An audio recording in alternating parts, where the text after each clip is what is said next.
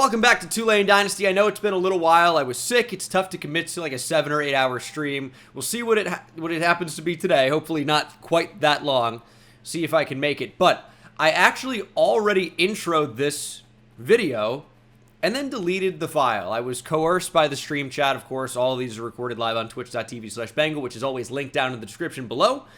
I was coerced into doing an intro and starting the season without playing a game. And I gave in to peer pressure. It was not good. So we're already to week 1. I'll show you the team schedule. We've got some tough matchups. We are playing at number 5 USC to start. At number 12 Virginia is our second game. We get a week 3 bye, followed up by 2 home matchups. Marshall, Tulsa, and then we're on the road for 3 against Memphis, ECU, and USF. We'll play currently ranked Washington State. We'll see if they are by the time we get to them at home in week 9. And then we have North Texas before going on the road to Rice in Houston. And then we'll host Navy and Charlotte to finish the year. We are still in the American. It's not that strong of a conference. This is supposed to be a very good year for us. Now, if I recall, Season 2 did not go to plan, right? But we've already done some recruiting. And it's been a while since I've played this, so I need a refresher just as much as you guys do, seeing it for the first time here on the video. We'll start with quarterback. We have Jason Blackman on the board, but if we look at our roster here, which now is a great time to figure out who the hell is on our roster again. At quarterback, we do have Donovan Dorsey. Yep, he's a guy. Donovan Dorsey, normal dev. His first game last year, I go, we have something special. And then the rest of the games, I go, I almost made a bad joke there, but let's just say not special. Gabriel Aviles could push to be the starting quarterback. He's got impact dev trait, similarly fast, but has a higher ceiling as a passer, I would say. And then we have Boogie Finger, of course, the fan favorite Boogie Finger. Just with that name, I mean, how can you not like him? But he really has backup potential. So quarterback could definitely be a position we look to recruit. Absolutely could be. At running back, we, of course, no longer have our superstar, Mekhi Hughes. We are down to Arnold Barnes and Trey Cornist. Running back's a big problem. We need to recruit running back really badly. Receiver, we still have Shaz Preston, but we lose out. Super Mario heads to the NFL. We have a lot of receivers, but not a lot of them are any good. So that's a bit of an issue. Because we were so bad last year, really didn't recruit all that well. Every player we were going after pretty much is like, oh, you guys suck. I have no interest in coming down to New Orleans to play at Tulane. And we really didn't get that many good players. So we have a lot of needs. And I forgot how bad it went in Season 2. We had our 5-star corner speed transfer. That wasn't great. But we did bring in the 5-star Gordon Spoon. He will play as a freshman. He's got elite dev trait. And pretty much no skill caps. I'm really excited to see what he can do. Gordon Spoon is the crown jewel of the entire team right now at right outside linebacker. Derek Tongues could be an interesting player for us. 95 speed, freshman. Probably will end up wearing the red shirt. But this team is just not very good. So this is going to be a really, really big recruiting year. We're going to need to win games and get that championship contender grade back up. Because otherwise, it's going to be another very brutal season leading into another very brutal season. Shakir Stingley is a 5-star, but he's a receiving back. So is this someone that can be a true bell cow every down guy and be a monster for us? I don't know. But he's the number 4 player in the nation, and we have a lead on Georgia. He's from Louisiana. That's got to be one that we win. We need to figure out receiver, obviously. Tight ends, kind of whatever. Offensive line, we're trying to chase down Miami for the 5-star right tackle Nathan Merling. Everything's been set up, and I don't believe we have any visits or anything ready to go. It's so early in the season that that's not going to be the case. But I wish I could tell you there's one position in particular that we need to target, but that's not really the case. We have a lot of holes everywhere, and it's going to be a real challenge to fill those. Last season, was a real massive setback. If you watched Nevada Dynasty, which is the same type of format as this one, by season 2 or 3, we were looking really good. We were really on the right track. Tulane Dynasty I thought would be way easier. It's the opposite right now. We are trending in the wrong direction. That's why we need to start out with a win on the road against the number 5 team in the nation. This is potentially the start of something great. Number 5, USC. We've played USC pretty well over the course of multiple series on my channel. This is a tough matchup, though. Tulane has actually played USC pretty good in real life as well. Tulane actually beat USC and Caleb Williams last year in college football. Is Miller Moss going to be in at quarterback for the Trojans? I kind of don't think so, but we'll see what we're looking at. They're rated pretty well. Remember, this is season 3 of Tulane Dynasty, so we are into 2026. We are bringing out the same starting quarterback as last year. We just need very different results from Donovan Dorsey. USC's toughness ranked 5. Okay. They're taking things pretty seriously this year. And we're going to check down immediately. We saw that safety creep up. Look at the pursuit angle. And that's a good start. Tackle made by Jamison Littlejohn. And we do need to find ways to get the ball in the hands of Shaz Preston. We don't know the route. We're going to step up with Donovan Dorsey. Maybe get a block. He fumbles, and it's recovered by USC. Tried to run around the block and slide. It didn't let me. How is that a fumble? Donovan Dorsey, you're so... I'm tempted to bench him already. I've seen enough. God, dude. Tulane Dynasty's over. Who's next? And that's like a 30-yard play as soon as they get the football. Nah, if somebody in the chat says it's fine, everything is fine. It's not fine. It's never going to be fine. Touchdown, USC. We have only 3 defensive tackles in the entire roster. They're all freshmen, not even redshirt freshmen. True freshmen, sub 70 overall. Cancel the season. We got a red zone alert. Yeah, it could be boogie finger time. Although he's getting the red shirt right now. He's currently very low on the depth chart. Get outside. Cornish spin back. He loses 3. Okay. The Stadium Pulse thing's tough. It's always tough. Dorsey's actually hurt.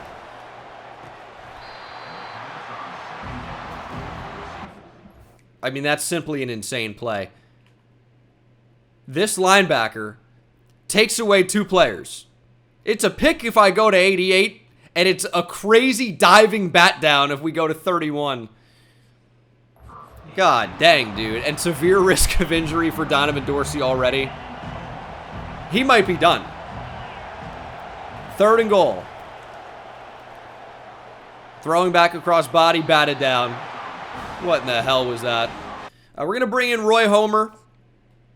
I'm going to keep the freshman on the bench for now. They're true freshmen. It's game 1. 4th and goal from the 4.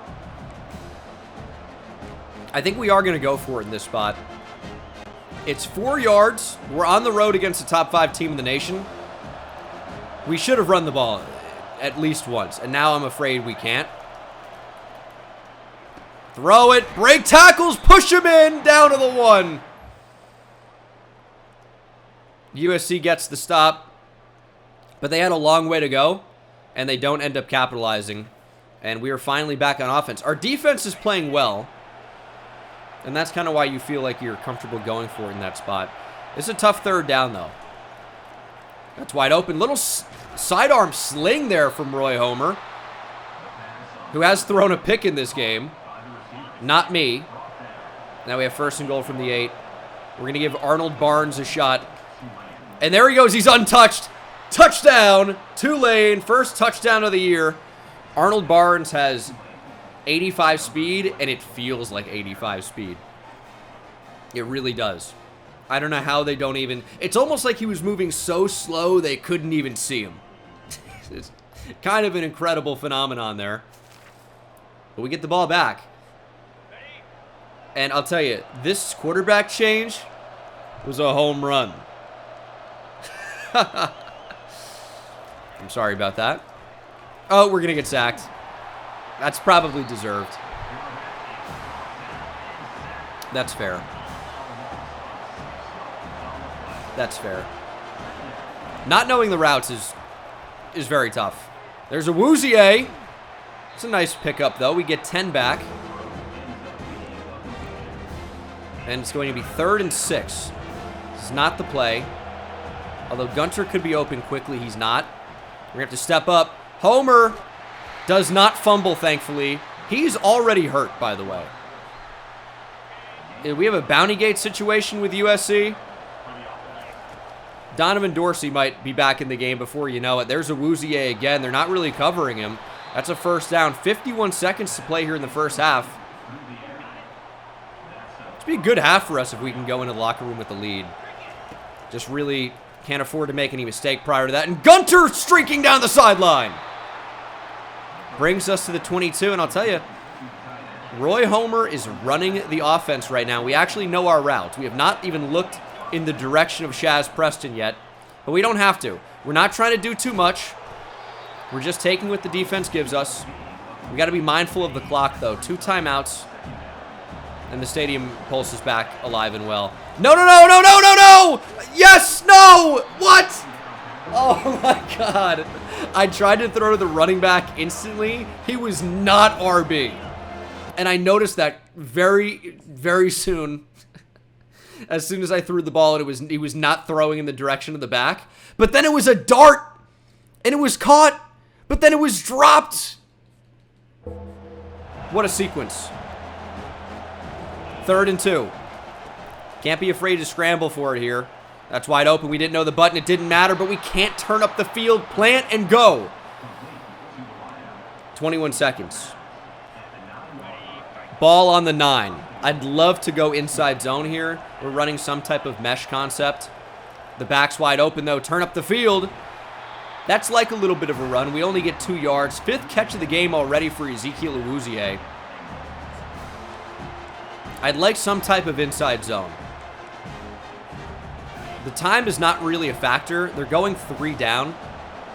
I'd like to be able to run against that. But they kind of swallow that up. We're going to call a timeout. And now likely go back to the air on 3rd down. They're not really covering the running back too well out of the backfield. That might be where this ends up going. Let's see. That's wide open. Get it there! And it's Gunter again! 2nd catch of the drive. Gave us a big first down earlier. This one goes for 6. What a way to end the first half. I was really looking for the running back there. Running kind of like an angle Texas route out of the backfield. Homer takes a hit. Delivers a strike. And that is a very good first half for us. And we have the ball in the low red zone to start half number 2. Trying to go to the run here. Did they get the audible? They did not. We're going to throw it away. I'm going to try read option. A little bit dangerous, maybe. And somehow, the defensive end, it looked like he crashed down to play the back and then still ends up staying home to take care of the quarterback. Wow. 3rd and 12. Any type of points are good here, though. Sideline. It floats a bit. Foot just out of bounds. That might be worth another look. That looked like a for sure touchdown. Ball maybe comes out a fraction of a second too late.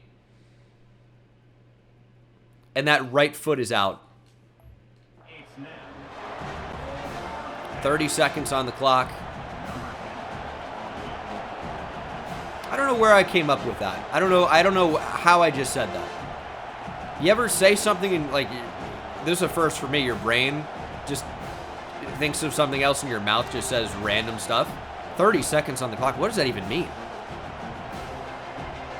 I don't know. We're going to settle for 3. I don't know how I said that. 2 possession lead. I checked the play clock. There wasn't even 30 seconds on the play clock either. I don't know where I came up with that thing to say. That's okay, though. Defense, keep playing strong. That's a long drive.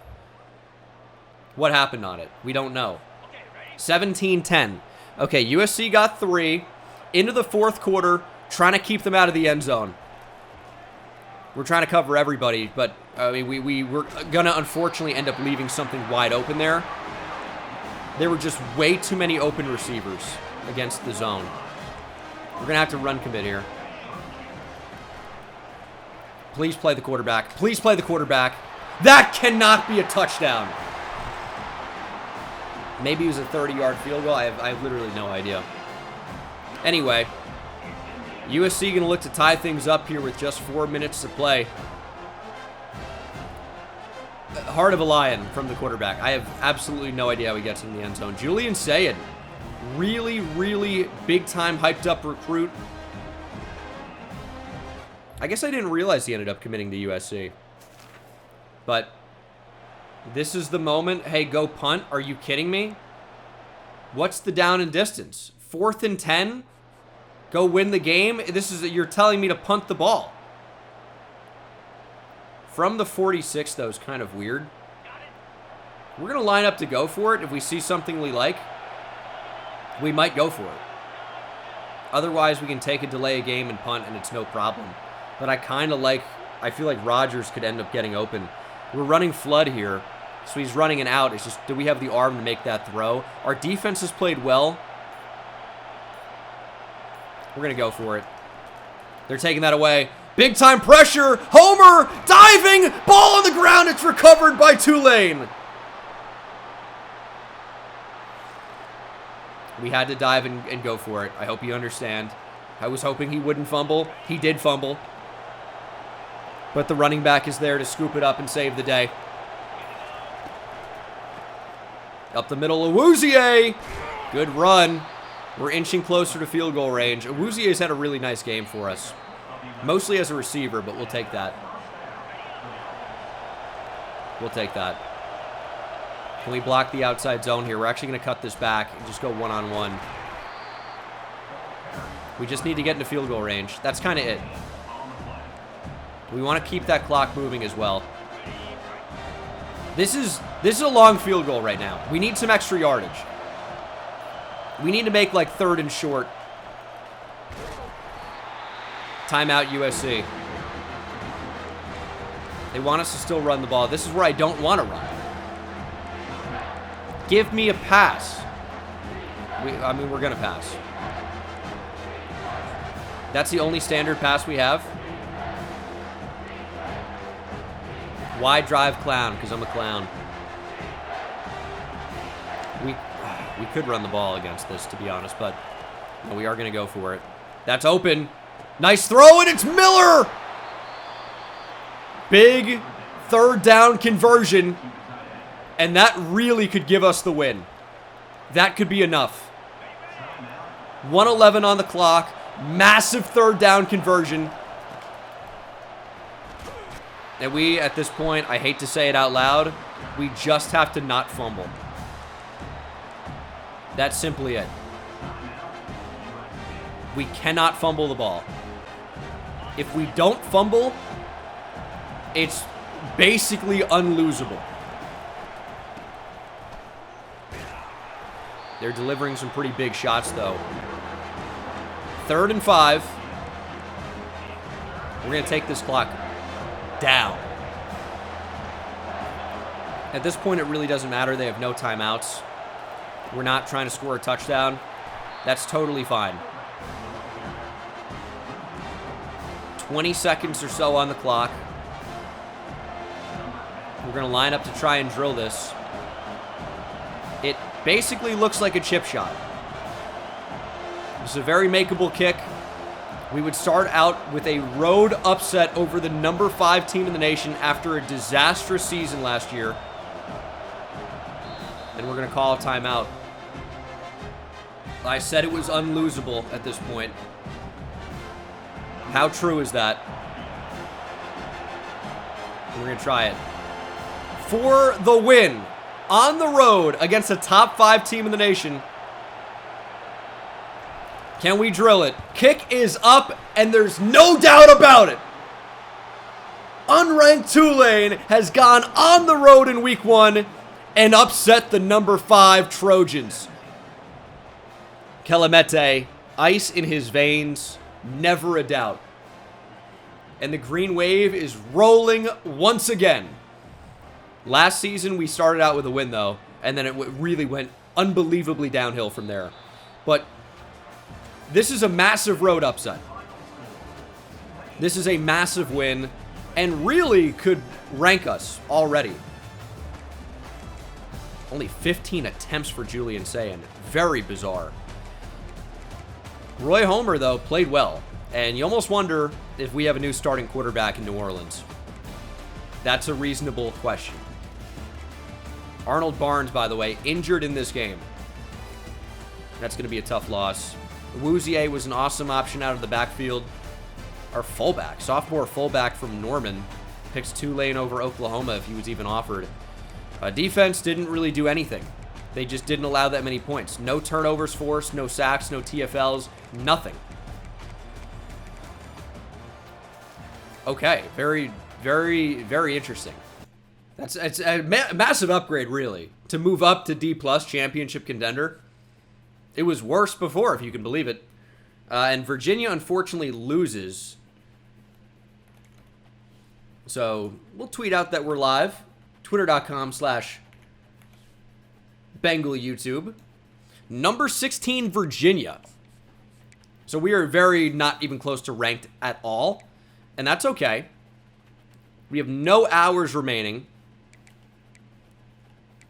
And we're going to have to consider going after a quarterback. Jason Blackman. You're a little on the nose of a nickname, isn't it? He looks like he's worth pursuing, though. We've offered him a scholarship, but we'll need to throw points down if we're going to get in the top 8. So that's a possibility. And are we in the top 5 on anybody? We are. So we can go ahead and change the way we're recruiting Juan Boodle and Nathan Merling, who's a 5-star right tackle. And we can get back in this against Miami, by the way. So this is going to be a pretty big week. Merling looks very good. A lot of abilities. Looks really solid. Okay, here we go. Number 16, Virginia. Another tough road game for us. Virginia is 0-1, but they're the number 16 team in the country. When you look at the top 25, we're still far away from making that push, but this win would really help us get there. If you look currently at championship contender, now it said we went up to a D+, but it's actually up to a C after we simulated the week. So with a win over another ranked team on the road to start, this championship contender grade being a C could very easily push into the B to maybe even B+ range, skipping right over C+. So it's a big game. And you know what? I think we are going to name Roy Homer the starter. I was impressed and encouraged from what I saw. We'll give Donovan Dorsey some time off. We'll see how long that time off is. And we'll see if we can take on and defeat the number 16 Cavaliers. Did Virginia get new uniforms in the offseason? I know Virginia Tech did. Did Virginia? I think they did also. From the orange alternates. All right. Let's see. Is Homer going to be a homer for us at QB? That's just a little bit... That's not really a great one. Chat likes Homelander. A little bit of a boys reference. We got a night game here. Okay. Cavs not messing around. And do I see rain? Was it raining a bit in the background? Those are some strong eyebrows. I thought it might have been raining in the distance. It looks like it is a little bit. Okay, it is. Big first quarter drive. First start for Roy Homer. How will he handle it? The stadium's going crazy. It is a capacity crowd. It is absolutely packed. And we're going to throw a quick screen to Arnold Barnes. And we might also be making another change at running back. I was pretty impressed by, not Trey Cornish, but Ezekiel Awuzie in the last one.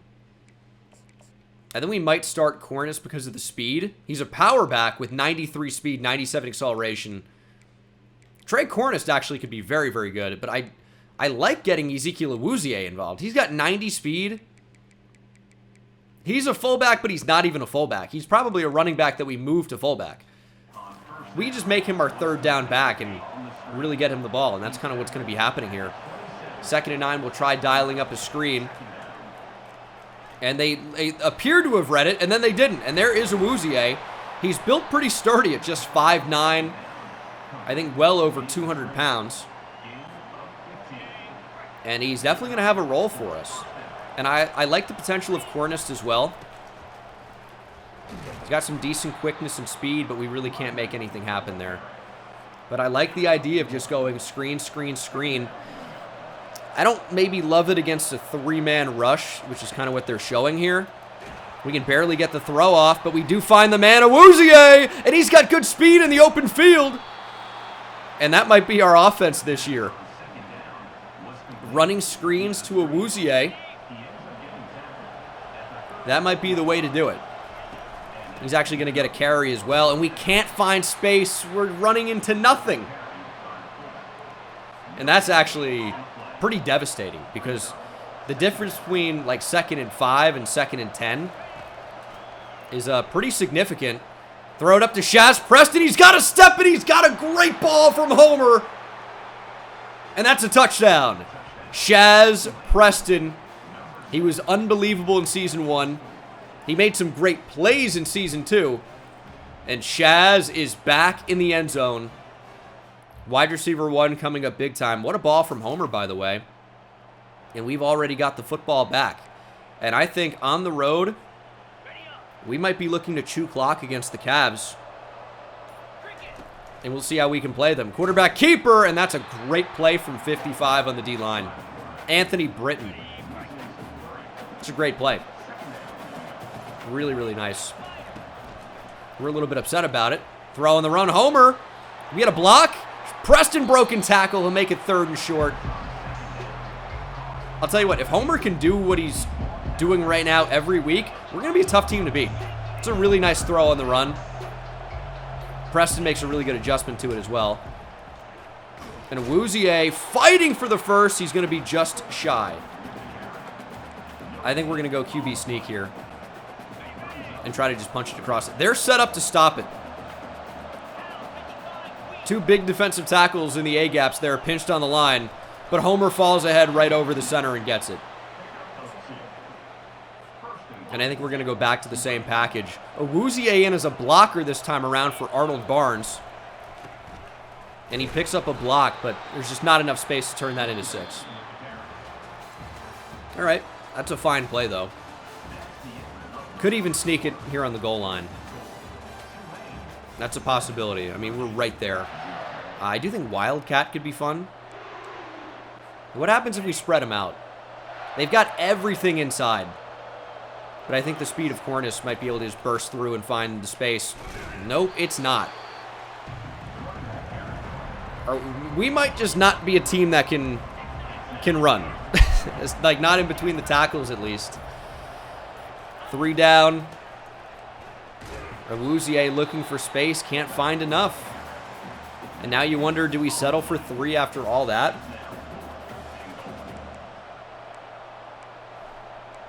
I think we take the points. I don't love it at this area of the field.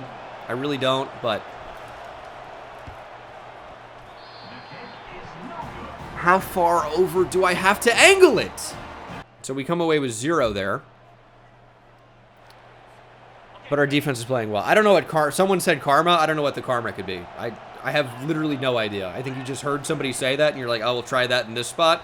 Maybe it'll be funny. It doesn't make any sense. Our defense is great, though. Our defense is playing unbelievably well. I just don't think we're going to be able to run the ball the way I maybe want to. Work back to the football. Nope. Can you ever throw a comeback route in this game or a curl? Is that a possibility? Damn. Interception, of course, results in points for Virginia. And it's 7-7. This could be a very different ball game right now. Take a deep shot. Homer for Hill! And Hill drops the ball. It's a decent throw. It's a decent throw, too. Hill just couldn't make the catch. It's a decent throw on the run. There's Hill. Went right back to him. Let's just end the first half. Oh, we have true clock on. Okay. Let's just end the first half with the score. There's Rodgers. He's fumbled the ball. It's recovered by Virginia. Oh my God. We're gonna throw this one away. And they gained 25 yards in a second. We're gonna throw this one away. Nevada never did this. It was a well-oiled machine. Tulane. Oh my God, it's a disaster program. I know. I'm the coach, head coach Gene Dangus. Got a lot of work to do. It's a culture issue. That we're missing kicks and fumbling in these spots, but it's taking away. Ivory with the interception. All right. Red zone alert. 10 seconds on the clock. Let's get shoe clock off, please. The clock's moving. Okay. This is the last play.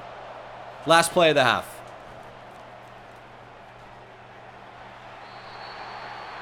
I would have spiked the ball. We had no idea the scenario. That's my biggest pet peeve probably with moments other than not getting one most of the time. How do you not give me the situation at all and just throw us into the fire and say, figure it out? This has been a frustrating game so far. Big third down, make a stop. Our defense has mostly played well. Anthony Calandria in at quarterback.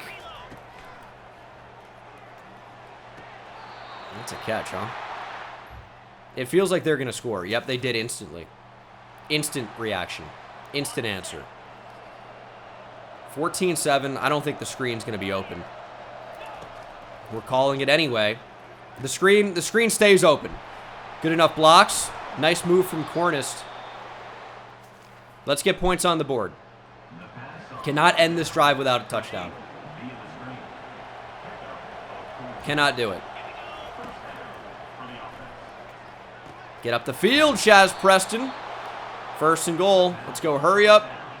We're going to try running the ball against them. They have 3 down linemen. I don't know how we can't run against that. There we go. Awuzie to the outside. Touchdown. Really good bounce back drive. We are outplaying Virginia a lot right now. We are the better team, and we keep making mistakes. We keep doing it. So are we the better team if that continues to happen? That's a good question. 3rd and inches. Fight Awuzie! He's going to be shy. He's going to be just short. We are going to go for it in this spot.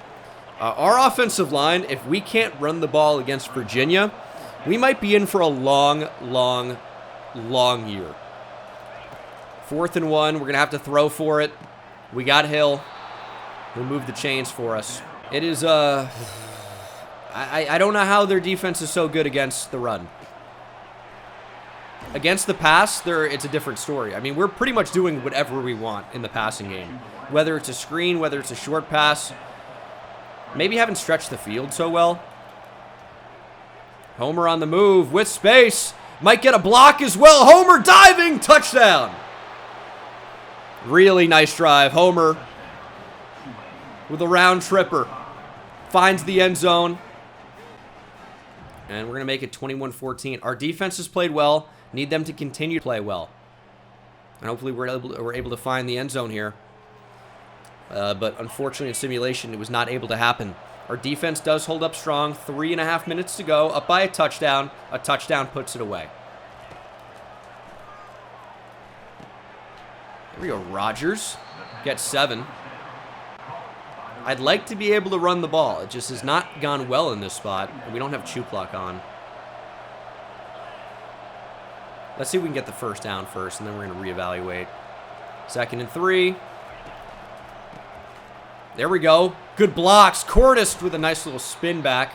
11 rushes for 30 yards. Kind of tells you how things have gone today. They have no safety help over the top. Still going to try and run the ball. Their run defense with 3 down linemen is the best I've ever seen. I don't know how they're doing it. 2nd and 12. It's a bad spot to run the ball, typically. But at this stage in the game, we're trying to guarantee that that clock keeps moving. And sometimes you get lucky. And you bust off, 13 or 14 yards to make it a fresh set of downs. Virginia now forced to start calling timeouts. And Cornist has enough speed to get to the edge here. But we don't want to get pushed out of bounds. We want to force them to call timeouts and win the game. And that's kind of what it looks like is happening right now. There's Cornist. And you know what it is? Their run defense is pretty good on the interior. When we're able to cut things to the outside, that's when our big plays are happening. Cornist, don't fumble. It's going to be 4th and short. A 45-yard field goal, if we make it, would guarantee a win.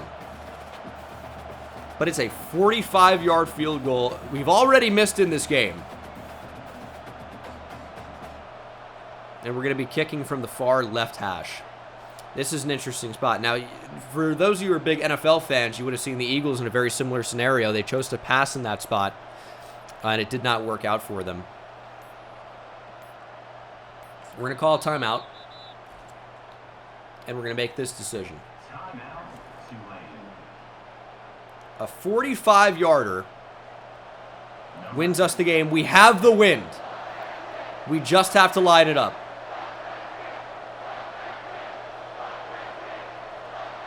And with the camera angle, it's tough to see where it's going. I think that's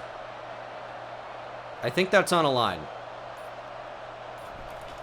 That's good power, and that is drilled.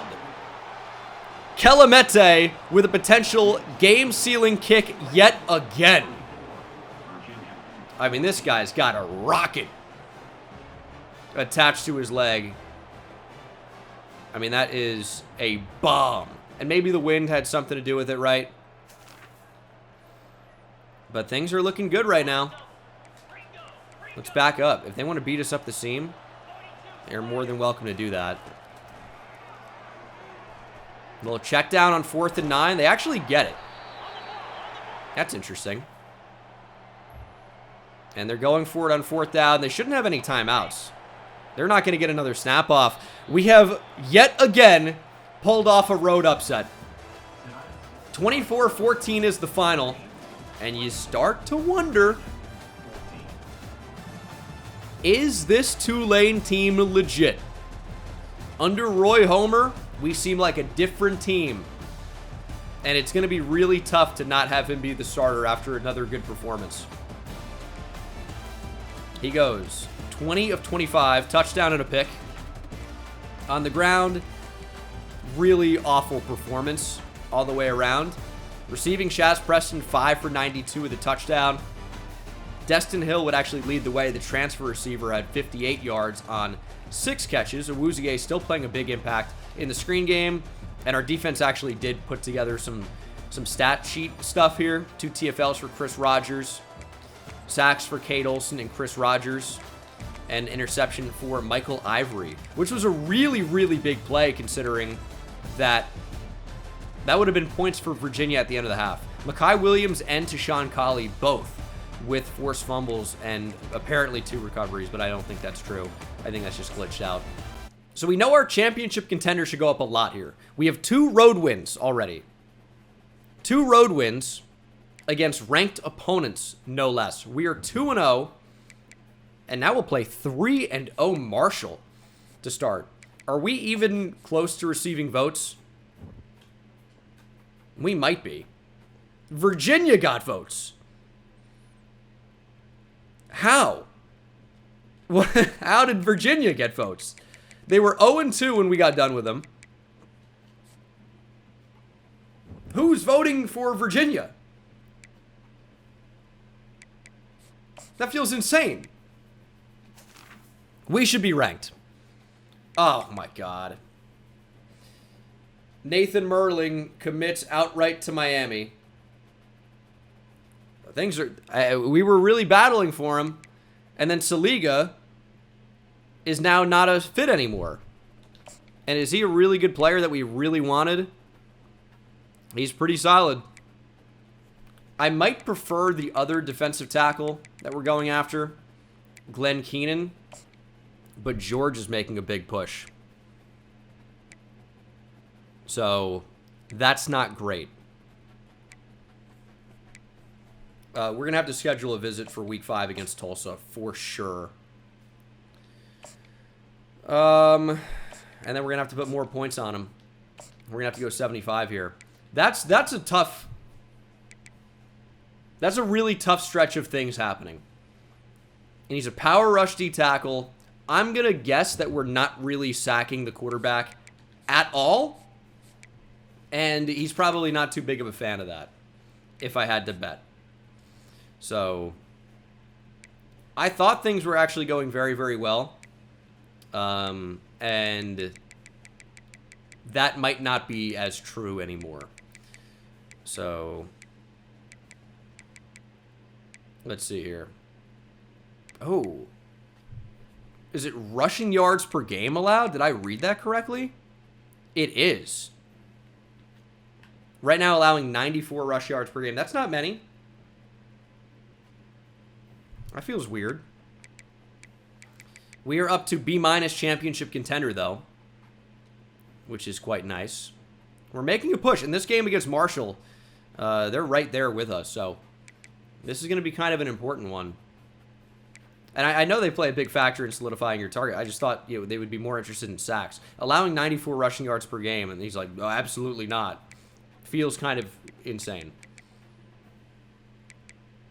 And Max Payne no longer interested in us as well. But I don't think that was a player we were ever really heavily considering. So, all right, this is quite interesting.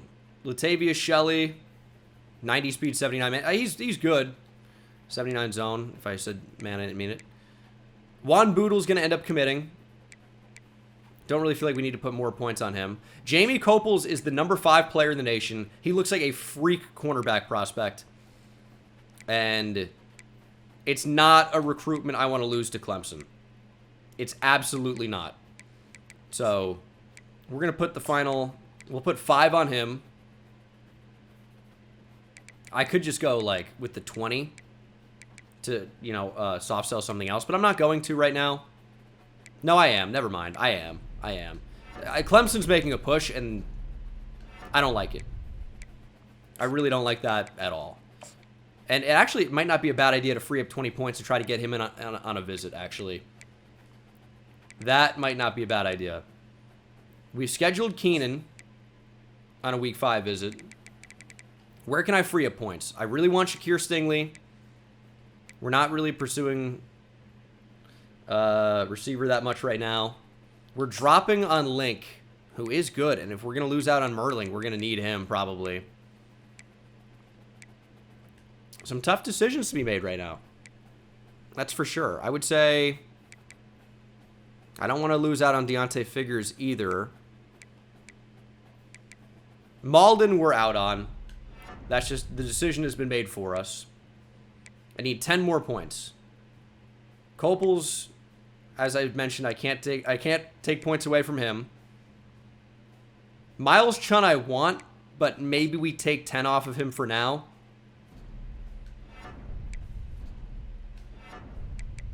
Yeah, I think we do. Because I need the visit for Jamie Copels. Because this could be the difference between a commitment and not a commitment.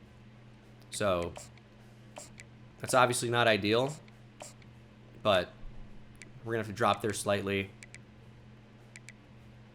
And then we'll throw the final 5 on Bobby Stanford. We're really going heavily on the defensive backfield in this one. But that's a problem for us. And so is the front 7. This is a big game against Marshall. The Thundering Herd against the Green Wave. This could be a tight one. I think we drown the Thundering Herd. Got a new starting quarterback. He's 2-0 as a player on the team. He didn't start week 1, of course, but he played the majority of the game. First home game of the year Home opener. Let's go.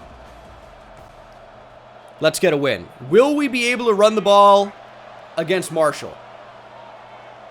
It's a big test for us. It's 2 undefeateds. This is kind of a big game. Which sounds crazy because it's against Marshall, but we had such a bad season last year that, you know, our expectations of what we're actually able to achieve have completely changed. Awuzie, that's a solid run and get some help. Big first down. But our passing offense has really been the best part of this team so far. And that's probably how we're going to be able to beat teams this year. Through the air. We average -5 yards per call in this inside zone play. But look how open that B gap is. Oh, and they do a great job. But the tight end did not do a good job of sealing that off. It was absolutely wide open. We just didn't have the burst to hit that. I think we're going to aim. I mean, they're so spread out. Straight up the gut. To the outside. Broken tackle from Barnes. He's still going. And Arnold Barnes brings us down to the 37-yard line. And this is when you want to hit him off play action. Look how many they have in the box. 8 in the box. Something's going to be open here. That's just a check down. That was a conservative approach there.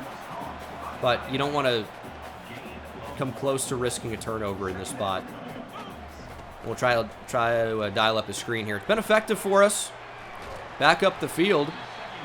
And make 3rd and inches. A direct snap to the running back feels stupid. Let's try it. No, it's going to work perfectly. Well, that was actually way closer than I had anticipated. It was really, really close. Let's hit the receiver coming across the field. Destin Hill gets us 9. This is a great drive. This is a great, great drive. Just dinking and dunking and just moving all the way down the field. The offense just looks great under Roy Homer.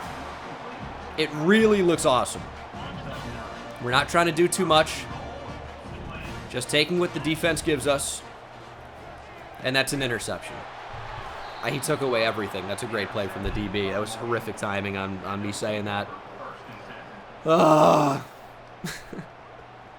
He took away everything. I mean, it was unbelievable. Great drive, though, up to that point. Yeah, Doe, Homer. God, we got the ball back, though. Our defense has played great this year. You got to give the defense a huge round of applause. They've been incredible.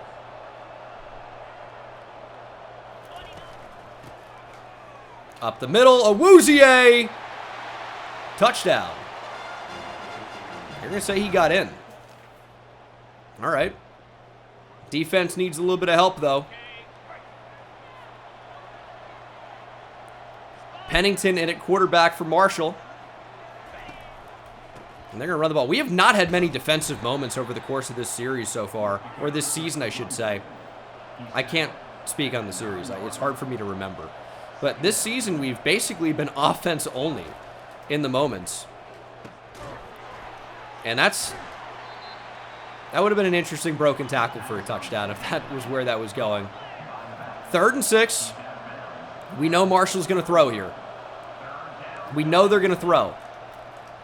Can we stop them? Throw into the end zone.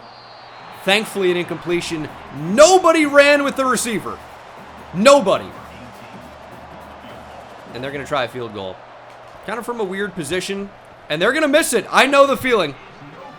You're too close and too wide. I know the feeling. But our offense did nothing. And Marshall gets the football right back. This is going to be a battle of two offenses that really aren't that interested in scoring. From what I've seen so far. That's a nice tackle. Are you kidding me? Great effort. They're going to go for it, though. And I think we're going to run commit. I'm worried about a lot here. Make the tackle! What a play! Turnover on downs. The green wave put Marshall, and a riptide. Here's 3rd and 4. Nice throw to a Woozier. 2 picks for Roy Homer. I'm only responsible for one of those. I'm fairly certain. Sometimes I black out and start launching picks, so it's a possibility the other one was me as well. But I'll tell you, I don't remember it. All right, they covered the screen that time. Try a field goal here. Kind of a long one. It's a 48-yarder. Kelemete's been pretty awesome for us as long as it's not far right hash on the goal line. We'll try a kick. That one. Wide left. I'm going to stop changing the kicking angle.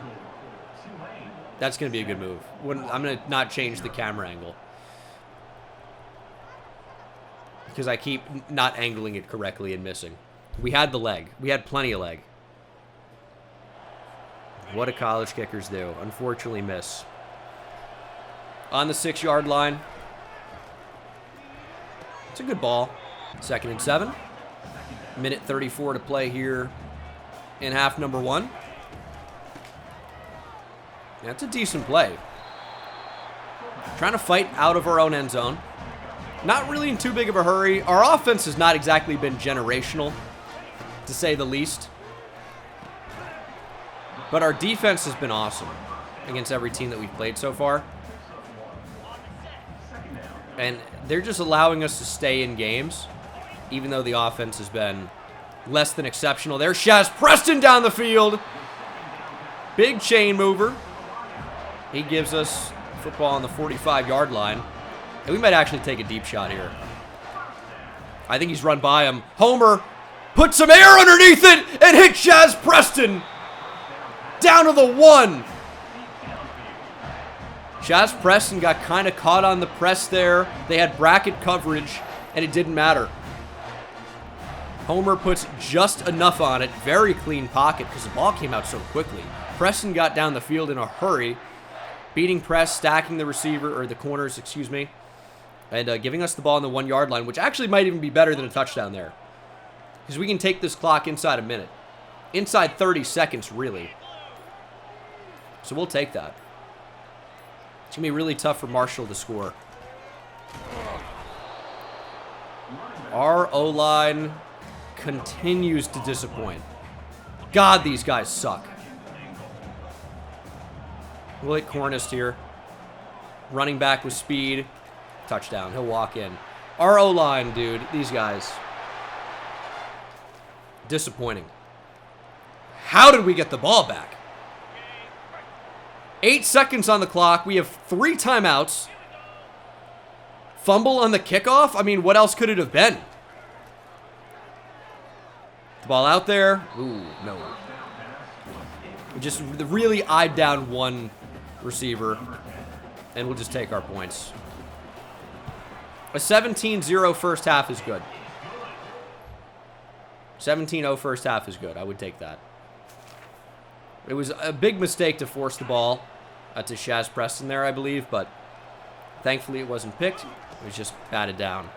Ooh, they played the screen really well. I don't know how they blitzed and played the screen. Good effort for them, and we'll try a 45-yarder. A little bit of wind here. Kelemete has missed. He's going to miss again. I hyped this dude up, and now I suddenly am incapable of making a kick. It's the kicking camera angle changes I keep doing. Because the reason why I would do that is it would make the meter bigger, so it was easier to time up. But it's really not even that hard. But now it's messed with my timing and my vision, and now Marshall's going to have an instant one-play touchdown. Well, I guess it's 4th and 6, but broken tackle, long touchdown. We keep leaving points on the board, and now our defense is collapsing a little bit. 4th quarter, 3 minutes on the clock, 4th and 10. Marshall trying to stay in the game. Can I get my DBs to move back? How many times do I have to say it? Oh, no. I don't like what's happening. 24-10. 2:37 on the clock. I'll tell you what, 24-17 with 2 minutes to go scares me a lot. But we have the football, though. We're going to take this down to the 2-minute timeout. And, I mean, a first down pretty much gives us the game, right? Marshall has timeouts left, and we have a 2-possession lead. We're going to force them to call one of their timeouts. That's all that was. I'm fine with that. I'm totally fine with that. We have Marshall going for it on 4th and forever. And we're going to get back to that. Nice diving play by Ivory. That should be the game. It's going to be another nice win for us. We win by 2 possessions. 24-10 is going to be your final. Unless we somehow manage to find the end zone. Marshall does have another timeout. But we're going to go chew clock. If they want to call timeouts, whatever. But there's just not going to be enough time for them. It does end up being a little bit closer than the final score would indicate. I would agree with that. But we did outplay them, I think, pretty solidly. We just left points on the board. I mean, several missed field goals. That's on me, you know. That's all right. We'll try another one. And we're going to let the clock go down here. I don't know why on 4th down it doesn't chew clock anymore. But we're going to get the hang of the field goals. I'm really just going to lock in and not rush it. 27-10 makes it a 3-possession game. Inside a minute, there's just no way they can come back. There's just no way. So, this was a battle of 2 undefeated teams. They were ranked 1 ahead of us in the championship contender rankings. Okay, so this was 2 very evenly matched teams. And I think we looked a lot better, mostly. We are just clearly the better team. If we didn't make a ton of mistakes, this ends up being, what, like, nearly 40 points for us and maybe even fewer than 10 points for them. That is the game. Another just big win as the Green Wave continues to roll. 18 of 25, touchdown, 2 picks for Roy Homer in what was clearly his worst game. Arnold Barnes threw a pass for a touchdown, huh? And then got hurt. All right. Okay. Ezekiel Awuzie continues to play really well for us. Love what he's doing. Had a touchdown. Receiving. 2 for 88 for the senior Jalen Rogers. 4 for 119 for Shaz Preston. And then defensively, TFLs for Dixon Agu. Chris Rogers. 2 sacks for Cade Olson, who continues to play well. Sacks for Trey Ellis, Brett Brandenburg, and Bodie Calhoun as well. And no interceptions, but we're continuing to play well, and hopefully the recruits catch up to that and start committing to Tulane, because we lost out on the big right tackle we were going after to Miami. That sucks, but a lot of fish in the sea, and hopefully with the Green Wave, we're able to reel some in. Now, it's unfortunately not popping up, but Juan Boodle is our first commit of the cycle. 4-star safety from Texas. He's got very good speed overall. 94 speed, 91 agility, 72 zone, 78 man. Could maybe even play some corner for us, right? But we're going after a number of those guys right now. Don't really anticipate that being a thing. Get a lot of points back. Week 8 visit for Shakir Stingley to LSU. Now, so we can't get him on campus. The commitment's going to be over by then. But we're going to keep selling. We're going to put more points on him and try to get his commitment prior to the LSU visit. And we're going to sell grassroots. That's going to be good. I still am super disappointed that Nathan Merling, I mean, it went down to the wire and he just picked Miami with that week 4 visit, which I was afraid of, and that's exactly what happened. I'm going to leave him on the board in case something happens with Miami. I can't remember what his deal breaker was, but that's what we're going to do. And then with a week 5 visit for Jamie Copels, we probably should end up getting him into the draft or into the recruiting class as well. We'll sell starter, and we're going to max that out. We likely get his commitment with a win. Almost certainly. Don't want Clemson to even make a play. And this is a 5-star we really haven't talked about too much because he's a bust. 5-star strong safety Taylor Fuentes has good speed, good zone coverage. Now, the bust upsets me a little bit, but the player could still be very good, so we're going to try and get him into the class. We actually take the lead on the quarterback, Jason Blackman. Stingley, again, we just need to wrap up that recruitment right now. That's getting a little bit scary. Receiver, we need to target a little bit more, for sure. Alabama making a run on the 5-star right tackle, Esteban Battles. Now that we're into the top 5, we can start selling on some of these guys. So we'll rearrange some things, and hopefully our class gets deeper and deeper and deeper. Did we get anybody else to commit? Not yet. We have a number of players who are very close. This week's going to be big for us. The playing style thing is annoying. We're close on Glenn Keenan as well.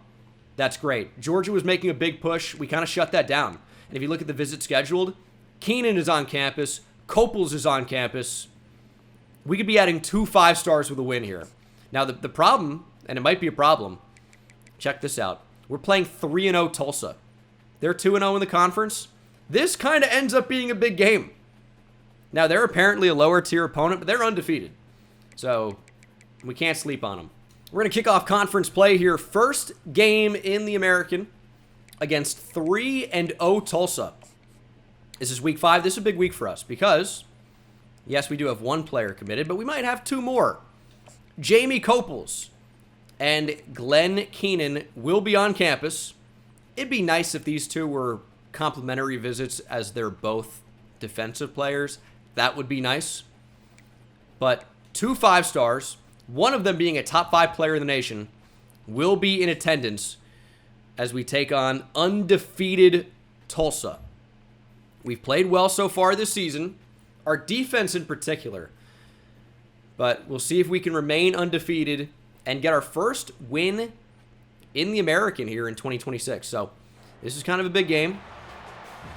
And they're all big games, right? It's college football. You're expected to win. You got to play perfect. You need to win. Our passing offense has been very good so far this year. New quarterback in Roy Homer. And I would anticipate being very good today.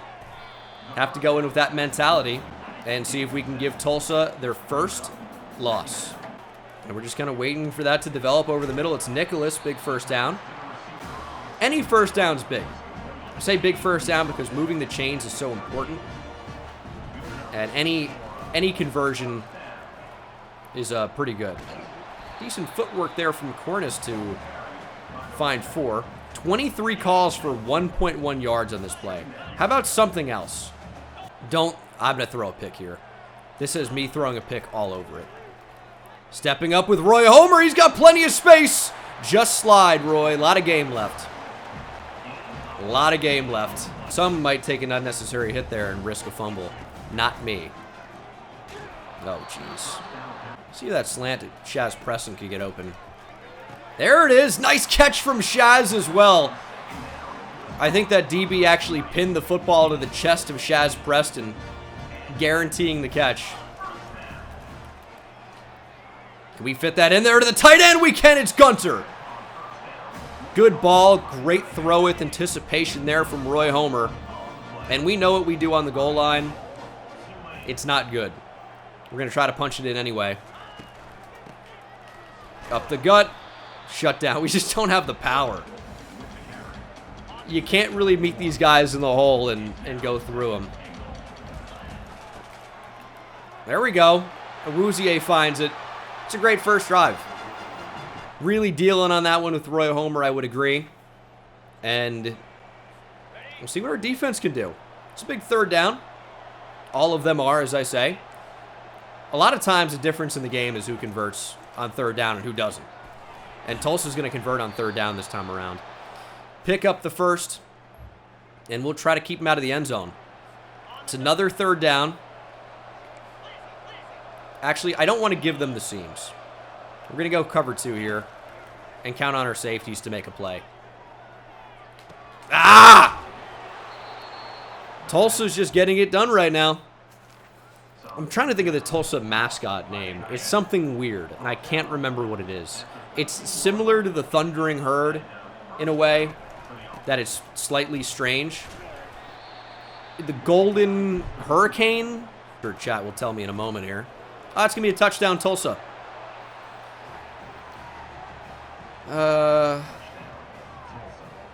People are saying, I'm seeing Golden Hurricanes, Golden Hurricane, Golden Canes. It's not Golden Canes. That's maybe like a nickname for it, but I think it's Golden. It's either Golden Hurricane or Golden Hurricane. Golden Hurricane. I was right the first time. There you go. It's on the screen. Well, the Golden Hurricane find the end zone, and we'll try to answer with a score of our own as we come to the end of the first quarter. We're going to say 4-down territory. We got a Wouzier in the backfield. They've got pretty much nobody in the box. We should be able to run on this, and we can. I don't mind a 3rd down run in college football. If they're going to show us 5 in the box, I think we should be able to run on that a lot of the time. And there was ample space there to get something done. Now they're pinching. See if we are able to run on this. Just don't really have the burst, but we do have the power to fall forward. Ezekiel Awuzie gives us the ball on the 1.5-yard line. And we'll try to get another touchdown for him. Up the middle, Awuzie just short. Can we run the ball again? 3rd and goal. They've got a lot in the box. We're going to try it. And this time, it's not Awuzie. It's Cornish who walks in. Touchdown, Tulane. And our defense, you guys got to come up big. And they did. And now it's a 50-yard field goal. Right down the middle, though. Can we drill it? Kelamete's had problems in recent weeks. But this kick right down the middle. Field goal is good. When we're right down the middle, we can make those kicks. That's something we can do. Defense needs help, though, and I think Tulsa actually just scored as well. So, with under a minute to play, we are up by a touchdown. A takeaway here would be massive. And they're really letting that clock get low. Big hit. Give me a fumble. Cardell Williams, 110 yards passing in the first half is not that much, but they've done enough to stay in the game so far. It's a good solo tackle in the open field. They're actually going to mark him shy of the 1st down, which is an interesting spot. I thought for sure they would get it. I feel like in this game especially, if it's close, they just give you the 1st down. It's not going to matter anyway. 1st down, Tulsa. I want to blitz. We need something to change here. We're just letting them work their way all the way down the field. Quarterback is sacked. Let's go. Brett Brandenburg got there. Tulsa forced to call a timeout. And now I don't think we're going to blitz here. That was a nice stop, but I think we go zone coverage. Brandenburg is a spy. And we'll just... surely they're going to run some type of crosser. Send him after it. Force the throw away. Let's go. Now, the reason you might want to blitz is a sack ends the first half. That's the one thing. Throw to the end zone, and it's incomplete. Holding Tulsa to a field goal here is actually huge. Because they had every opportunity to score a touchdown. They work all the way down to the 6-yard line and only come away with 3. We still have the lead. That's nice. That's nice. Into the second half. Up 17-13. This is a big 3rd down, as they all are. Ball came out too late. Destin Hill drops it. Ball came out too late. Should have gone to Gunter at that point. And we give Tulsa the football back. Missed opportunity for sure. 3rd and 9. We know they're going to pass. Will they check down?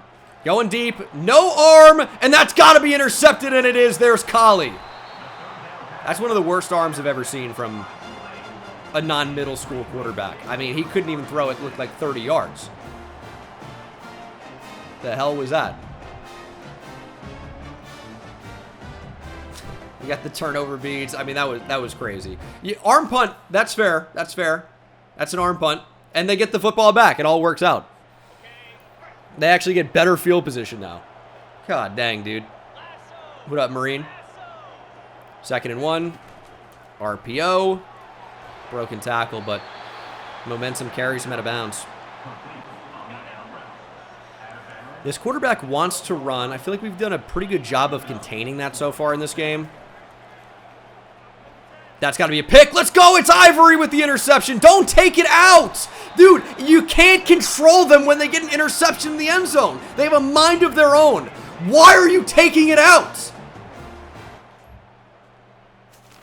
And we give up the ball. I'm going to freak out. We got safetied.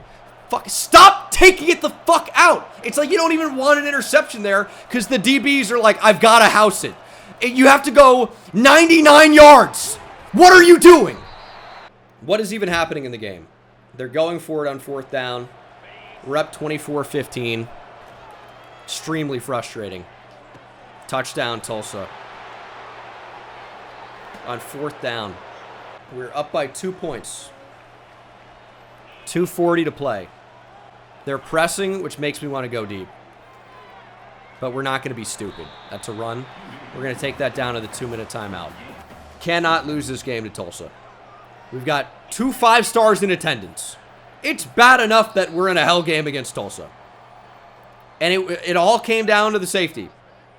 Our offense has been completely shut down in the second half, though, it seems, but... Cornish is his name. I called him Cornish earlier, like a Cornish hen. It was a mistake. And I thought it might have been, but I said it anyway. 3rd and 3. Later! Shaz Preston just go down. Tulsa forced to call a timeout. Shaz Preston, defeats press about as quickly as you can. Tulsa has called their final timeout.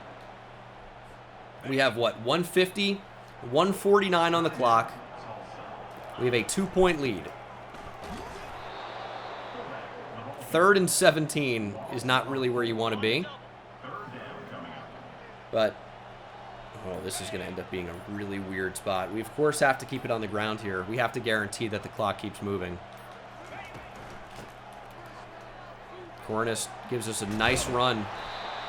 The game clock and the play clock are separated by about 20 seconds.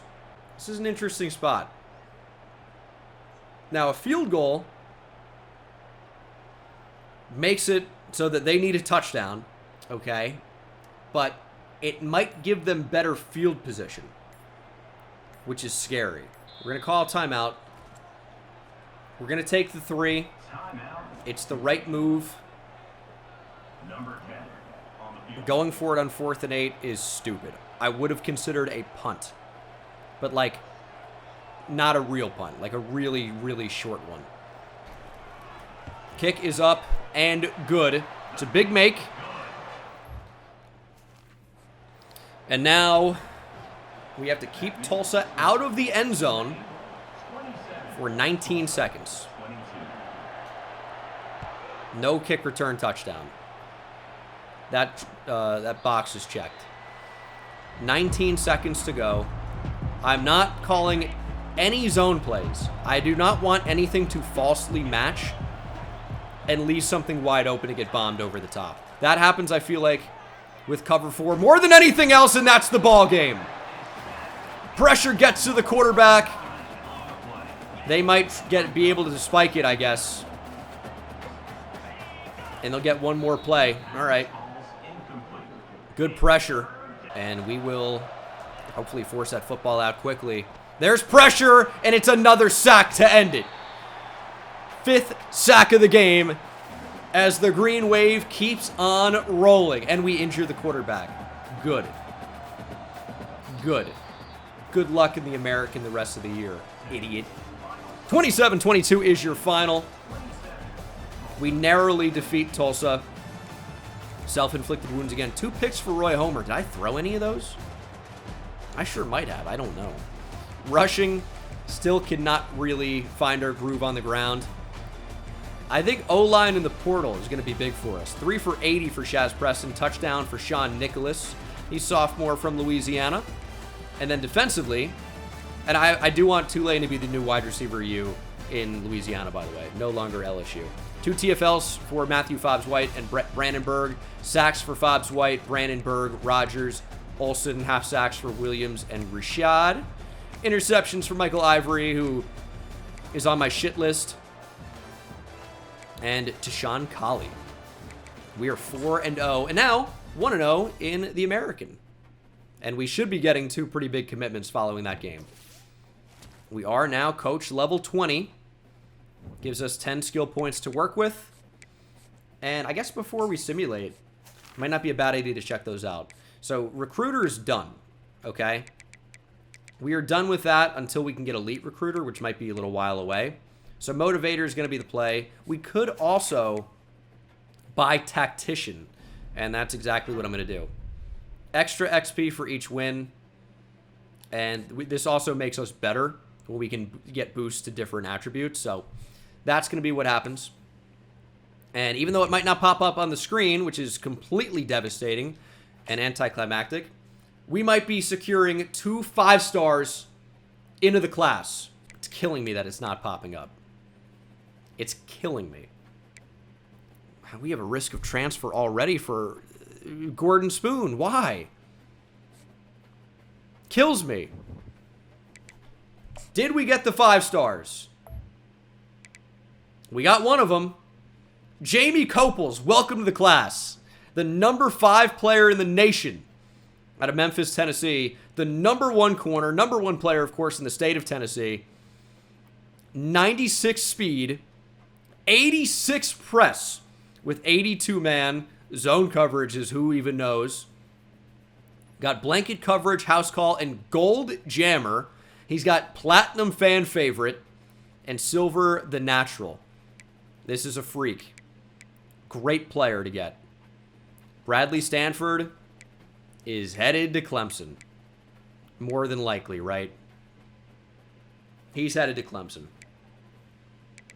That is unfortunate. So, 65 points wasted on him completely. I'm not giving up on Saliga. What week is it? It's week 6 right now. The visit in week 9 is not gonna play. But Copels welcomed the class. Shakir Stingley is on the verge of joining the class. Another 5-star. If we can keep him in Louisiana and beat out LSU, that would be incredible. What a win that would be. Saliga, I'm not giving up on. It's just unfortunate we don't have motivations that better align. Like, this is where you might want to sway. But I thought I looked at it, and I'm not sure it makes sense. We need pro potential and playing style, and then something else that makes sense. And I'm not sure. Yeah, we don't have those 2 that line up, unfortunately. So sway makes no sense. Yeah, it's just unfortunate. Just unfortunate. And we do add another 5-star from Wetumpka, Alabama. It's Glenn Keenan, and he looks really, really good. Big visit for him. He loved meeting the alumni. All right. And he's got 88 finesse moves with 83 pursuit, 80 hit power. This is a freak pass rusher. Don't even have him fully scouted. But right now he's got platinum defensive line rally and bronze takedown. Those are abilities, I suppose. I don't know what they do, but I like the idea of platinum defensive rally, whatever it is. That sounds like it could be good. We have 155 hours. Alan Shakir, we're going to have to pursue a little bit more if we want him. Is it week 5 or week 6? It's going to be week 6. So he's got a week 7 visit. It's going to mean he's likely going to go somewhere else. Sucks. Marler, by the way, it's head-to-head against Miami. Which these are the recruitments you love, because it's going head-to-head with a top school for a top player. And Jose Marler's pretty good. 97 speed. If we really pushed for Link, we might be able to. I know that seems crazy. It's too little too late. Probably. But we might be able to. Like, if we go full 65 on him, we might be able to tie Missouri, which could give us the win in the recruitment. And I'm going to I normally wouldn't do this. I would normally give up. The reason I'm considering going for it now is because if you look at everything else, we don't really have a huge use for these hours right now. And I think there's a chance. We're probably not going to get them. But there is a chance, and he's a good enough player, and our board looks a certain way right now, so that I would say we are going to go for it. If not, Westerman's a decent contingency. Latavius Shelley we don't want. Shakir we're going to have to go big time on. And I think we can get him. It's going to be a battle against TCU, but I think this is a winnable one, so we're going to try it. Pro potential and proximity to home is going to be one. So we can sell that. The fact that we can put 75 points on defensive linemen means that this is a winnable recruitment. And I kind of feel that way for Kyrie Kalu. He's kind of like a defensive tackle. But I'm not sure that Auburn's going to be able to get him. But we don't really have the points to go head-to-head. So we unfortunately might have to give up on that one. Which is a little bit unfortunate. That just might be how it is. 25 hours remaining. I think we're going to use those points to further go after players that we already like. And that's probably going to be the quarterback, Justin Blackman. And it's going to be somebody else. Somebody else. Maybe Alan Hill. Yeah, I mean, we need receivers in the class. We just absolutely do. Yates, we're in a good spot. I mean, Ole Miss is making a push. I don't really care if we don't get him, to be honest.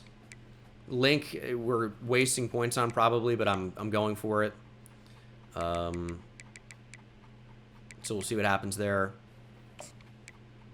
And then so Alan Hill, we will soft sell. He likes pro potential. So we'll do... Can't be that. Can't be that. Can't be that. It's going to be the clutch. So our grades are not really very good on that, but should keep us in the recruitment at least.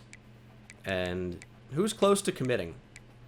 Shakir Stingley, we're about to get 65 on him. We're going to add another 5-star. Salika's going to be tough. Salika's going to be tough, but we're going after it. So 3-1 Memphis.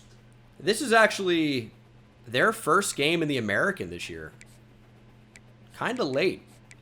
But if we check out the conference standings, it's really early still. But you'd figure after, you know, we played 4 games. Some teams have played 5. How has Memphis played 0 conference games? It's a little bit strange, but looking good right now. It's very early. I think with a win, we might get into the top 25. Did we receive votes?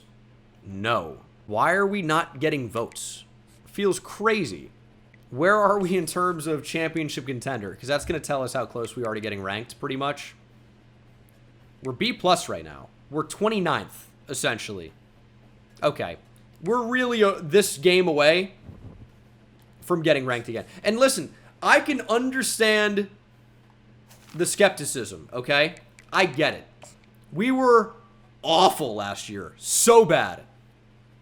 And they just got to see more of it. But with going undefeated so far in the season, beating multiple undefeated teams, 2 ranked teams on the road, when are they going to start putting respect on the green wave? Let's go, offense. Nobody's even at this game. So maybe we don't get ranked because no one's watching. 3rd and 8, though. Let's go, Homer. Get it out there. Decent block. Woozier gives us the first down. And we got to convert here. Big field goal. Come on. See, it should say somewhere here the down and distance. It's 4th and 12. God dang. All right, we'll try to kick it. Kick is up. And it squeezes in. Barely. But it squeezes in. On the board first, 3-0. Hope our defense can play well. 66-yard field. They did not kick a 66-yarder. Or he must have missed. God dang. All right, they got the ball back, though. And they're going to run the ball. Get outside. Make a tackle. There it is. Connor Conley. 2 rushes, 5 yards. This might be a team that actually runs the ball. We haven't really seen a lot of that. Let's go ahead and switch here. Mekhi Williams, they're going to run the ball again, searching for space. Ball's loose and flipping up in the air. It's recovered by Collie. Oh my goodness. Chaos here in Memphis. Turnover beads are out. The ball somehow got punched out and it really went flying. Tashawn Collie could read it the entire way. He was running into the backfield when that ball got shot out, got kicked up into the air, and we're going to take over. Third down alert because we can't get any first down opportunity in this game. We'll see if we can convert on 3rd and 9. On the move, on the run. Preston makes the catch, gets the first down, playing hurt. What an effort. I don't like that Chaz Preston's injured, by the way. 1st and goal. Final play before the 2-minute timeout, potentially. Homer going to get a yard. I think we try to run it against them. Kiselak into the game. I don't know if I love this. Going Wildcat. Kiselak gets it. Cannot cut up the field. We lose yardage. Oh, yeah. The touchdown earlier that our running back threw was on Wildcat. It was in Wildcat. I never really even put 2 and 2 together on that. 3rd and goal from the 5. I'm going to let this clock go down a little bit. Our low red zone offense is really, really bad. We really struggle to score down here because we can't run the ball, which is not great. And if you can't run the ball in these spots, it's going to be tough to score because there's just so much congestion that makes it really tough to throw. Homer looking for space. He's fighting, and he gets it. Roy Homer powers into the end zone. And I need our defense to hold up strong here. We actually do when we get the ball back. 55 seconds to go. I'm actually a little bit worried about Chaz Preston at this point. Out for the game, dislocated shoulder for Chris Rogers. Landry Cannon, starting right tackle, has an upper arm fracture, and it's a torn labrum for Arnold Barnes. So Chaz Preston is not super hurt, but hurt. Gunter drops it. That would have been a nice catch. I'm sure Chaz Preston's going to get back in here at any moment. There he is. Can't turn over the ball here. 17-0 going into the half would be exceptional. That might be a little far-fetched, though, at this point. 3rd and 10. The back is open. I think we go for it on 4th and 3 from this spot in the field. Calling a screen is a little bit scary, but I feel like I can trust it. Here's what we're going to do. We're going to wait till like 20 seconds to snap the football. Time is of the essence, but we also don't want to give Memphis too much time to score. We're really playing for a field goal at this rate. There's the screen. We got a block. It's going to come back here. And this is going to force our hand with a punt, which is fine. 10-0 is not really what we want, but that's fine. It's not the end of the world. Memphis really has no time to answer. Let's punt the ball away from him. That should be a pretty good punt. No opportunity for a return. They have 9 seconds to go 82 yards. It's just not going to happen. Into the second half. Need to keep Memphis off the board. And we'll see if we've done a good job of that. We've allowed a field goal. It's 3rd and 10. We've been living in 3rd and long. Homer under pressure. Just don't fumble. He fights and gets it again. Roy Homer on the run when we need him most has come up clutch in this game, and it's another 3rd and 10. We can't keep living on 3rd and long. It can't happen.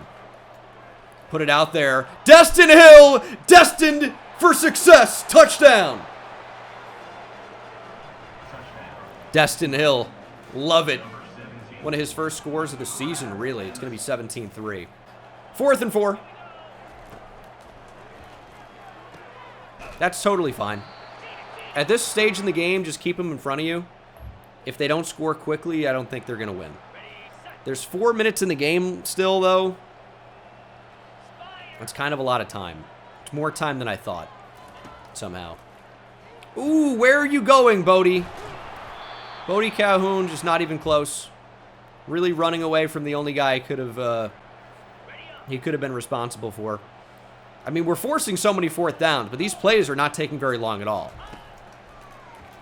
Like, these are not long drives at all. Jacoby Banks is over 100. And they're going to score again. All right, well, this is going to decide the game. 3 minutes on the clock. We got to take time off the clock. We got to be perfect. A first down, pretty much, it doesn't win us the game, but it puts us in a really good position to do so. And now it's not going to happen. Because it's going to be 3rd and 7. This is where I might want to call a screen. They want us to run the ball, which basically guarantees that we don't get it. I can't do that. I can't guarantee running a play that we don't get it. I can't do that in good faith. At this point, the timeouts are not as important. Give Shaz Preston a shot. That DB just did an excellent job staying in phase, and the pass didn't really give him a chance anyway. That was Marjavius Moss. Wow. We will punt. Again, no opportunity for a return here. But our defense will need to hold strong. It's going to be a 2-minute drill for Memphis. And every time we're on the field, they convert. Our defense in simulation has been great.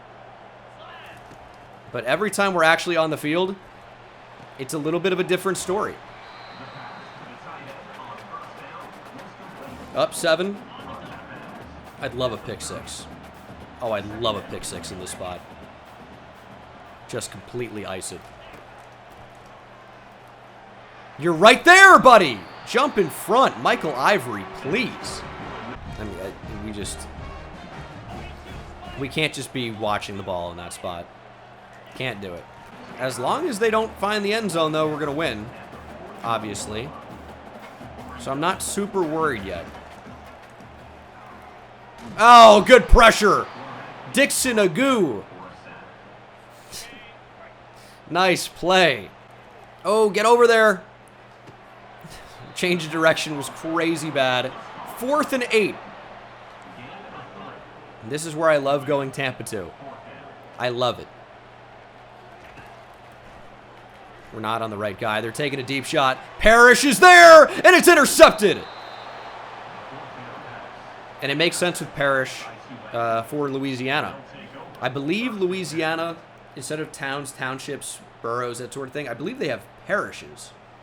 Is that true? Parrish with the interception. And that is the ball game. Kind of an ugly one here, but we come out on top. 17-10 as we improve to 5-0, 2-0 in the American. Oh, instead of counties, it's parishes. Interesting. Here, interception to end it, but kind of a tough game for Roy Homer. A lot of misses in this one. Rushing, we still have no rushing attack. I mean, 9 attempts for 5 yards is crazy. It's really bad. Nice game for Destin Hill, though. Big 38-yard score. And then defensively, a lot of TFL, sacks for Agu and Cade Olson, who continues to get a lot of sacks, really. And then the sophomore, Glenn Parrish, continues to play well. And the big reason why we're undefeated right now. And I think we are about to add another 5-star into the class. Running back's a bit of an issue for us right now. I think we're about to solve that issue. With a 5-star running back commitment, that would be exceptional. It's never going to pop up on the screen anymore. That's such an annoying bug. I hate it. But that's what's happening. And there he is. The number 4 player in the nation joins the number 5 player in the nation. Big-time recruit, number 1 player in the state of Louisiana, stays home and chooses Tulane over LSU. He's a receiving back, which really works for our offense. I'll tell you that much. He's got some nice abilities. 92 speed and acceleration, 91 agility, 86 change of direction. Can really catch the football.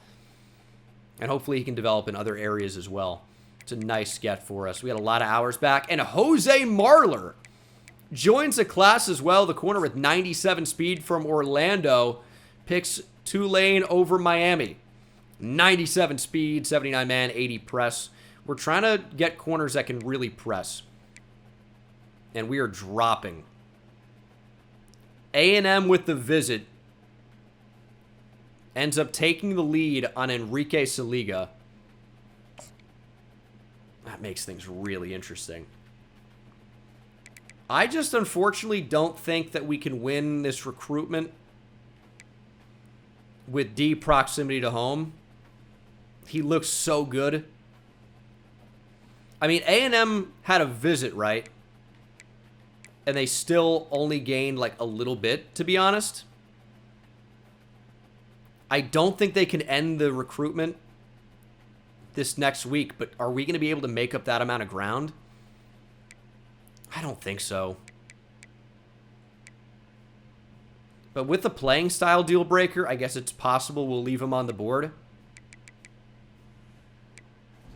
I mean, I guess it would be possible that we could, you know, still flip him in the end. Maybe not likely, but possible. It's just that if pro potential and playing style had the same thing, like, that would be amazing. But they're not on the same one. They don't match up at all, other than the clutch. So selling like B plus D and then nothing is not good. So it's just, I just don't think we're gonna be able to win this. But we need to be number 2 if we're gonna get a flip. It's not great. It's not great. Yeah. Unfortunate. I mean, I'm wasting points, but in the event that A&M does not meet the deal breaker, right? If they allow a bunch of rushing yards, so let's check it out. Playing style, the need is a B minus. Okay, someone keeps begging me to schedule a visit, dude. What do you want me to do? He's on the verge of committing, right? I know I'm going to sound mean here right now, so just this is how I talk. I'm not trying to give you a ton of attitude. It's week 7, okay? It's week 7. He is this close to committing. We do not have a visit until week 9. So, what are we going to do? Spend 40 points to get him on campus after he's already committed somewhere? No. I'm not going to do that. Check out A&M here. So it is play style, defensive tackle, power rusher, right? See, they have sacks, even though we had run stopper. Where are they? Can we not? Oh, they're number 6, dude. They have an A+ grade. That's just gonna be. We're gonna get bad news probably. But again, that's okay. You gotta try. If we can get to number 2 and then maybe they stop sacking the quarterback, it's a long shot. I totally get it. In the end, though, it's only. I mean, it's 75 points, and we already have a bunch of 5-stars committed. I'm really not, like, that worried about it. Can we get playing time and championship contender, please? That'll work. Want to get Esteban Battles in the class. Another 5-star. Right tackle. Deontay Figures is close. This is a top 35 player in the class. He's also like a defensive tackle. If we have this many defensive tackles that we're getting, maybe we actually don't need to keep fighting on Saliga. Because it's unlikely to turn into anything anyway. Maybe we just cut bait. I mean, it's the smart thing to do, for sure. All right, we're gonna keep him on the board, but we'll take the points off. The interest just didn't line up, and there was no sway that was gonna line up either, unfortunately, which is okay. That championship contender is gonna keep going up, and that's gonna make things a little bit easier for us. I want Miles Chun, but how much do I want him? He tackles well in the slot. That's his claim to fame. I mean, we put some points on him already. Sunk cost fallacy. Can we beat Notre Dame for him? Yeah, we might be able to. It may be stupid. We might reevaluate some things. Tyler Link chooses Mizzou over Tulane, which was expected. We made a push. We actually did time. You can see the bar in the top. He just picked Mizzou over Tulane, which is okay. We knew that was a possibility, for sure. And we do take the lead on Alan Shakir, though. People wanted me to give up on Shakir. We didn't, and it may result in us getting the commitment. That could be huge. He's good. And he's a power rusher at 6'5", 296. We're really bulking up on the interior. Kyrie Kalu, though, is done. 6'4", 199 with 97 speed. That actually is a good call, unfortunately. Link will take off the board. No, we won't. We'll leave him. Whatever. That was a quick decision. Alan Shakir is visiting TCU, which could cause TCU to jump us. But we've given ourselves a chance in the recruitment, right? We've given ourselves a chance. So that's kind of what we can do. Somebody said Dennis Peoples clone. No. Dennis Peoples was like 6'1", like 80, who was a route running technician. Is a very different player. But he is very good. And we're going to go completely all in. This is a big-time game-changing receiver that we need. And now we need to totally reevaluate our entire board. Because, I mean, too many 81 speed players, dude. I need guys that can run. 83 speed at linebacker is just not really doing it for me. Unfortunately. Proximity to home and playing style is going to be this one, probably. We'll just guess, and probably will be correct. Westerman is into that top group now. His grades are good enough so that we can sell. Grassroots. And we do want to make sure he ends up in the class. So we'll sell really any of the other two. I don't think we're at risk of losing him. But I just want to make sure, you know. Noah Yates is a safety who looks pretty decent. We have 50 hours here. We might as well hard sell and then soft sell to back it up. Try to get him in the class. And then Alan Hill's a player we like. Maybe we're not even recruiting him hard enough. Fuentes, we look good. And then we dropped on Chun, but we just put more points on him, right? Yeah, so we're about good there. So the final 10 can go on Alan Hill. And then next week is going to be a real like board evaluating week, I would say. And we will see if we can get any great late ads. A lot of these players are not even going to consider us whatsoever. We've done really well so far. We can look at Derek Thompson. He's a top 40 player with an open recruitment at this stage. Don't really need a quarterback. Don't really want a blocking tight end at this juncture. We'll try to add some of these top players to our class and see how it goes. But that'll be later. It's time to get into another game. 3-2 ECU stands in our way. Let's put him in the Trenton State uniforms. I believe those were added. That feels disrespectful at this point, right? Ooh, it's a night game. ECU really, they're doing whatever they can. And they're in a blackout, by the way. Oh my goodness. We should have given them black uniforms. But the crowd totally blacked out. Big road game for us. We don't want to get upset here. We're on a bit of a roll right now. There's Homer. Good block. Slide. Thank you. Homer gives us 16. Whole season in one stream. That is the goal. It's been a thing on my channel. We did it with Nevada Dynasty. That was a blast. And this is season 3 of Tulane Dynasty. It's been one stream for a season every single time. It's always pretty fun. We're just got to be conscious of the hours.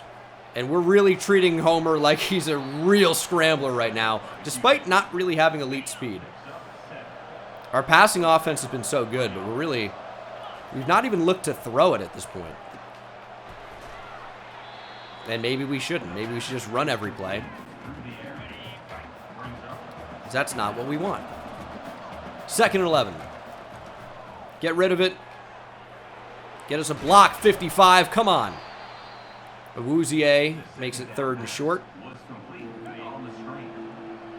I mean, power read is asking to not get it here. Let's just go inside zone, and I think Awuzie finds it. And snap the ball, please. There's Awuzie. Thank you. It's been a weird drive. I wouldn't question that, but it's been effective so far.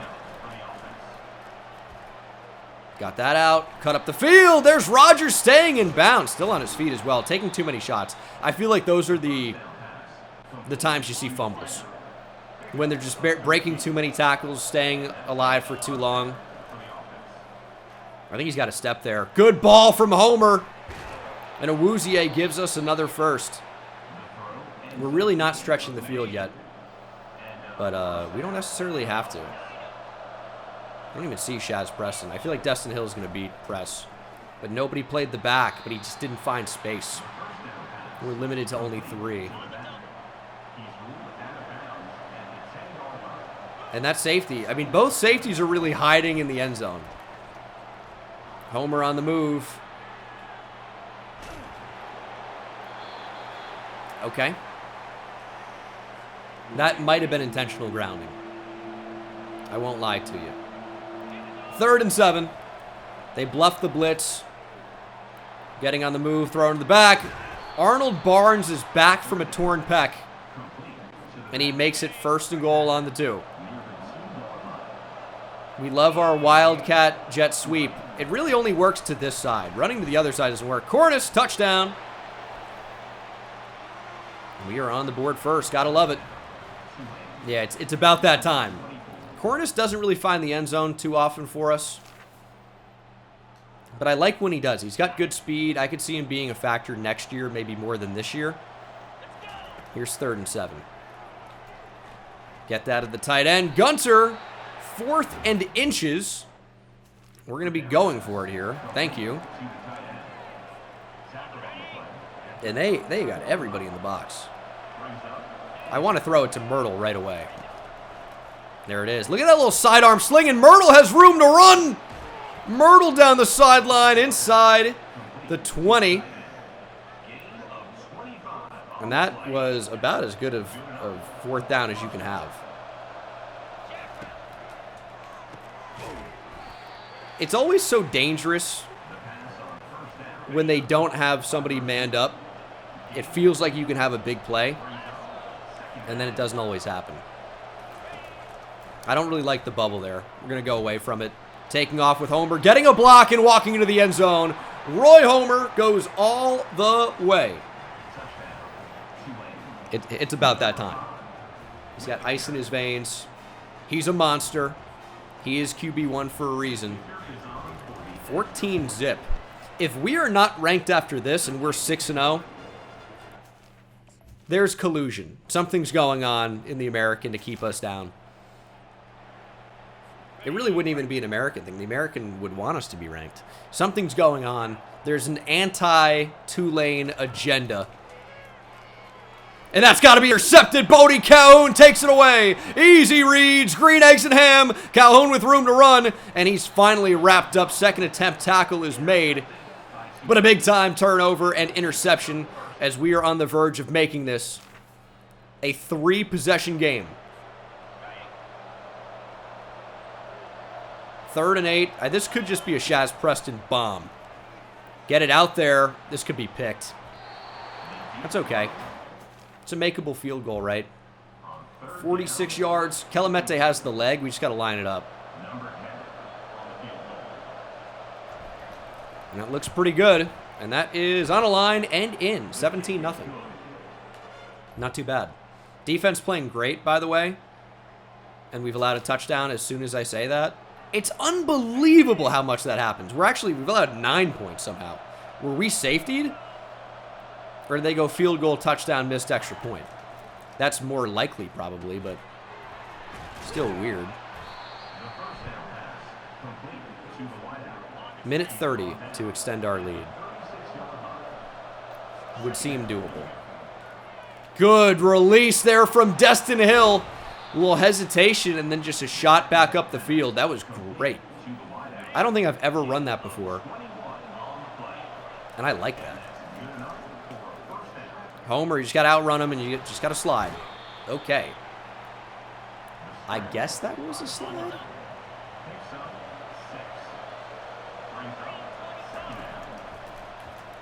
It's open. We're going to be marked short here. See, that's what I was saying earlier. It feels like when it's close, they just give it to you. I didn't think that was a first, clearly. But they gave it to us. Try inside zone here. Ooh. Awuzie finding enough space, though.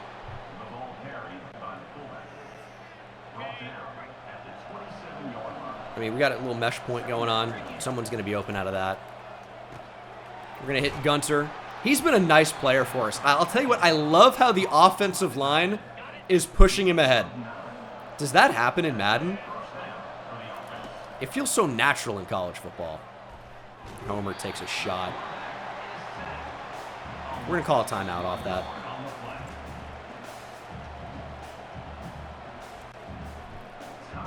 I know this is not Tulane Dynasty, but Anthony Rizzo, big-time double top 10 to score Jason Dominguez. Yankees take the lead. Gotta love it. We're going to call another timeout. We only have one now. But I think a timeout's the move. Because I don't really have a fear of East Carolina scoring before the end of the half. But I do think that we could score, potentially. Homer. Get out of bounds here. 4th and 1, we're going to go for it. 20 to 9 is cool. But I think we can get it on 4th and 1. So this is just about being confident. Throw on the run. Touchdown, Myrtle.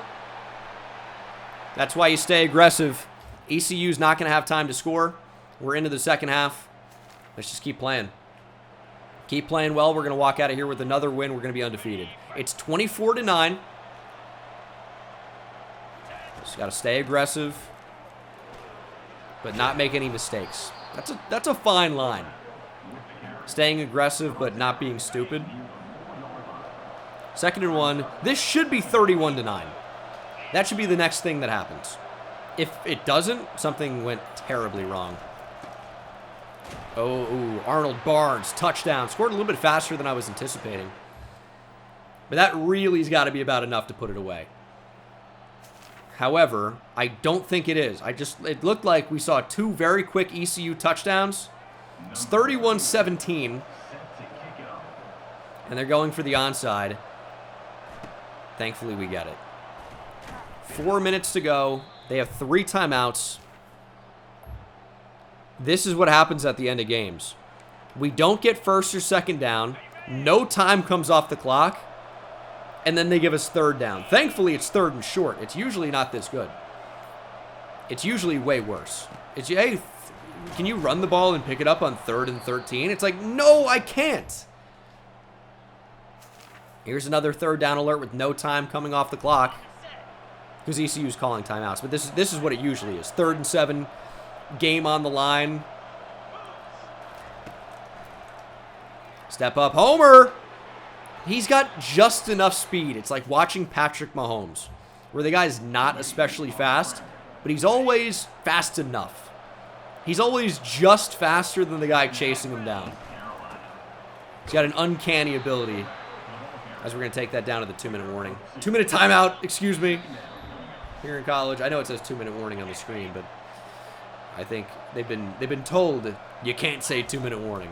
What does the NFL have that like trademarked or something? They might, I don't know. It's kind of funny either way.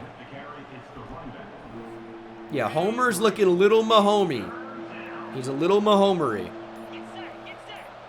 3rd and 5, we're going to keep this on the ground. Because we're going to take a lot of time off the clock here.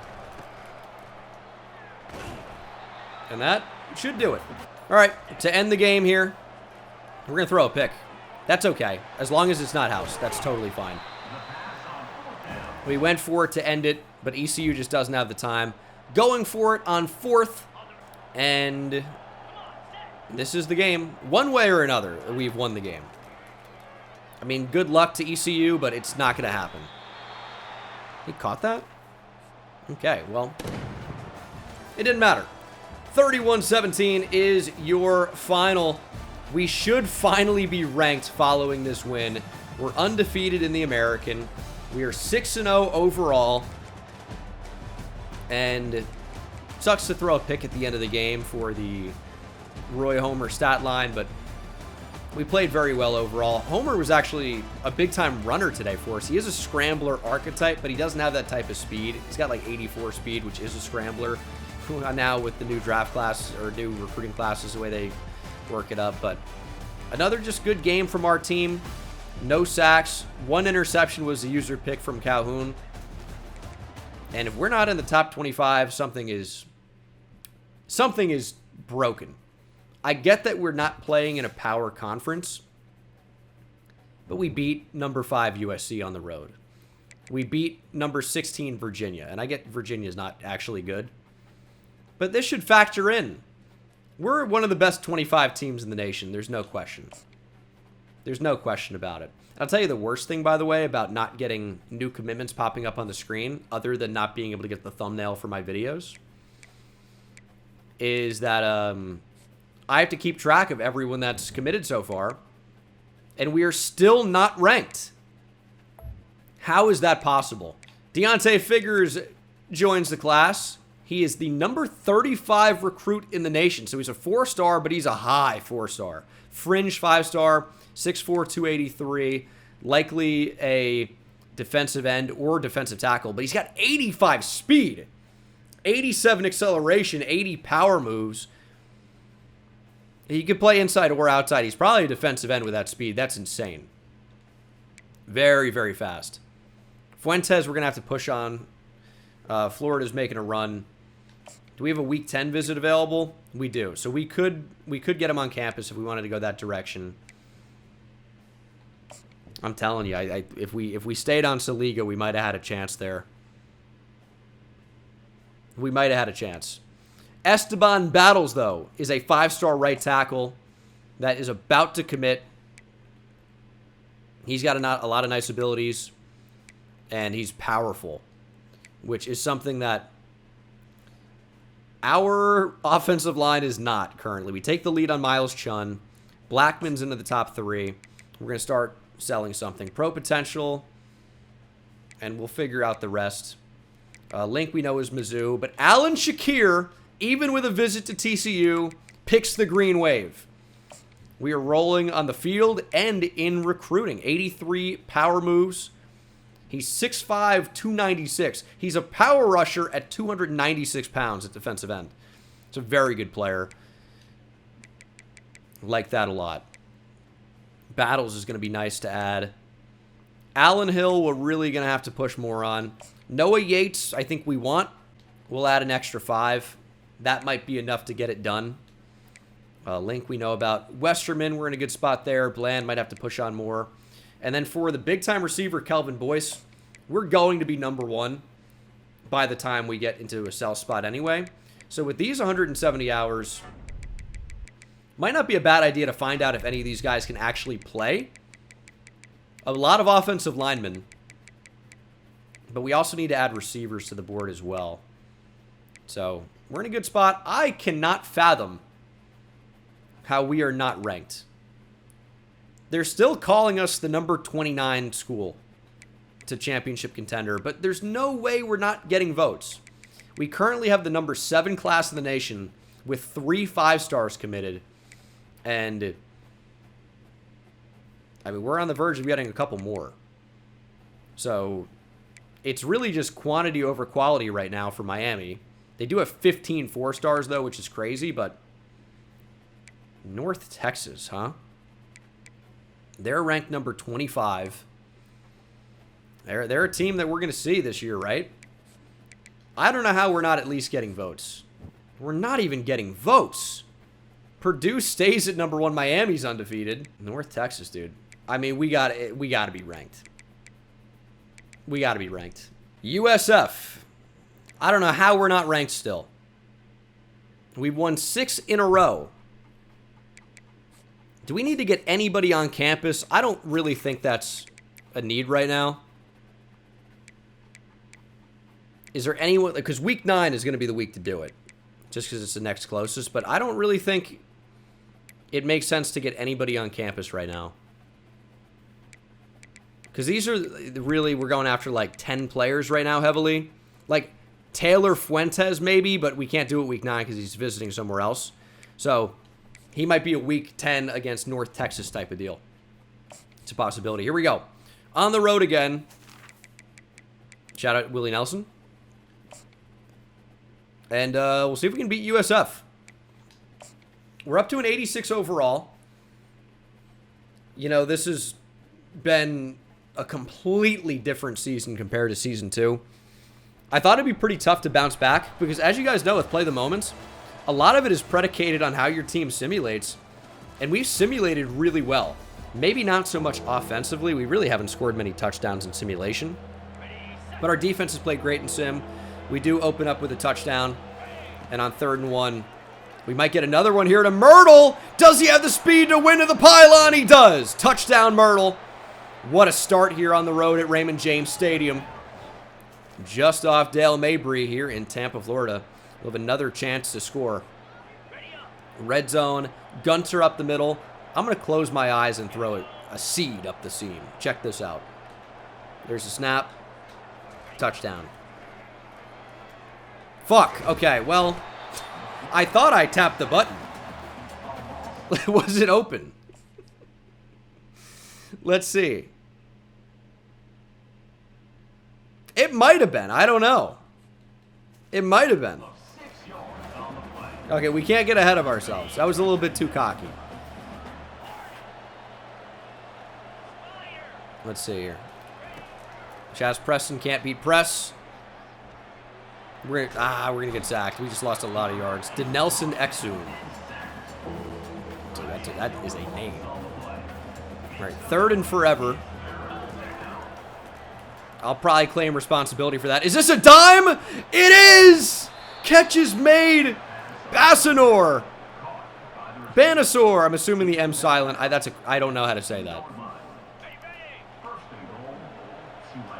1st and goal on the 2.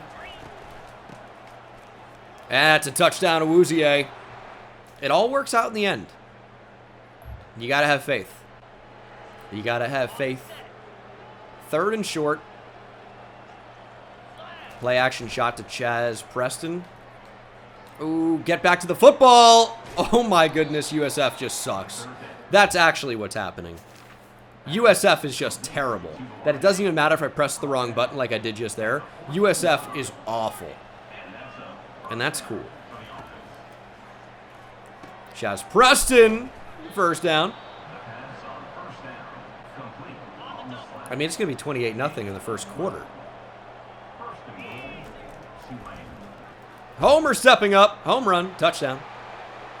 28-0 in the 1st quarter. In the 1st quarter. Okay, ready? Let's go. I don't really like that corner route. I hate that.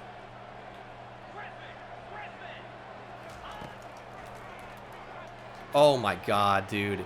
I had him on a speed out. I want that to be known. A speed out. Why is he throwing a streak? Super annoying. So, very interesting question. Is Texas a good vacation spot? Texas is pretty big, brother. It's like asking, is Europe a good vacation spot? I think like Italy would be better than Bulgaria, for example. It can be. But probably wouldn't be very high on my list. I guess I do live here, though. It's 28-14. We're actually throwing the game away, if you didn't notice. I mean, this is actually going badly. 3rd and 10. And we just lost a lot of yards. If this ends up being 28-21 before the end of the half, that would be something. I don't know where this came from.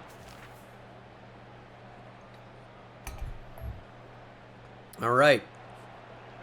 28-17 into the second half now. That's a mistake. Let's settle in here. We're getting too vertical. That's not necessarily our offense. Cross screen, they read that very well, but Awuzie's got more speed, turns the corner, gets us 8 or 9. 3rd and 1. Shaz Preston, nice catch. Sets up 1st and goal. Okay. We got to find the end zone here. Touchdown puts us in a great spot. Let's do that. Ooh, Barnes a little bit hurt right now. He's got 8 rushes for 124 yards, though. I wish there was a chance, or there's a thing where I could just sub him out from right here. I know you can do it in formations. But if I go to a different formation, he's still in the game.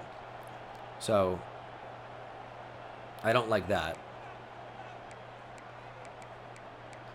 But, okay, I guess I don't have to do coach suggestions for this play. Got Awuzie into the game.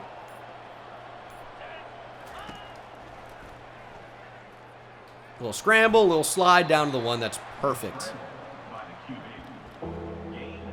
And we love our jet sweeps down here to the wide side of the field. It typically works way better going to the left, even though that shouldn't matter very much. But Cornish has the speed, gets there.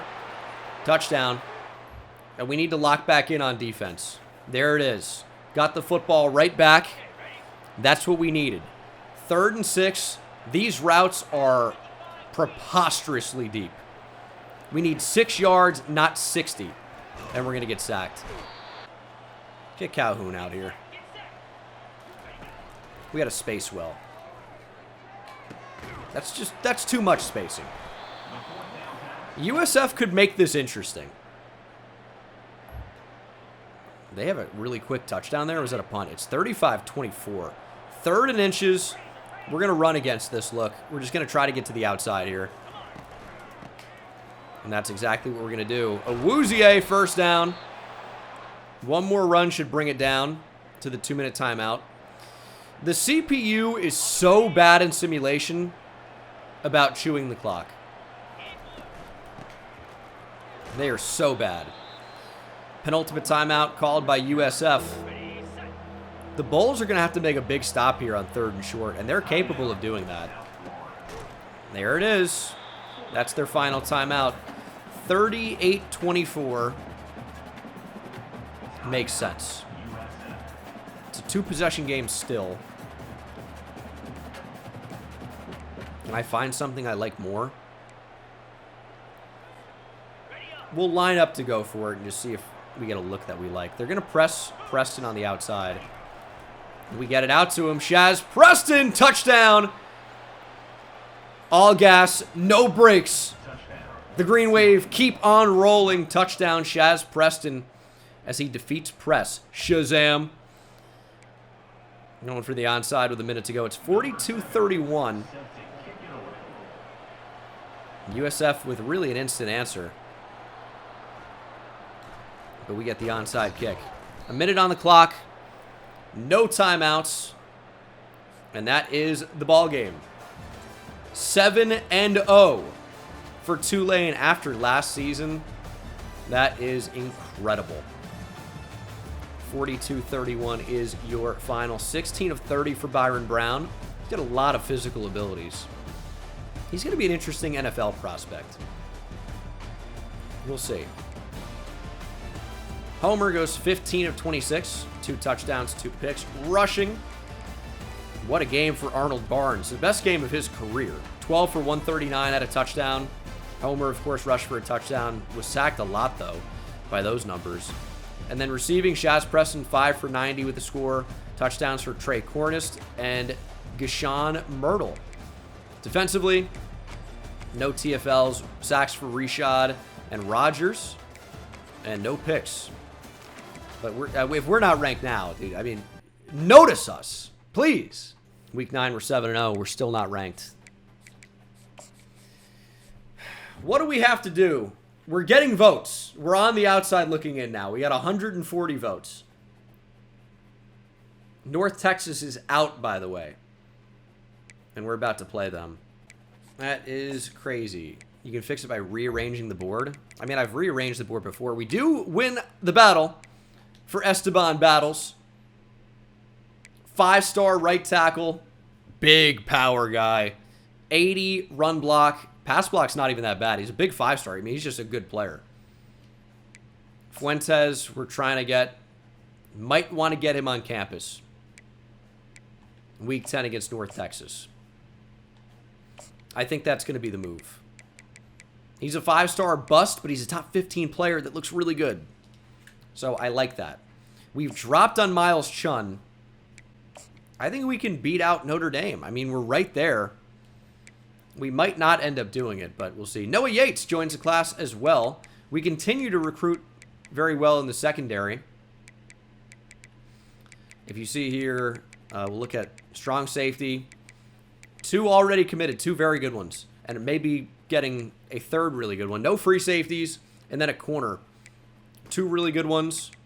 Chun maybe joins the class. Javonte Brown, we're not really sure if he's even good. 89 speed, goodbye. But the secondaries look pretty good so far. We're number 1 now on Brian Boone. We're the only school to even offer him. He is a bust. Block shedding's terrible on him. Still looks pretty good, though. Put 10 on him. And we need guys to play linebacker. Benji Allers might be the guy. 89 speed, 89 agility. Block shed's still a bit low. Tackling's really high. 87 tackles, great. So that'll be nice. Bernie Bland no longer wants to be here. We don't meet the play style. Georgia Tech could make a comeback. Okay. Do I get hours back if I do? That's crazy that you get no points if you're locked out, but also the hours don't get taken away. That's crazy. That's a good catch. I've never even tried that before. I think assumed that if your deal breaker wasn't being met, even though you get no points, I thought the points would just go off of them. No. Okay, well that's actually a bit of a game changer. And I don't think there is a playing time and pro potential one other than what we're selling actively. Do workhorse on Mike Singleton. All right, 7-0. When we scheduled Washington State preseason, they were ranked. The season has not been kind to Washington State.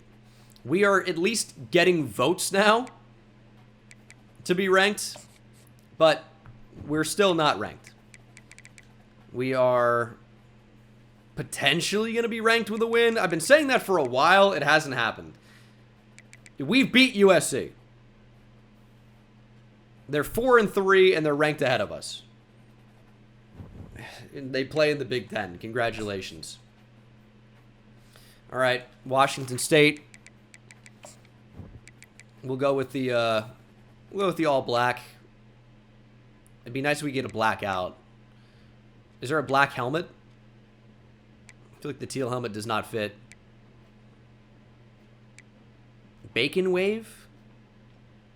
Okay, very interesting. I don't know that there is any type of black helmet, but I don't think green looks very good with this. Well, I mean, I guess it matches the number. All right, whatever. Washington State is not terrible. They're an 82 overall. And you can't sleep on anybody is really my main takeaway. Can't sleep on anybody. I think the green helmet actually looks better on field here. Big 3rd down, make a stop. We should be seeing more Gordon Spoon. If this doesn't make the video, our 5-star freshman has not been redshirted, but he's playing mainly on special teams. Maybe he'll play over Mekhi Williams, who's looking a little banged up today. Big hit for Williams, though. But the problem is I like Calhoun, who's a transfer, and Mekhi Williams are just better. So it's tough to take those guys off the field when we want to win. Make a play! Smith with the dropped pick. He read it well and then couldn't make the play. I think we're going to see Gordon Spoon play more in this game just because Mekhi Williams is a little bit banged up. He's not really playing to his top level. So we're going to bring in the freshman, Gordon Spoon. And we really have seen almost none of him. He's mainly played special teams. He's a linebacker that wears number 12. And he's at risk of transfer if we don't get more TFLs. So we need more TFLs. The problem is we don't really see a lot of teams run the ball on us. They're always playing down. 3rd and 3. It's hard to get TFLs in that instance when they're passing every single time. How do you get tackles for loss when they just throw and get rid of the ball quickly? It's not very easy to do. And when they do run, I guess we're just not getting TFLs.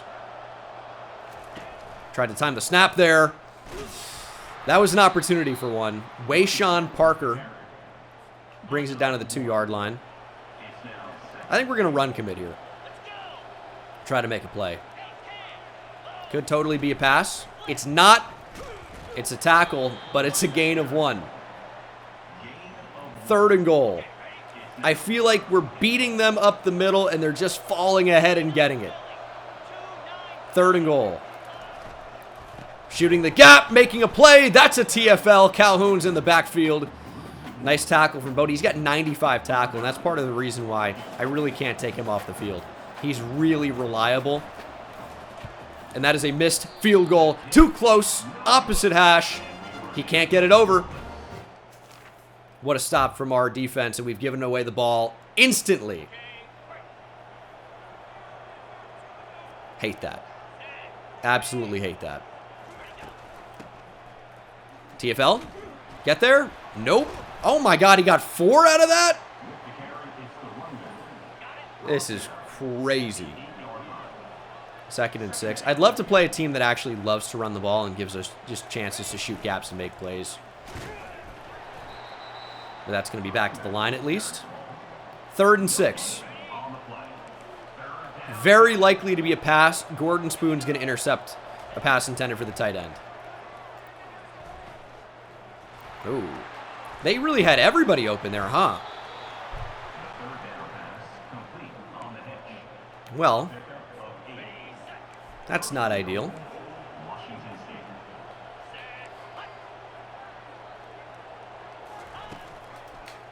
That's a big TFL. Tried to go quarterback keeper. They go read option. Weird at that spot of the field, I think. They could run the ball here as well. 2nd goal from the 4. We don't want to get beat on play action, though. Come on, dude. Now I'm so focused on tackles for loss. If you didn't know, if I didn't show this in the video, Gordon Spoon, our 5-star freshman, and even some of the players we're going after, the linebackers, they really value TFLs, and we're really not getting a lot of them, and that's what they value. So we want to keep our 5 stars that we've recruited and get more good players as well. So TFLs are now extremely valuable for us, and they're going to run the ball and find it. Oh, that's so annoying. All right. And I might have to jump in early here because they're not giving us any offensive moments, and we've not scored once the 2nd quarter. I'm not even sure how close we've come, unfortunately. Throw over the middle, and it's picked off by Gordon Spoon. The sub into the game instantly pays dividends. The 5-star freshman with a takeaway. He's holding the turnover chain. That's my guy. Gordon Spoon, what a play. Let's take another look at it. I mean, you want to transfer now? We need more TFLs. How about an offensive moment? I'll take a 3rd down. That's better than what we've had, which is no downs. It's 3rd and 6. Got the screen out there. Did not block it well enough, but we got it. Big field goal. Dude, you're killing me. 4th and 11. What choice do we have? God dang. A little bit of wind as well. It's a good kick, though. Right down the middle, we've at least found the scoreboard. But our offense is disgraceful at this point in the game. 3rd and 3. We know they'll run in these spots. Spoon's also getting a little bit hurt right now as well. Quick throw to the flat. Oh, huge hit. I mean, Washington State is just doing whatever they want right now. You got to get to him. We need a sack there. I got to bring up my screenshot program just in case.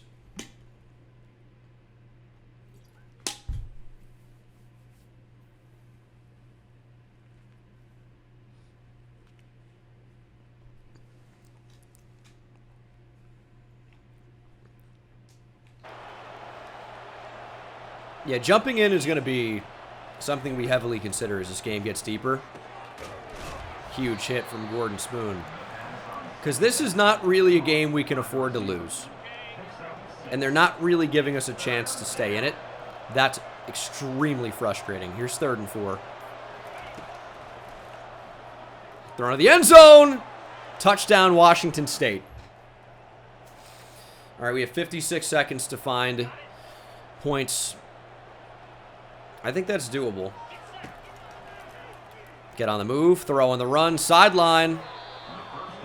That's a catch, surely, right? How is that not a catch? That's a foot down. That's 2 feet down. Who's calling the game? Throw the flag.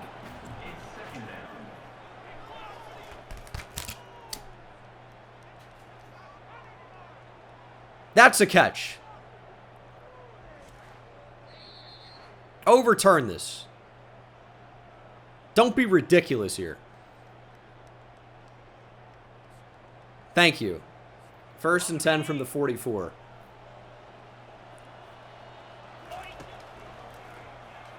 Wow, that is an excellent job from the DB staying in phase. He really ran that slot fade for us.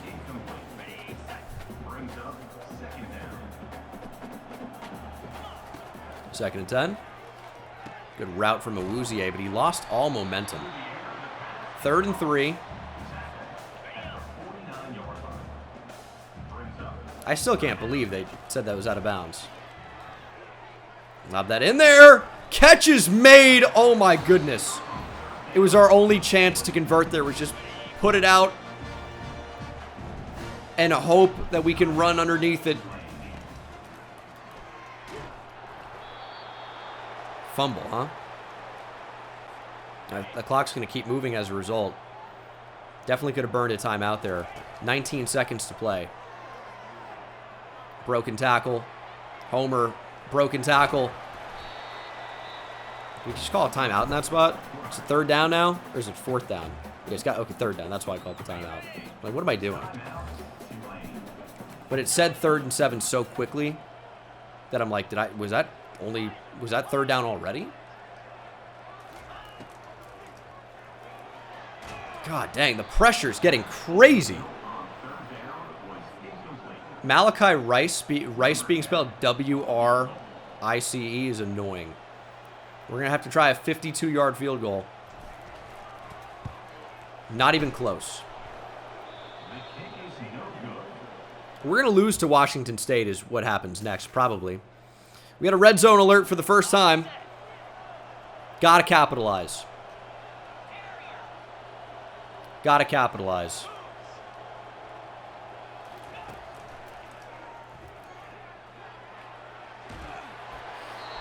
They're relentless right now. We need more mesh. We haven't been doing a lot of that. It's funny how we can't score in sim or in practice. Like when we're actually on the field. 3rd and 4. Can't be afraid to scramble here. That's going to be open. Rodgers gets us down to the 1. It's a long one, though. It's a really long one. They got a lot in the box, too. Can we snap this? Awuzie! Touchdown. First touchdown of the game comes in the 3rd quarter for us. Big 3rd down. Got to make a stop. It's 3rd and 10. We're going to blitz Rodgers. Might even send Calhoun as well. Make a play. They're going to say he got there early. It's such a shit call.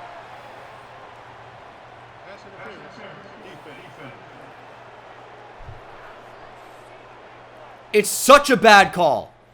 They do that every time. We arrive with the football. It's 3rd and 18, though. Might be a classic ball don't lie moment. Down goes the quarterback, Chris Rodgers. In on the sack. Okay, what's happening? Oh, my God. We have 11 points.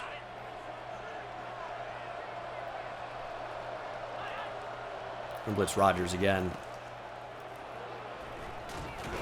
Thankfully, that wasn't more. All right, it's a 3-point game here in the 4th quarter. This is crunch time. I mean, we scheduled Washington State. It's an out-of-conference game. They were ranked at the time. Their season has not gone their way, but they're playing great today. And we know they're going to be running the ball a lot in this 4th quarter. That's a crazy speed burst, but a TFL for Calhoun. I mean, I think we have to expect that they're going to run the ball again. Big TFL, or close to it, 3rd and 11. Now we don't know what they're going to do. You shouldn't probably run the ball here. And down goes the quarterback again. Pressure gets there. Defense need to make a play, and they did. Chris Rodgers again. 4:30 to play. Touchdown puts us on top. Our defense, I would say, hasn't played well today, but we've only allowed 14 points. So that might be a little bit of an exaggeration. This is a decent return, by the way, as well.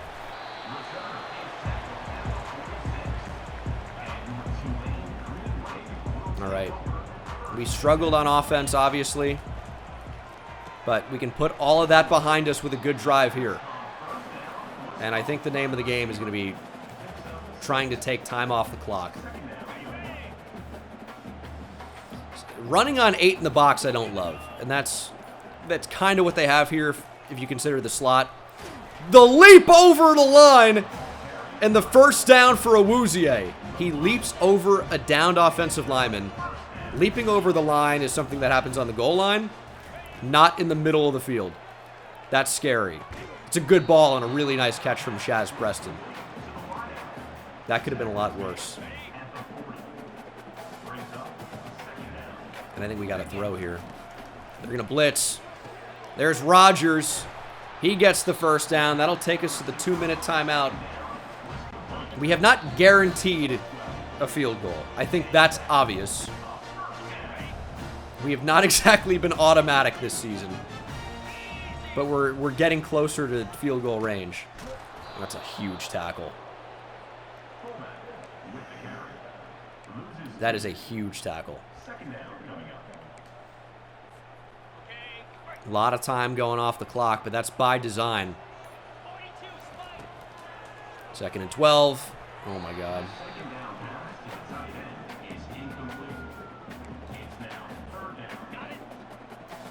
This suddenly becomes a huge 3rd down. Over the middle. What a ball! It's a first down to Rodgers. 5th catch of the game for Jalen Rodgers. What a ball from Roy Homer. It's an unbelievable throw. We're down to 45 seconds in the game. It's a big hit. It'll be 2nd and 6. Awuzie is a little bit hurt right now.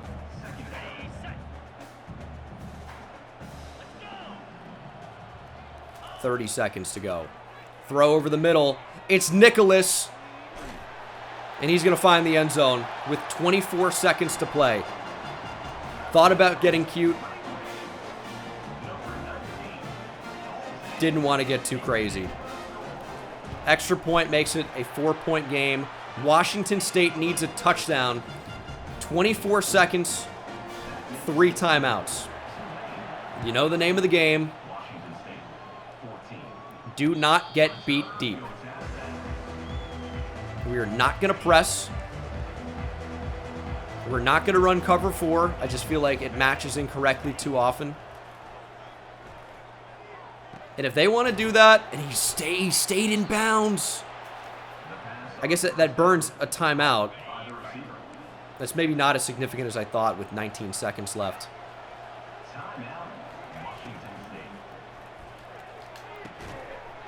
It's not terrible. They're moving the ball quickly, though.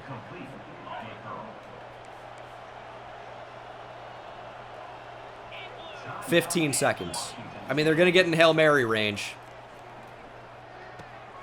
That's a crazy check down. Final timeout called by Washington State.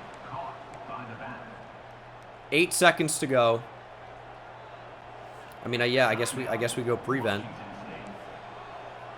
We'll prevent defense here. And we're trying to get to the quarterback.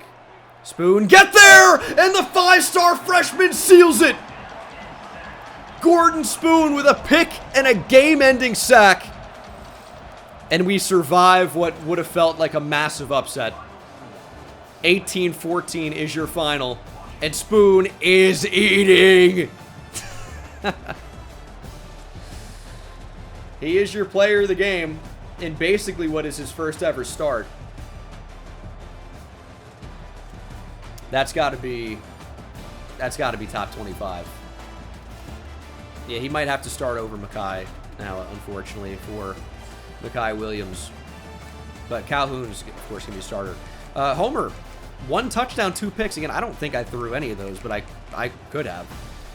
Rushing, Cornice is a little bit better as our lead back, but still not doing much. Receiving, Jalen Rogers had a huge game for us. Really did. 67. Sean Nicholas with a touchdown. And then defensively, 3 TFLs for Bodie Calhoun. 3 for Chris Rogers. We needed TFLs. We got a lot today because they actually ran the ball against us. 2 for Trey Ellis. Spoon had 1. Pleasant with 1. Palmer. Matthew Fobbs-White with 1. Chris Rogers had 1.5 sacks. Spoon got in there. Also, of course, had that pick. The lone one in the game for us. And a forced fumble. And apparently 2 recoveries, but really not. What an insane game. He says, yeah, I'm every bit of a 5-star. You're going to let me play? I'll get a TFL, a sack, an interception, a forced fumble, 2 recoveries apparently, even though only for sure 1. What a guy. He kind of looks bored. He just got an interception in his basically first game playing. He's just like, yeah, this is what I do. Gordon Spoon is not excited. It's just another day at the office. He's a real pro's pro, and you got to respect that. All right, we better be ranked. We are 8-0. We should be getting another commitment or 2. Might be getting disappointed on 1 or 2 as well. But we need to be ranked. And I don't see any ranking at the top of the screen, which feels crazy. But we are finally ranked. And there we do get American Defensive Player of the Week. We talked about his crazy game, forced fumble, fumble recovery, interception, sack, TFL. Gordon Spoon was kind of amazing and honestly could be the national Defensive Player of the Week. We love to see it. And it is nice to finally see a graphic pop back up on the screen. But we are 8-0. North Texas has had a heck of a time. They went 5-0. And then 3 losses in the conference is crazy. Recruiting-wise, we have 265 hours back. So we're about to find out a lot of information. Alan Shakir, Esteban Battles, Noah Yates. Miles Chun picks Notre Dame, which is okay.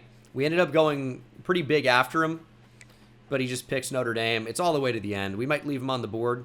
Not the fastest, but a good tackling corner. Great change of direction. Would have been a nice player. Alan Hill picks UTSA. So Liga finally commits to A&M. I think if we stayed in this recruitment, we honestly could have got him. I feel fairly strongly about that. Not a given, but I think it was like a legit possibility. I really do. Westerman is so close to committing. We're back in for Bernie Bland. We got 20 TFLs, and now he is like, we go from not being able to even recruit him to we have A for his playstyle. So he's like a guaranteed add to the class. Bernie Bland will be a member of the Green Wave.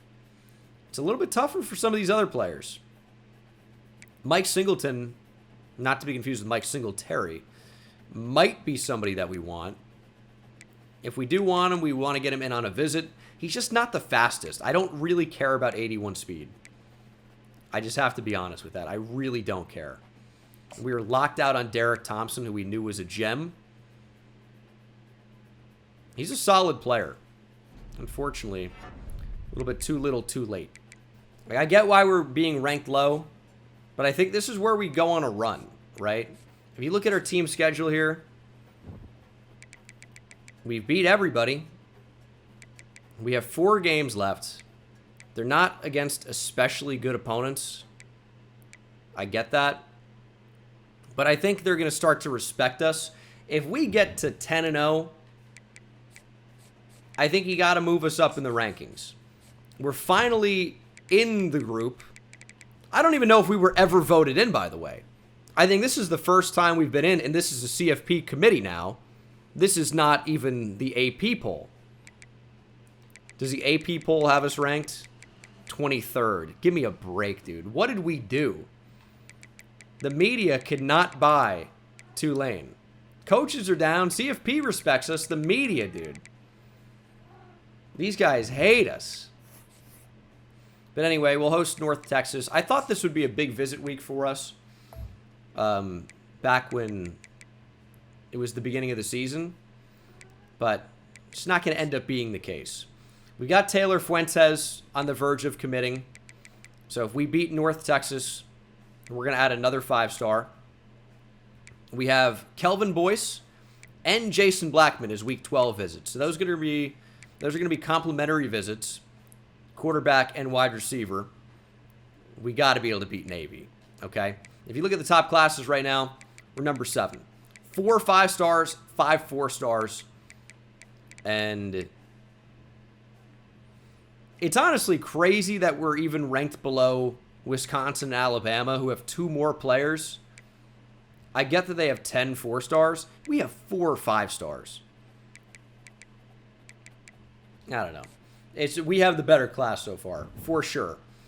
Can't afford to lose to North Texas.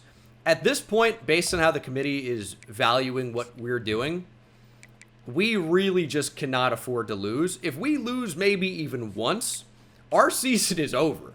Like, we might be able to win the American, but that doesn't guarantee you a playoff berth. And that's what I mean by season is over, right? Because you're playing to win the national championship. If you don't make the tournament, you can't get there. The crowd is hyped up, though. These are beautiful uniforms. And Roy Homer has led the Green Wave to our first ranking in quite some time. And an undefeated 8-0 record. It's a nice scramble there for him. These are amazing looking unis. Good cutback from Cornist. Laquan Miller on the tackle. Is North Texas going to be good? It's going to be an interesting question to find the answer to. I'm hoping no. I don't want a challenging game. I just want to be able to run all over them or throw all over them. However we have to move the ball, I want to be able to do it very easily and very comfortably. And right now with Ezekiel Awuzie, we are doing that. He might need a bit of a breather, though. Cornish checks into the game. Yeah, the Donovan Dorsey era was a really bad one, I think is the review on that. It went about as poorly as you could imagine. We're going to take a deep shot for Shaz Preston. And Shaz Preston starts us off right. Touchdown. 6-4-6.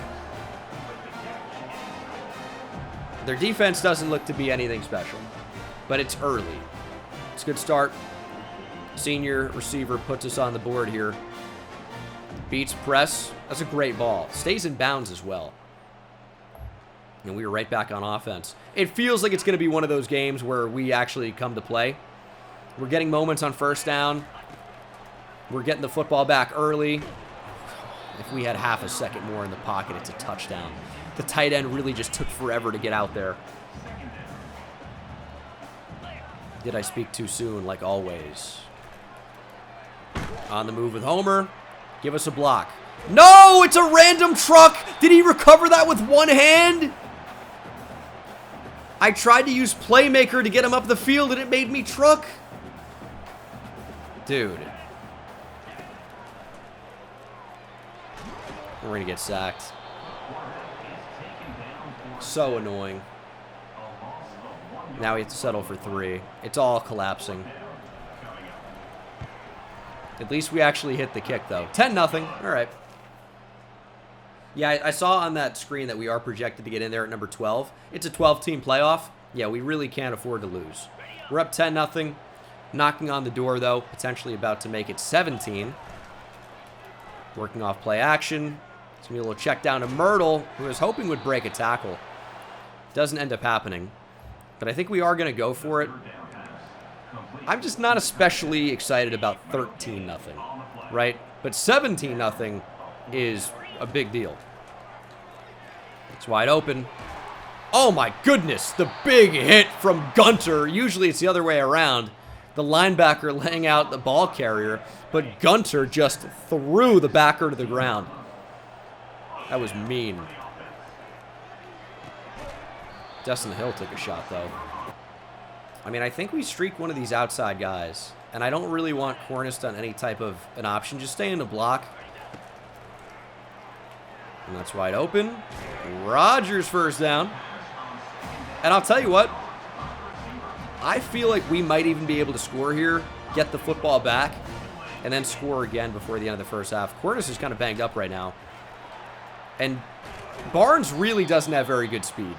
So he's not really the player that should be going to.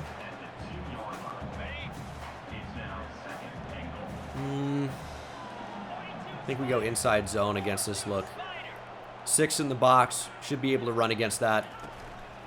It's amazing how long it takes to snap the ball. I'm spamming it. And it's amazing how he didn't get into the end zone there. It's almost like I got an animation that said you can't score. That was crazy. Fighting to the end zone here, though. Cornish gets in.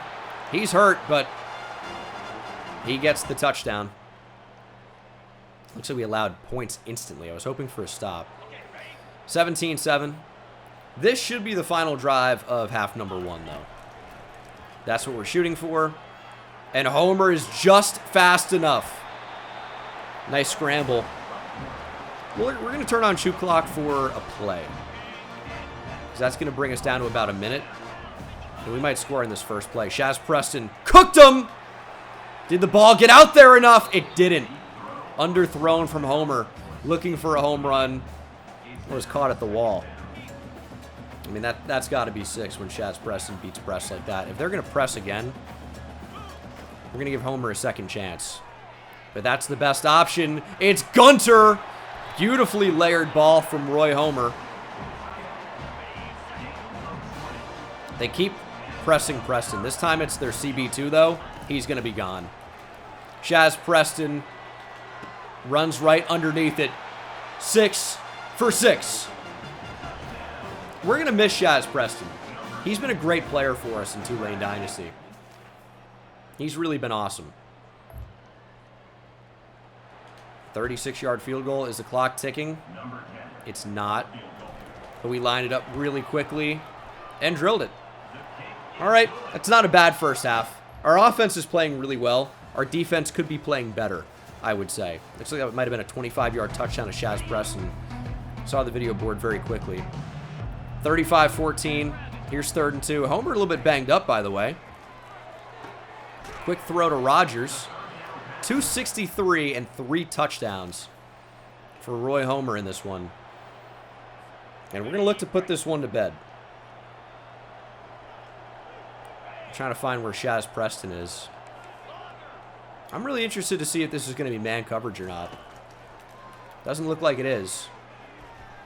Homer looking to scramble and will slide after getting it. The athleticism's coming up big. And I think we go like back-to-back runs probably. Don't really want to take Homer out of the game. He's our guy. B.J. Allen Jr., former Texas player, by the way. What was his name? Not Brian Allen Jr. And our left tackle jumps. What was his name? I can't remember. But yeah, he was a 4-star Texas recruit at safety. Ends up transferring to North Texas. I mean, that's a screen that just was nearly a disaster. Homer's super hurt right now. He might have to come out of the game, to be honest. I think we're going to yank him. We're up 35-14. He's played great, but I don't want to risk significant injury to my starting quarterback. And he is pretty banged up right now. We'll get Donovan Dorsey a look.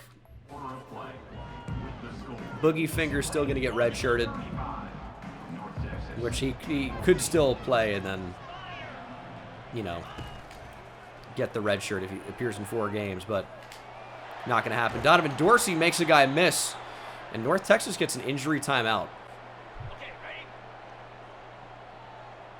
4th and 2.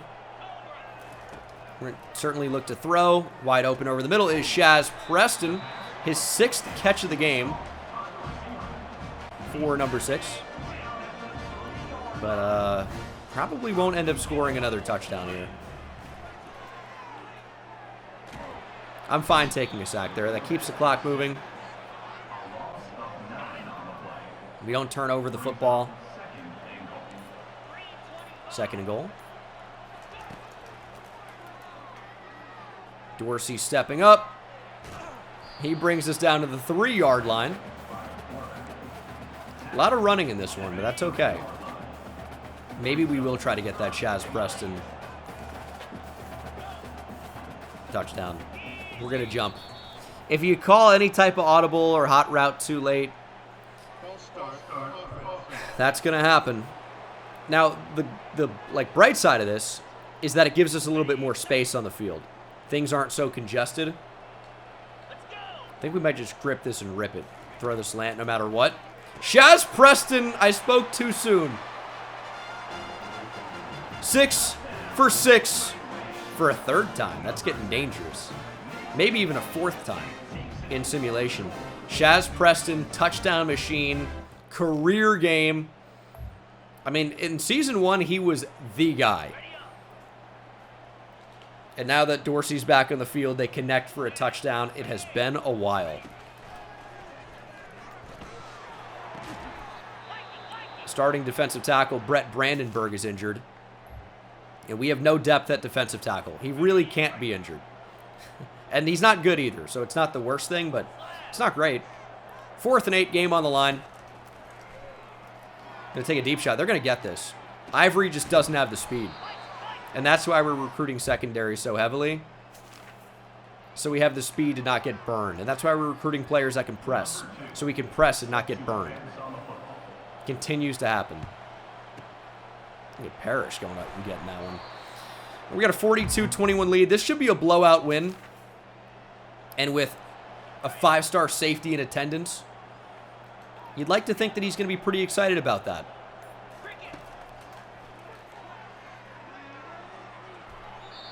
Well, I almost threw an interception. And for once, I was actually able to pump fake and not throw it. That's why I went full silent. That's nice. I don't think I've ever done that successfully before. Okay, they have parted the Red Sea for Donovan Dorsey. He brings it down to the 4-yard line. They were worried about everybody else but the quarterback. I kind of want to get Shaz Preston another touchdown. Does he deserve it? I think he does. High point. Okay. We got a linebacker with bunnies over the middle of the field. How are you getting that high? No shot. Second and goal. They kind of covered the slant. We're going to high point again. Preston can't go up and get it. We're being rude at this point. We're being rude. But this slant's going to be open. We're just going to snap it, fire it. Okay. That's going to be picked. Donovan Dorsey, save a touchdown, please. We were only throwing a one guy. There was no chance we were not just throwing the slant. But the UNT defense holds strong. Look at those guys go. What a group of ball players. 42-21 is your final. Dominant win. Homer goes 20 of 31 for 3 touchdowns on 263 yards passing. Dorsey just 2 of 6. Touchdown, though. You can't take that away from him. Touchdown. Homer, big game on the ground. So did Donovan Dorsey. Chaz Preston, 7 for 140 and 4 touchdowns. What a game for him. There were a lot of 6s in this game, but look at all these 4s. 7 for 140, 4 touchdowns, 14 yards after catch, a long of 44. That's interesting, I guess. And then defensively, 2 TFLs for Austin Rashad, 1 for Chris Rogers, who had a sack, as did Matthew Fobbs-White, and no picks in this game. But another just awesome performance. And you can tell pretty early that we were just going to be a better team than North Texas, I would say. We are up to number 16, Chaz Preston. In one of his final games is your American Offensive Player of the Week, and surely the National Player of the Week. You don't go for 140 yards and 4 touchdowns and not get those honors.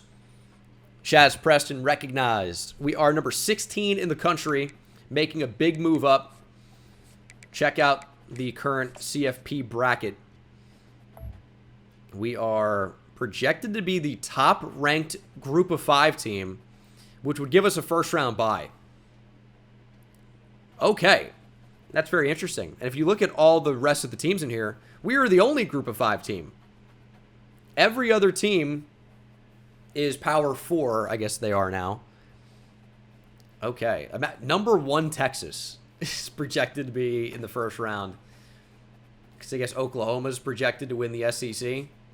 I don't know how that works when Texas is ranked higher. I don't care, but Taylor Fuentes, the 5-star safety from Miami, joins the class. He is a bust, as indicated by that X through the gem sign, but that doesn't necessarily mean bad player. He's got 3 mental abilities, 92 speed, 94 acceleration with 82 zone. That looks like a future starter. Chun picks Notre Dame, of course. Jason Blackman is on the verge of committing. We really made a good move putting a ton of points on him because Kentucky made a big push. We have him in on that Week 12 visit. It might not end up mattering for him, but it might end up mattering for the quarterback as Nate Westerman joins the class as well.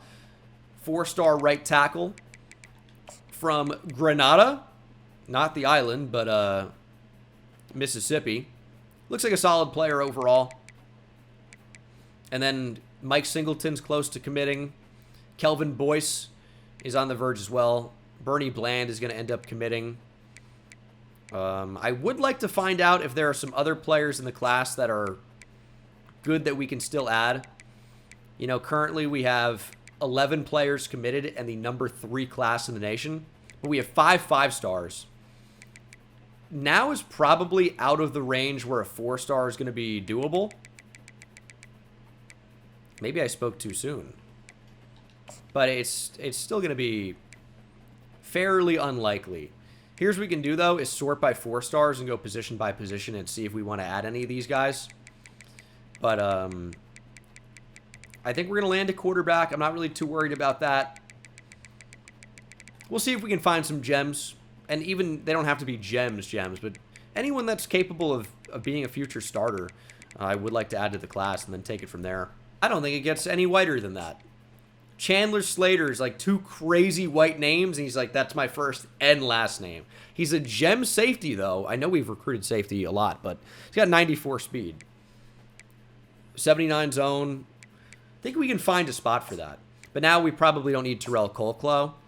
But if he's a gem, he's got great tackling as well. Decent enough speed. Maybe. I mean, there's a lot of safeties to bring in. That's for sure, but They might be worth it. 88 speed. I'm not a 59 medium route running. No. You can't be a deep threat with 88 speed. 85 speed at receiver. I mean, 6'5", 212, you're almost thinking about a tight end at that point.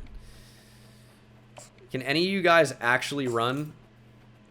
McNitt can somewhat. But we might not even be in the race on him. All right, well, we'll see. The class is looking pretty awesome so far. The season is looking pretty awesome so far. And, I mean, if we don't lose, we are a college football playoff team. That's the reality. We will take on the Rice Owls in Houston. Where do they play? West University Place, something like that, in Houston. I've not been on the Rice campus. I've been adjacent. But, like, why would I go, you know? Why would I go? So this is the only time I've seen the stadium, and I live in the city. Packed house, though. All right. We're a better team. Let's play like it. There's Gunter, nice catch. Rice, honestly, doesn't belong in the same field with us. Famous last words, maybe. But this is a team we should absolutely thoroughly dominate. Give Shaz Preston a chance. Oh, look at him go. Touchdown, Shaz Preston. 6 for 6. He doesn't stop. He's just better. And you know what? It was the hand fighting down the field. Because it looked like the corner got in pretty good position. He was staying in phase. But Preston just kept pushing ahead, pushing ahead, pushing ahead. And then broke the tackle, found the end zone. Shazam. He's a monster. And there's a lot of nothing happening right now. I don't think anyone scored. It's 7-0 as we're into the second quarter. Brandenburg is back and healthy. They're going to run the ball at us. Dalen Alexander, 7 rushes for 11 yards. I guess, and they're going to be hurry-up offense. Cool. I think they're going to be an offense that thinks they can run at us. They're not going to be able to. Our D-line's not good, on the interior at least. But teams have had a pretty tough time running the ball on us, and I think that's evident from the 8 rushes for 15 yards. Right now, we're just having a tough time shooting gaps and making plays. Really looking for a TFL, right? But have not found it yet, and that's a great ball. Rice is going to tie it up. That's a great ball. Threw it up and over the leaping Gordon Spoon. Falk with a touchdown. We got to start scoring on them. Big third down, make a stop's crazy. That is crazy. We're actually going to press. Open to the flat. Tackle is made, but the first down is also made. And Rice just got a big play down the field. We're going to run commit. Shoot a gap, make a play. This is crazy. Rice is good. Has us on upset watch. Oh my God, we just got to stop. We're actually going to call a timeout as well. Oh my goodness. I mean, we're going to have to run commit. They're spreading us out. I don't think they're throwing this. Touchdown, Rice. How are they getting in? This is not good, I think is safe to say. It's not good. Dorsey getting on the move. We're actually going to throw that. Work back to the ball, Hill. Dude, the fact that you can't switch on and run your receivers to the ball is so stupid. You get locked up, yet the DB can run to the ball. They're not locked. Thankfully, that drops down. 3rd and 10, we're not going to be running the ball here. I just need Shaz Preston to win down the field. He kind of does, but they shade over there, and pressure gets in.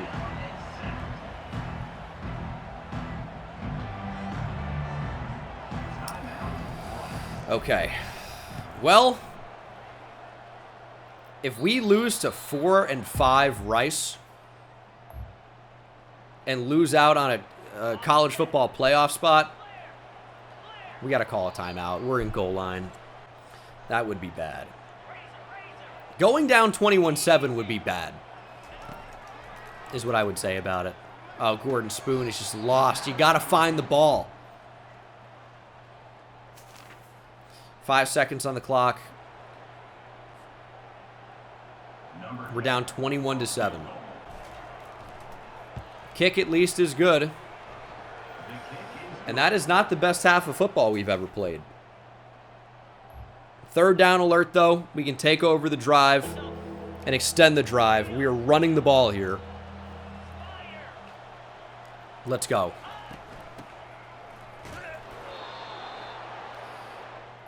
Rice is playing the game of their life here. That's a great tackle. Thankfully, we are able to convert. We almost didn't. And we're sacked again. Benji Christmas. That's not even a guy. How is that your name? 2nd and 19. I mean, their pass rush has been a problem, which is insane because it's Rice. There's Shaz Preston. He'll make a man miss and keep going. This has been quite the game. This has been quite the game. I actually don't love an RPO here. I like Shaz Preston on the outside. I just don't like how the safety's shaded over there, because that complicates things. Homer, just slide. I think maybe we could have scored. It's not worth it. It is not worth it in that spot. We need points. Don't throw a slant interception. On the run, Homer! Touchdown to Rodgers. Now we need our defense to stop Rice. We'll go for 2, though. That'll make it a field goal game. Running a very similar play. You might recognize this one from the touchdown a few moments ago, and what a throw as we find Rodgers again. That's pretty incredible what those cheerleaders are doing. You gotta tip your cap to them. All right, down by a field goal. Let's make a stop. I don't know if I've mentioned this. It's Rice. This, I mean, obviously I've disrespected them early in the game saying they don't belong in the same field as us, and they're showing that, you know, maybe they do. Our defense has been embarrassed. And they've played well the entire year, so this is bizarre. Maybe the hurry-up is getting to us. I guess that's a potential thing. They're beating us with speed. Oh, wow. I mean, I was fooled, but thankfully our defense was not. And I wonder if they choose to run the ball in this spot. It's 3rd and 5. They have 2 in the backfield. They didn't get to any new formation. That's okay. That's changed now. Big first down by Rice. We come out in cover 2, and they run a streak.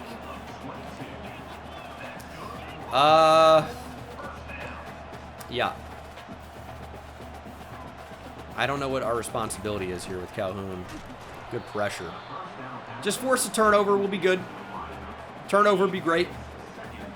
We're just not getting it right now. We're going to have our nose 2 gap. They can totally run at us. We're not set up to stop the run right here. Our nose did 2 gap really effectively there. I was able to make a tackle. And we need a 3rd down stop. We've not been very good on 3rd down against Rice. I don't know if I've mentioned this. It's Rice. How is that happening? He's got all day. Get to him, Rodgers! Chris Rodgers with the sack. And we're going to force a punt, thankfully. Imagine what's going to happen when we actually get good defensive tackles in. These DTs are playing great. You gotta really give them credit. We're going to start with the ball pretty deep in our own end zone here. On the 8-yard line. And I'll tell you, their D-line's playing great. We have really not been able to run the ball very effectively. That's a scary throw. That's a really scary throw. 3rd and 4. This might honestly be like a clear out and scramble type situation. Except that's open. It was open. What a catch. DB draped all over Jalen Rodgers, and when we've needed a guy to make a play, he has made plays.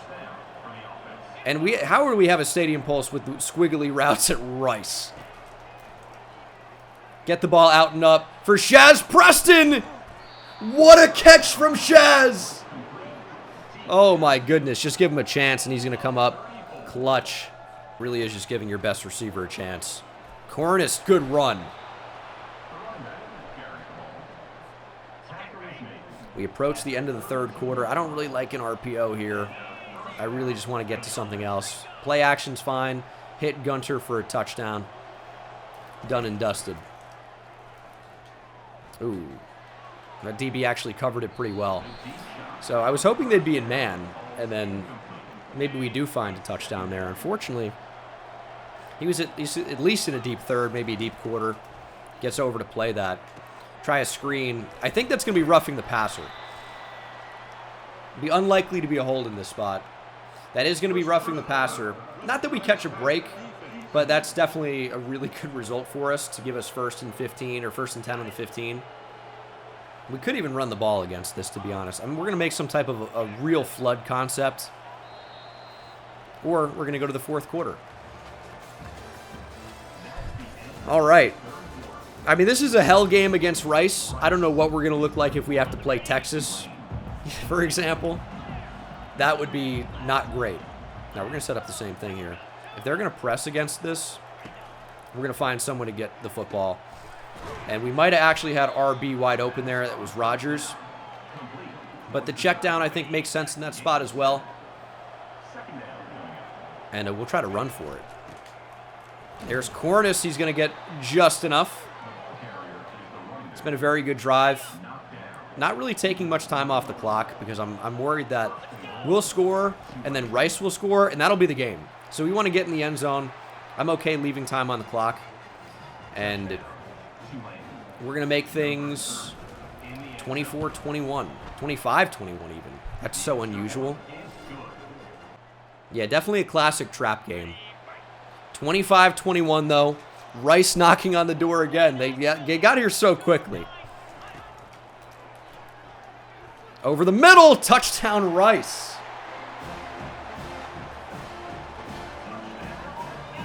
God, dude. Rice is going to get a field goal lead on us.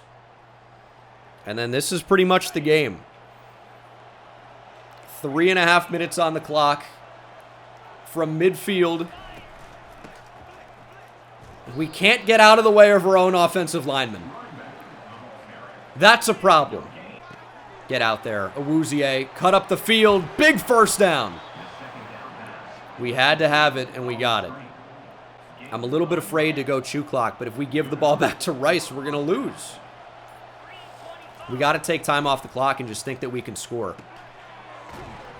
But when you catch the football and you're not really able to move after the catch, it makes it tough to do anything, even if you hit an open receiver.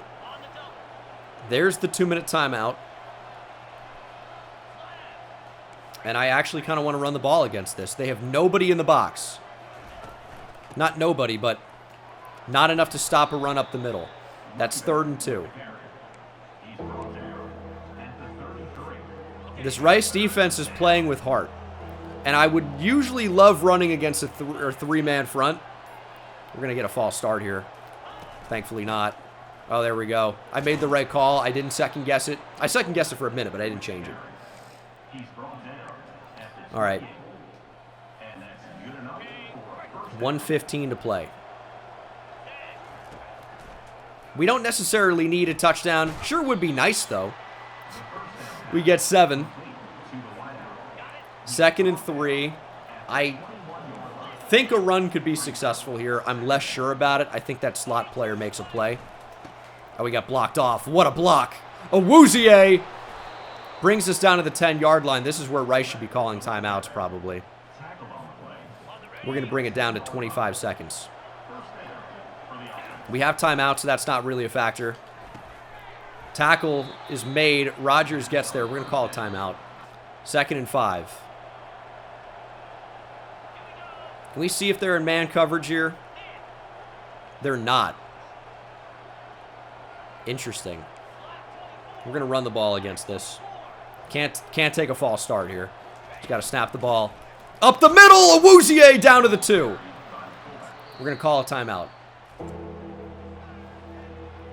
28-25. It's 3rd and 1. They're going 3 down linemen with the ball on the 2-yard line. We got to get it here. Up the middle! Touchdown, Awuzie!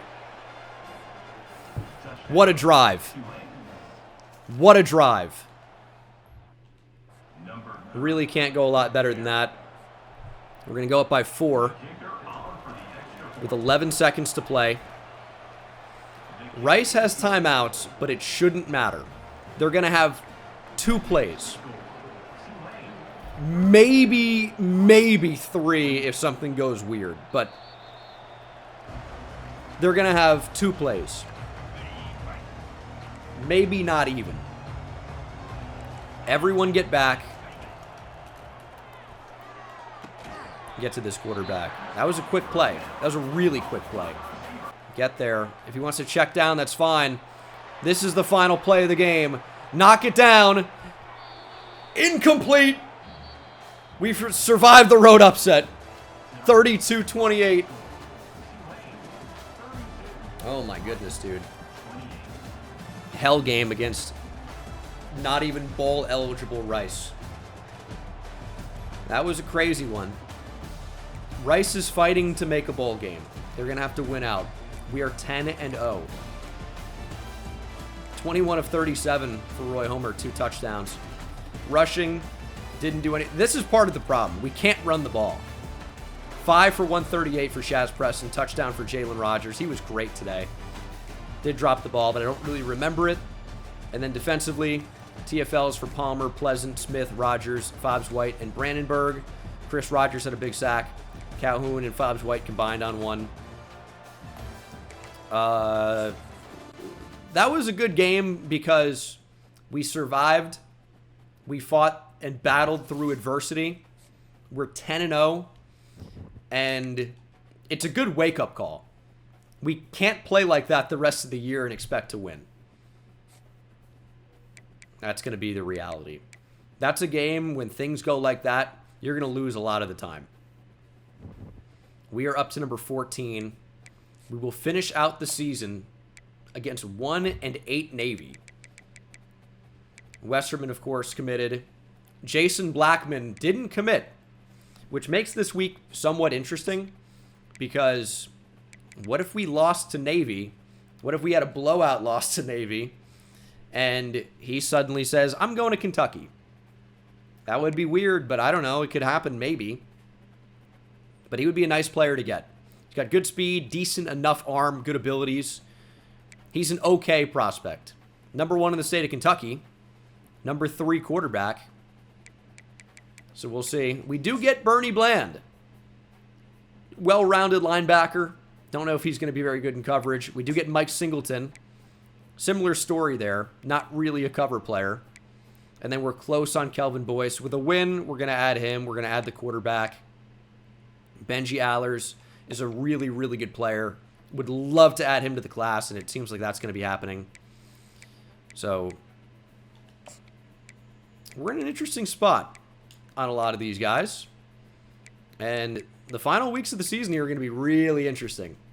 10-0. One of our final games on the schedule is against 1-8 Navy. We'll finish against Charlotte.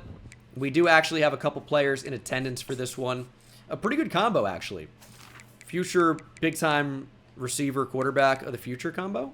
Did I say future twice? I definitely did. Jason Blackman's going to commit if we win, as is Kelvin Boyce. Wake and Kentucky are making pushes for both of these guys, but I don't think it's going to be enough. Kelvin Boyce is a freak, by the way. 97 speed, 88 spectacular catch. Route running short, at least, is pretty good at a 78. He's got 3 mental abilities, including Silver, the natural. 6'4", 199. That's a future dominant X receiver. We will host Navy. I mean, if we lose to Navy. But at the same time, we almost lost to Rice. So, I don't even know what to think anymore, because these are not teams that should even be playing us close at this point. We are on the verge of potentially moving conferences to the ACC, or maybe even to the SEC. We cannot afford to lose to a team like Navy. Absolutely can't do it. That was a bad play. I mean, Shaz Preston was coming open. I didn't want to hit that long of a throw. I thought we could hit the running back in stride. We could have scrambled for more. That's okay, though. We'll hit Shaz Preston on this one. Touchdown. 6 for 6. We haven't said that enough this season. Lately, sure, but not enough.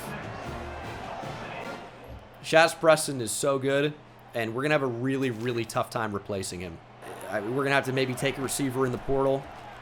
Destin Hill on the other side, looking like Tyreek Hill. It's Destiny. Touchdown.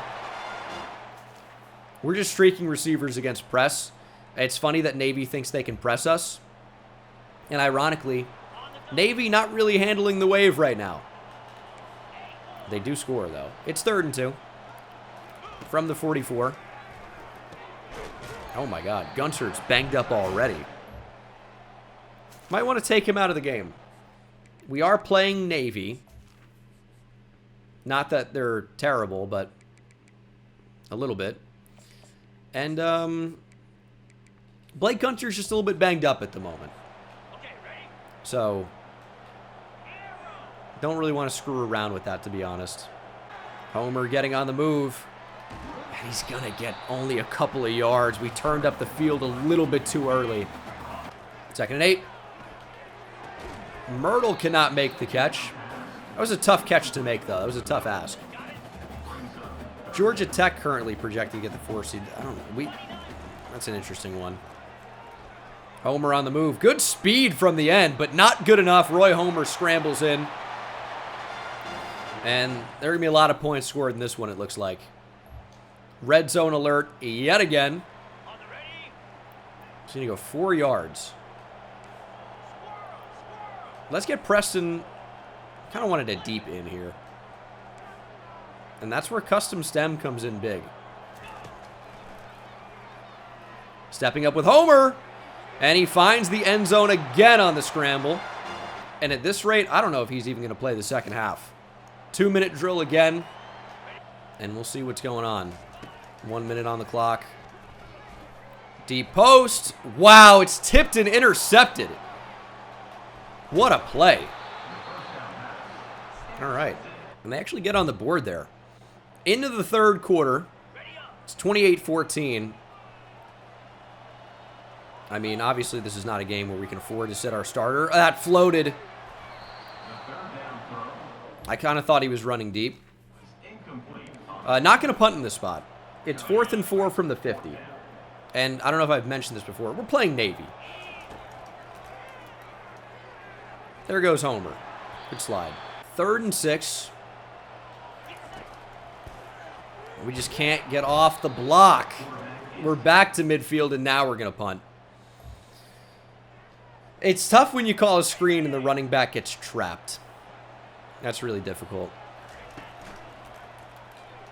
It's wide open. Get up the field, Miller.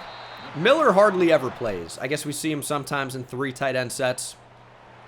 But that's not a guy you see in the field very often. It's cool to get him a look, I guess. Up the middle. Barnes and Arthur is not his name. His name's Arnold.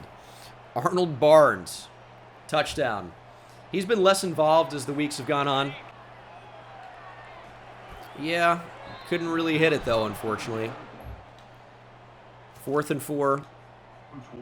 A 52-yard field goal from a college kicker is not what you want. We're going to try to go for it here. I wouldn't be shocked if Preston just beat Press. It's an underthrown ball, though. And Navy's going to take over. But we're going to take over right back. Preston's actually a little bit banged up. This has been an interesting game. We really have not played all that well again. But I think that's like kind of a function of playing Navy. We're not necessarily putting, our number one effort out there. We're getting a little bit crazy sometimes. Where are you going? You got to find the ball, dude. It's a little bit disappointing. But it's going to be really tough for Navy to get back in this one. It's 35-17. I think the big problem that we're facing this season, we're pretty much playing everybody close. Everybody we play, it's not really a blowout. We've maybe had one blowout win the entire year. And it wasn't like by 30 plus. It's by like 21. Something in that range. It's a good stop though, but yeah, we might have a real tough time if we make the college football playoff. I don't even know if we're going to win the conference. We're going to have the best record out of the conference. But are we going to be able to win the conference championship game? I don't know. We're not really playing great football right now. We're going to beat Navy by 11. It's not really what you want. Not really what you want. That is going to be the ball game, though. I feel like we win by 11 a lot. 11 is like our favorite amount of points to win by. And that was 1 and 9 Navy. Homer goes 17 of 30, 2 touchdowns and a pick. Rushing. We still can't run the ball. Not even on Navy. Cornish actually injured in this game. Preston goes 3 for 112 and a touchdown. Destin Hill 6 for 81 and a touchdown. And then defensively, 3 TFLs for Fobbs White and Colley. Really, safety too. He's been a good player for us. 2 sacks for Fobbs White and Brett Brandenburg. He's having a great freshman year. He was a 67 overall player when we got him. Pick for Rayshawn Pleasant. We are 11-0. It's interesting we still have C coach prestige when we're leading an 11-0 team. Fobbs White, 8 tackles, 3 TFLs, 2 sacks. It's a very good performance. We are now number 10 in the nation. They saw us barely beat Rice and kind of struggle at times against Navy, and they said that's a top 10 team. But you know what? We are 11-0. Maybe the only undefeated team remaining in college football, in FBS play. How are we going to handle playing any of these teams above us? Maybe West Virginia we could take. Kansas State I never will sleep on. They're unbelievable. But a lot of these teams are rated a lot higher than we are. But we are 11-0. And potentially about to land some more big-time recruits. And I think we have. Jason Blackman joins the class. 90 throw power. Decent enough everything. Just a solid-looking player. 88 speed is pretty quick at this point as well. So like him, Bernie Bland, Mike Singleton. Kelvin Boyce, of course, joins the class. He's going to be a freak. I really like that we found him. A 6'4" receiver with 97 speed. And very good hands for the most part as well. He's going to be fun. Might have to push for some other players if we want to get these guys. And, I mean, if Oregon makes a push for Chandler Slater, they're going to get him. So, they're going to get him. That's just likely what ends up happening to us. But, I think most of our recruiting is going to be done through the portal at this point. Not really sure we're going to be adding a lot of guys here. So, I'm comfortable with where things are. Final regular season game of the year. We are playing 5-6 Charlotte. They're actually rated pretty well. This is a trap game. This is the ultimate trap game. And Charlotte, I want to say, did they blow us the hell out last year? I think they might have. I think Charlotte may have bullied us last year. And they're rated well. We can't sleep on Charlotte. The 49ers could be a real tough team today. And that's going to be intercepted. Throw at a sack pick. It starts already with the bullshit. It starts already. Shaka, bruh. Fuck you. Big third down, though. We can make a stop. Charlotte might just have our number. This would be an unfortunate game to lose. And we can't make the tackle. Touchdown, Charlotte. It's going to be one of those games. It's going to be one of those games. already back on defense. You can just tell instantly. You can tell immediately. They're just going to be super annoying today. Yeah, you see this, man? Defense needs our help. Losing at Charlotte is one thing. That's bad. But, like, you know, we were having a bad season. Losing in New Orleans would be pretty tough. Make a play! Intercept it, please! Off the tip. We don't have corners that make plays on the ball. Thankfully, we didn't have a lot of cornerback deal breakers for playing style. Otherwise, we wouldn't have had anybody in the secondary commit. Our corners do not get the football. Our defense already needs help again. There's a real chance we're down 17-0 in the first quarter. Spoon can't make the tackle. No one can. It's a first down, Charlotte. It's not great. Ayer's into the game. Are they wearing us out? They got backups in the game. It's 17-0 Charlotte. All right, offense. If I can even call you that. Let's see what you got. Nice catch made by Blake Gunner. Let's go. Find the end zone. Just streaking Preston. That safety shaded over. They're ready to stop him. And they actually... The corner pressed him pretty well. 3rd and 3. Boston Rob has helped us out. We lost 28-24 to Navy and then 28-21 to Charlotte last year. I feel like Charlotte whooped us one year. Was it not last year? Did they whoop us in season 1? I don't think so. Maybe that was a different... That might have been like Trenton State Dynasty. 4th and 3. We can't get rid of the football. Oh my god. And we're going to be down 24-0. Oh my god. Yeah, Shaz got completely jammed on the outside, and that's where I was looking with the football first. He wins this time, though. He makes the catch and brings us down to the 18-yard line. 3 interceptions in simulation for Roy Homer. 3. And I don't know if you're looking at their defenders. They are running with every one of our players. Charlotte might just be sick, which is crazy. Homer's going to get sacked. It's so crazy. Imagine you had a quarterback that led your team to an 11-0 victory, and they're having a bad first half, and you bench them. Think about it. Think about it.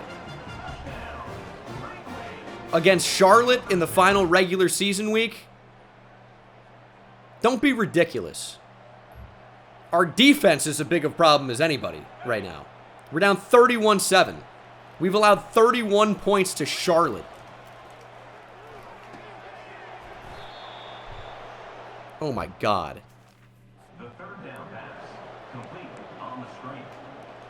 We need touchdowns.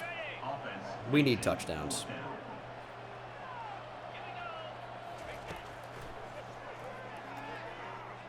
Oh my god, look at the speed. Are you kidding me? Oh my god, what a play! Homer finds Shaz Preston. Oh my god. Touchdown Rodgers.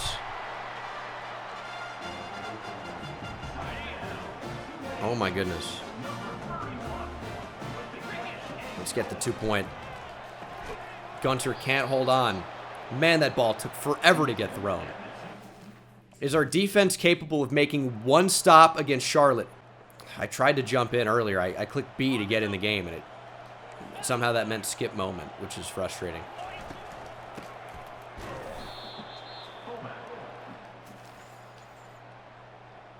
Charlotte is absolutely killing our offensive line. I mean, how are we going to look if we were to play Georgia? Gunter touchdown. Yeah, our O-line is tough. Whenever we need to run the ball, we can't. And that's a really tough thing. 34-21 though. I mean, it's not necessarily over. 4th and 13 is not where you want to be.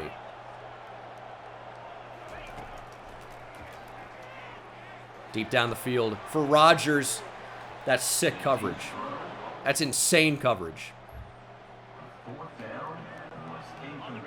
And that's likely the game. We're going to drop to... This is the worst fucking defense of all time. We're going to drop to 11-1.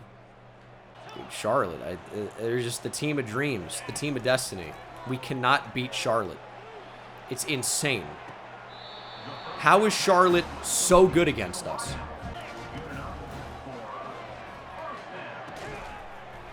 Nice catch. It's amazing how this team is like godly. I mean, I can't even say it enough. And I said it was going to be at the start. Yep, Charlotte becomes bowl eligible with this win. I mean, they wanted nothing more. Maybe it's the Bahamas Bowl. That'd be sick. I'd play for it as well. Homer taking off. The season's not over, but this is a tough loss. And we're sacked. I mean, I looked at the tight end early, just didn't really want to force it. I mean, at this point, you kind of have to. But we've had so many chances to convert in this game, and we also haven't. Is my offensive line fucking doing anything other than getting obliterated instantly? God dang. Feels like they're not.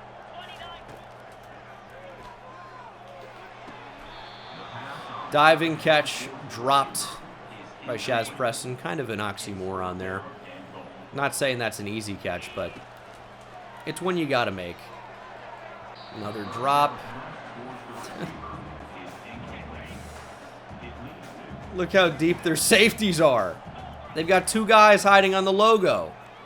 What is this defense? It's so bizarre.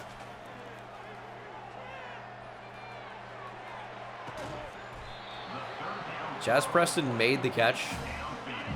All right. Maybe too little too late, I would say. It's a sick throw. And catch. Rodgers is a monster.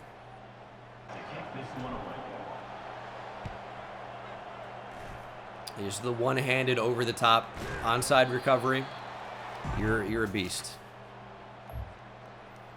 We are back on offense, though. It's technically not over, is the crazy thing.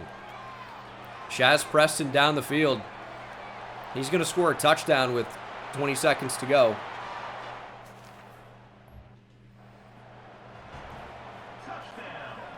Guess we'll go for two. That's a sick play.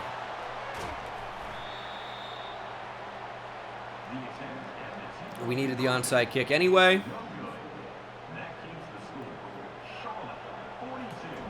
Let's see if we can get it. Good bounce. Man.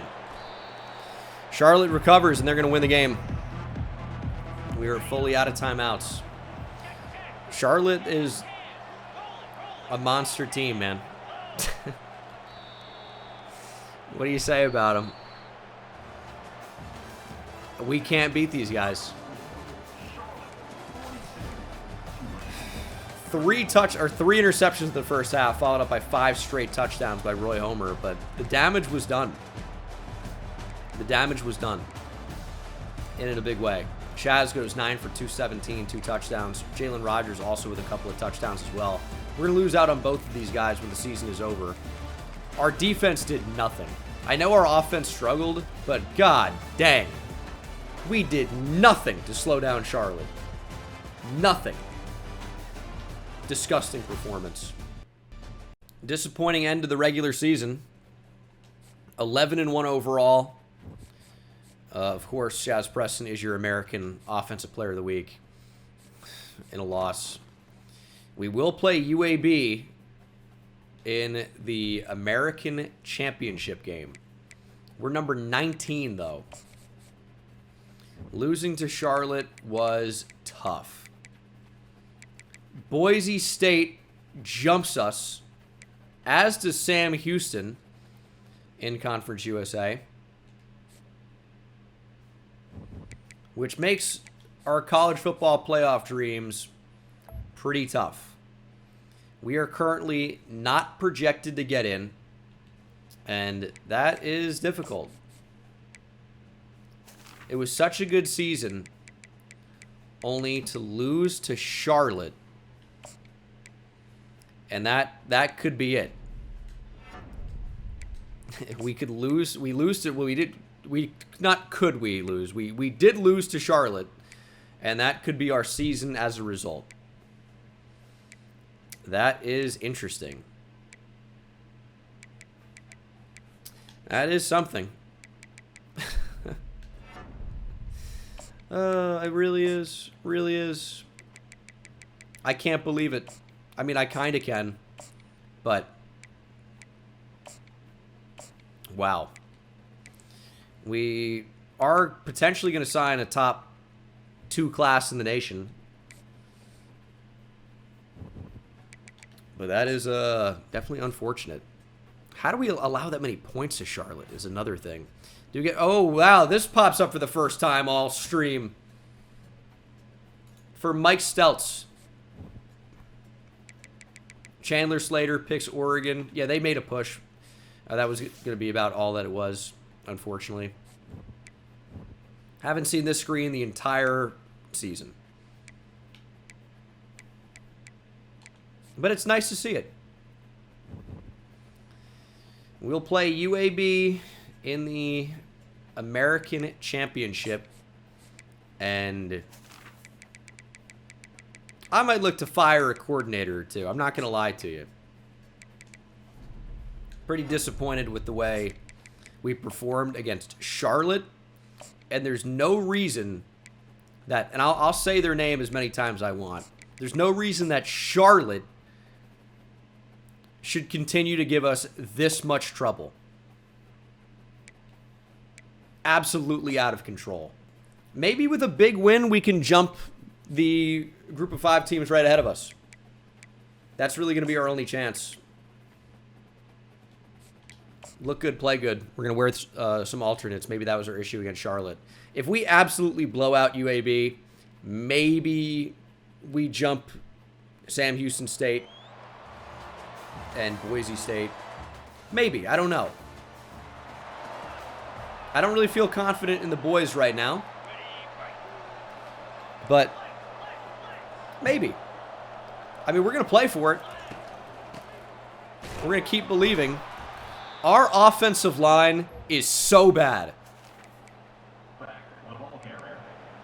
We can't run the ball almost ever. And not ever against 3 down linemen, which is the most insane part. It's incredible.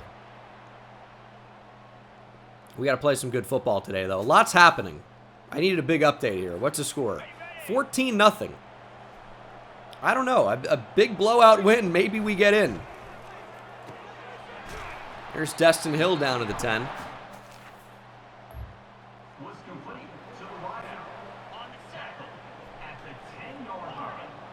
I don't want Preston on like a classic fade. I want him on something else. Taking off with Homer. Ooh, thought we'd be able to make a man miss in the open field. I don't love what I'm seeing. Homer on the move. Just throw it away. That's the end of the first quarter. If we would have gotten sacked there, that would have been super dumb. And I never even called a play. So, okay.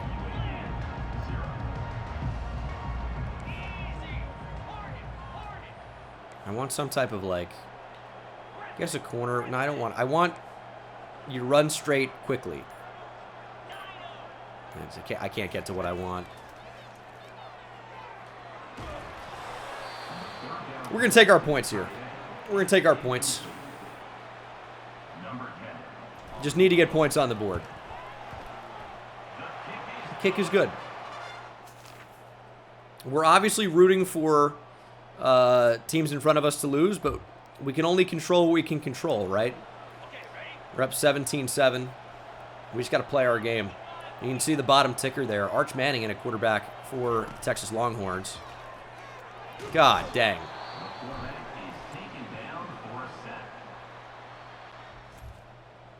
Is it our O-line? Is it... Am I holding it too long? The blowout is over. That dream's dead. 17-14 now. We're barely even going to survive. It's going to be intercepted. Try to turn him up the field. Trying to do too much there. UAB with the interception. Trying to do too much. We might not even beat UAB.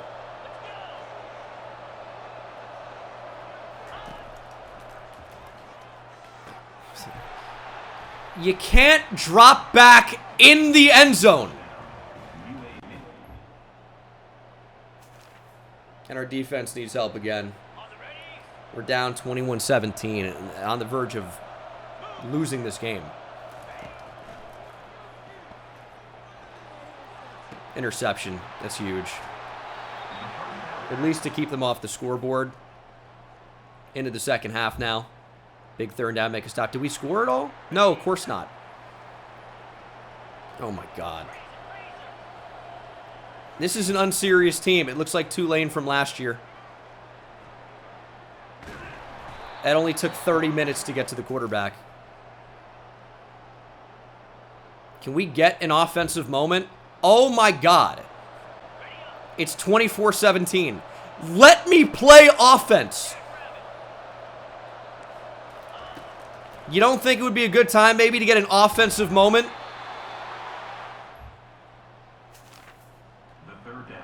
Out of control. So stupid. It's a good tackle. I mean, it's Lee Beebe Jr. Shades of Trenton State Dynasty. Lee Beebe Jr. in the game. That looks like Lee Beebe Jr. This actually looks familiar. 3rd and 13.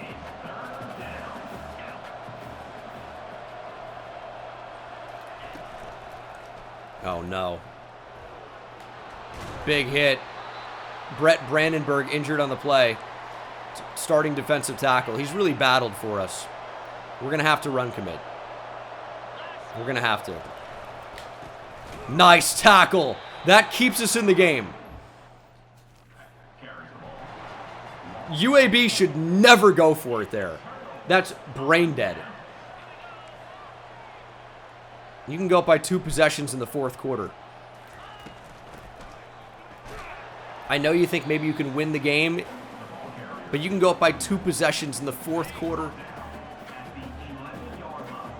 They choose not to, which is insane. Homer on the move. Oh my God, slide. I hit slide. He started to and then got bored. You don't need to just drop.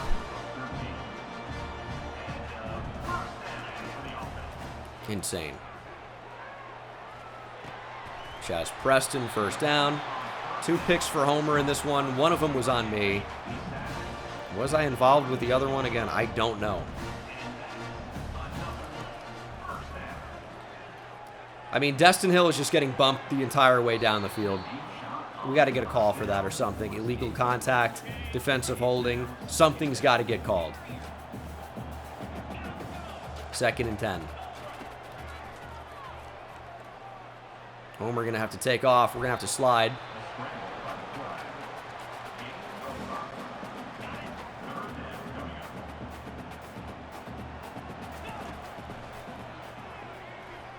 Stepping up.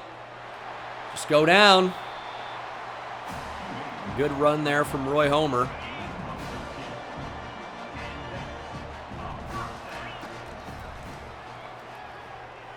And they're just going to give us the run. We're going to keep taking it.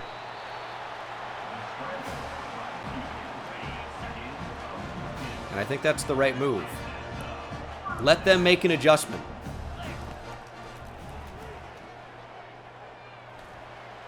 They're just going to keep giving it to us. If you could tell me we could guarantee like 8 yards every time, I'll take that every time. Our O-line does not want us to stay in the game, though. These guys suck.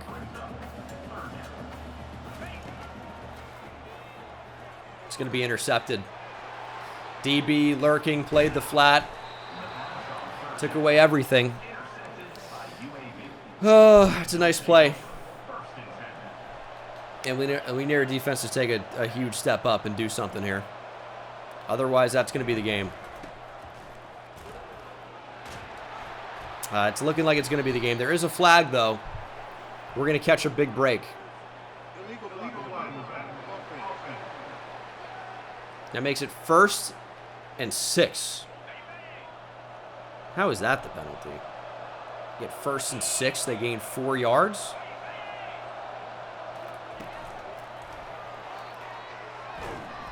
It's a 1st down. I mean, we're forced to call a timeout. We can't stop them at all. There's another flag.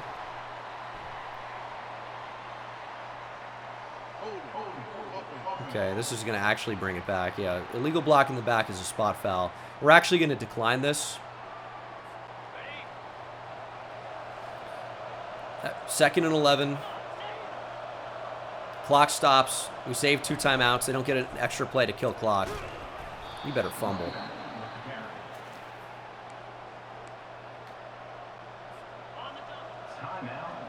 It's a big 3rd and 6. We've got like nobody in the box here. It's going to be a screen. We read it. Big tackle. Timeout. Calhoun was there.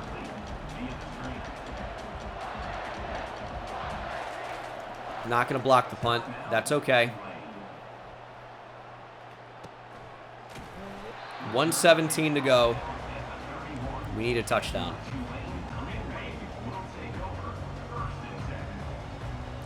We got to focus up, lock in, and scramble. There goes Homer. Nice run. We just need to do that every time. They're not defending the scramble. Preston wins instantly.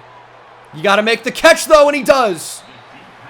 Homer nearly leads him out of bounds. Are they going to take a look at this? They did, but, I mean, he was in, so that's the result. Try running the ball here. Good run from Awuzie. No, we're not going to go chew clock. That's insane. We are going to play it a little slower, though. And I don't even think I can consider going for 2 if we make it. I don't trust us to score. We've had a lot of trouble the entire game. I don't trust us to score if we need to. It's going to be down at the 1. We also have to hurry up here because if we get sacked, the game is maybe over. We have no timeouts.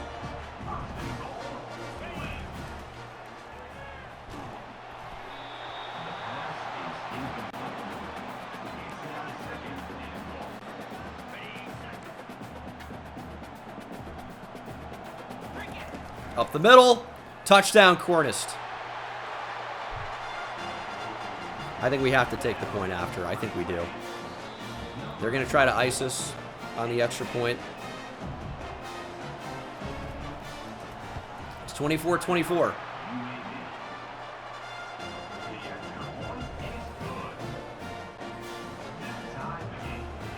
I just don't trust us to get it in short yardage. Have you seen us run the ball in these spots? You've seen the way they've contained us. Absolutely cannot go for 2 there. Even if they end up beating us in overtime, I still can't do it. Even if they end up getting into field goal range here. The extra point was the right move, because right now we're still alive with a good chance to win, even if we don't. Really could have used an interception there, maybe. Really could have used a pick. Everyone get back.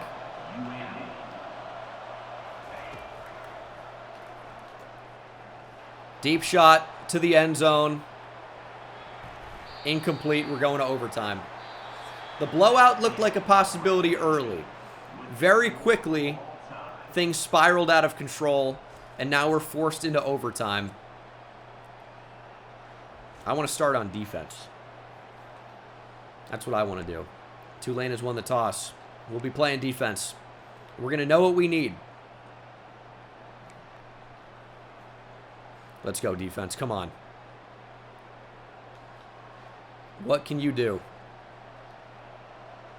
24-24. We've allowed 24 points.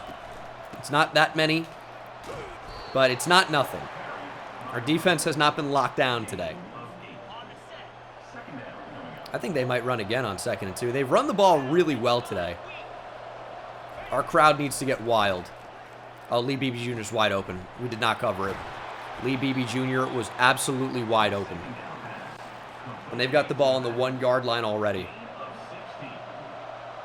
Fullback into the game.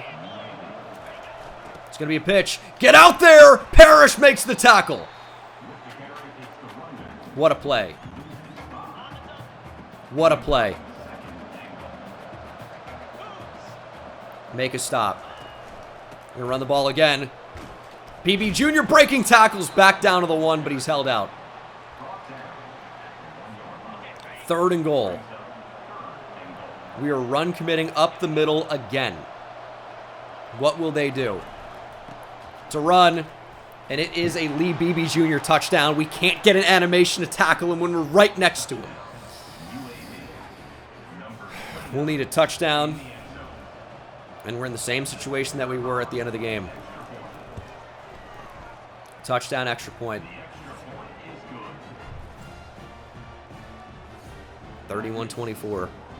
If we lose this game, our season is absolutely over. Maybe if we win the game, our season is over. I mean, we'll play a bowl game, but not necessarily what we want. Throwing it up. Shaz Preston, 1 play, instant answer, touchdown. 6 for 6 here in overtime. Extra point's good.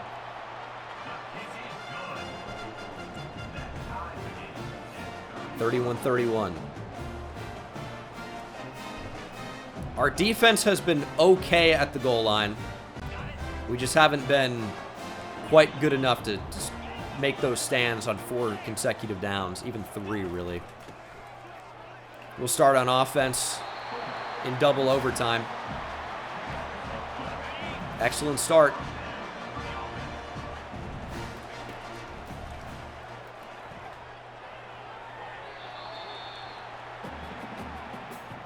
Just simply need that to get out in front there. We're going to try to get crazy here on 2nd and 10. Oh, they didn't contain it. Hill to the corner, spin back. That's got to be a first down. Oh, my goodness. Oh, my goodness. Direct snap to the back. Yes. Cornist searching for space, can't find enough. 2nd and goal from the 2 now. Get to the outside, Cornist with a burst of speed, touchdown. Traffic up the middle. And we end up getting the outside, making the play. Got to go for 2. mean, I don't love going for 2, but we have to. So let's hope we get it. That's open. It's led up the field and caught anyway. Awful throw. Amazing catch. The 2-point conversion is good. 39-31. Oh my goodness. That's an insane catch. It's an insane catch. There's a flag. Be a hold. It's going to be roughing the passer.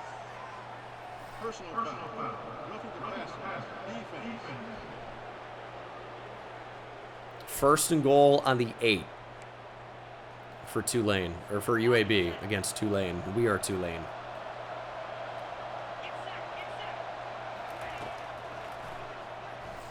It's intercepted! User pick! Easy reads!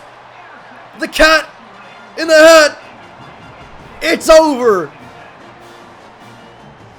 We baited it, and we come away with the game-ending interception to win the American. Oh my goodness. Homer ends up being your player of the game. I'll tell you, we made plays at the end when we needed to. It was a bad second quarter. Our offense wasn't great. Our defense wasn't great, but in the end, we were just good enough. 3 rushing touchdowns for Trey Cornist on just 3 yards per carry. Receiving, Sean Nicholas goes 2 for 101 in a score. Preston, of course, a big game as always. Huge play in OT. A lot of TFLs. 2 picks for Altus Smith. And 1 for Trayvon Palmer. What a game. And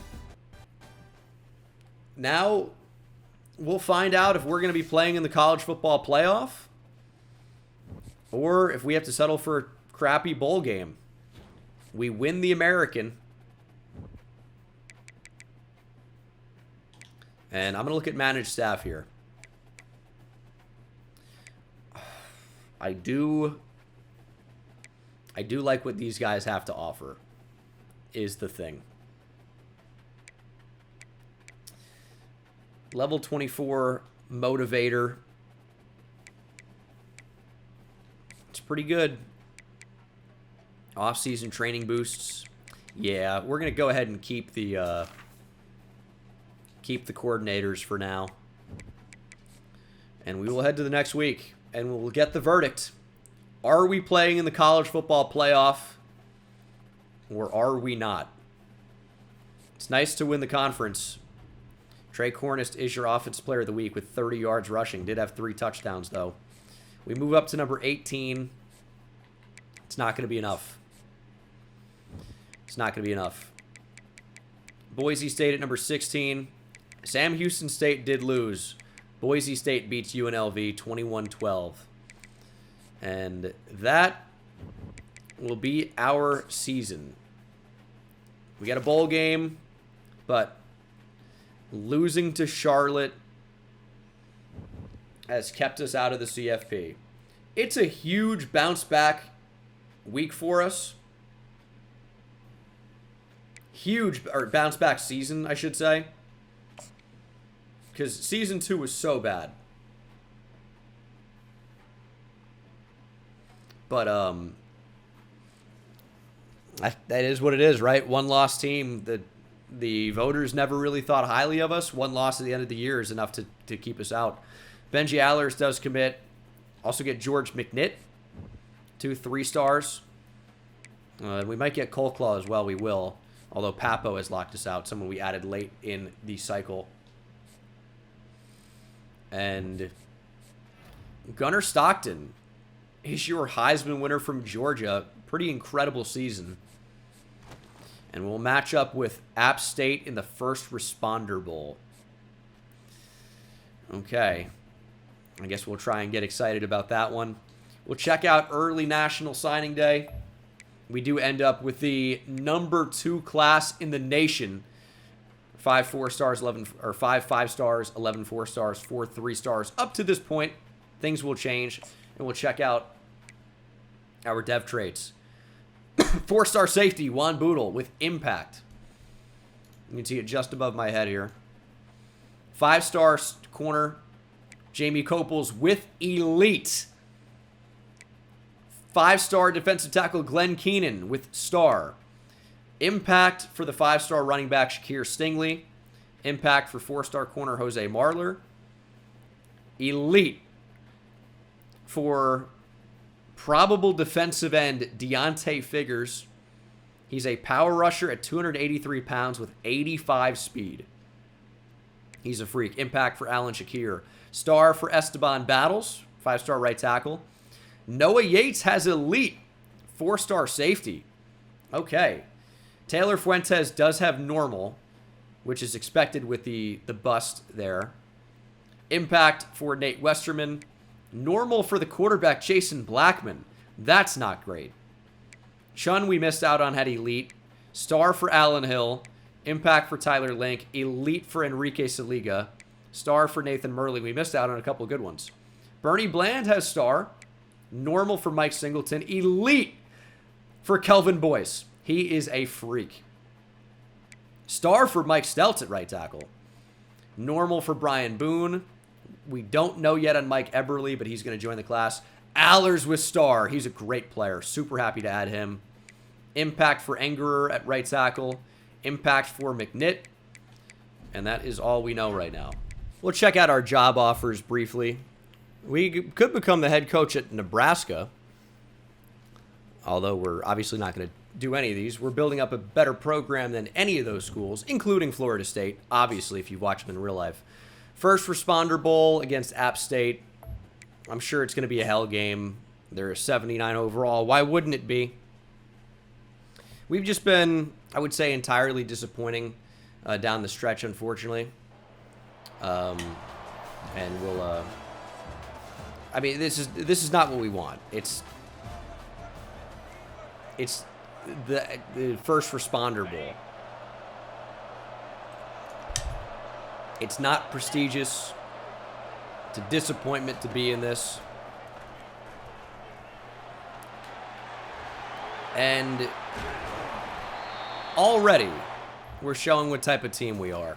We didn't deserve to be a CFP team.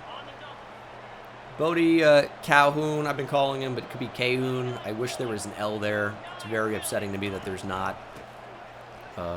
Is injured on the play. We've been mostly pretty healthy this season, though, which has been nice. App State's going to run hurry up the entire game. This quarterback's a problem. I mean, you can tell pretty quickly he's going to be shifty. He's going to be annoying. They're going to run the ball a lot, it looks like. And that's a touchdown, App State. And they already have the ball back. God dang, dude. Well, that is unfortunate. Oh, fumble! Spoon forced it out, and the fumbler recovers. Are you kidding me? That is just simply that's unbelievable. There's no way he would get it back like that. Simply no way.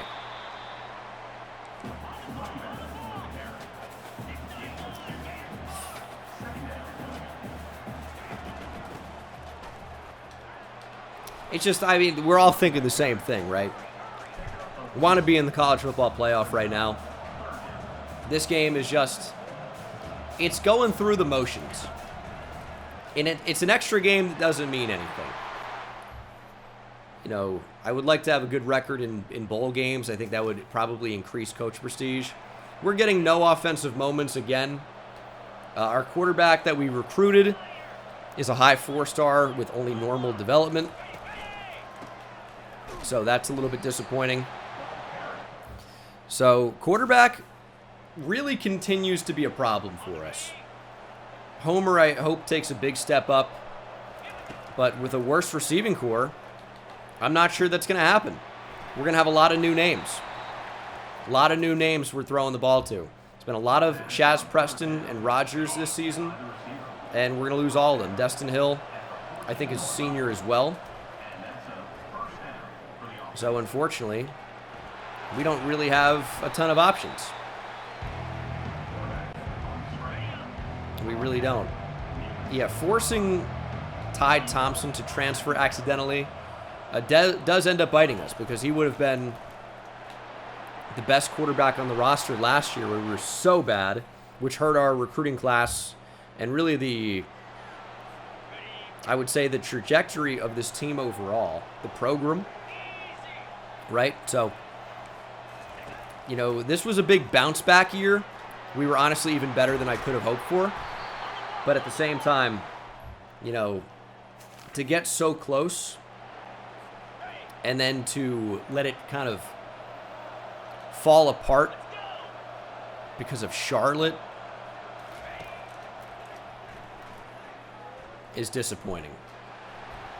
They had a touchdown any way they wanted it. Anderson decides to run. We brought the safety up, left a receiver wide open over the middle. He says, nope, I'm just going to run for it. And all right. I guess that's just what happens to us.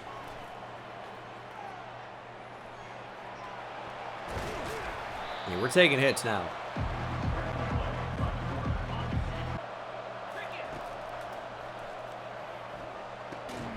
Yeah, you felt like he was going to end up dropping that one. Not really going to punt here. It's the bowl game. We're down 14. Maybe we convert.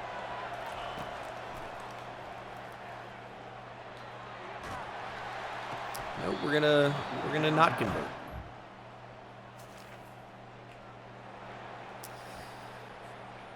Okay, 28-7. Where did it become 28-7 from? God dang.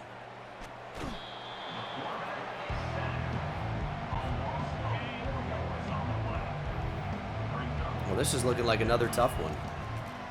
And this one I don't really care about, because it does, like, nothing, it doesn't lead to anything. But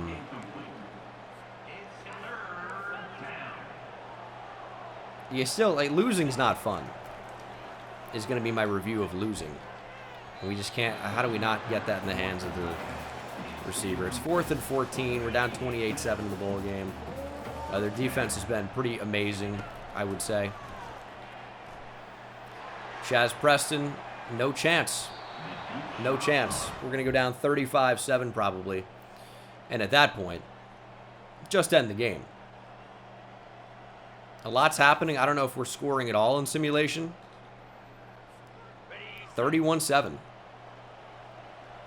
And that's the problem with low-rated players, especially at quarterback. You just didn't even look at anything. I didn't even know it was 4th down. The problem is that the team simulates really badly. The team simulates really badly. Do find Shaz Preston there. I mean, touchdown. Yay. Who plays at Gerald Ford Stadium? Anyone know? Did we get the onside kick there? We may have. Throwing deep for Preston again. I thought he had a step. He dropped it. SMU. Okay. This is SMU Stadium. Seems so weird. Preston beats press again. He's got a step. He does make the catch. This one, I guess, is not technically over. I do have chew clock on because what even happens if we win? Who cares? That's gonna be a pick 6 though, and that's gonna be the ball game. Now we can out of the end zone, but yeah, that's gonna be the ball game.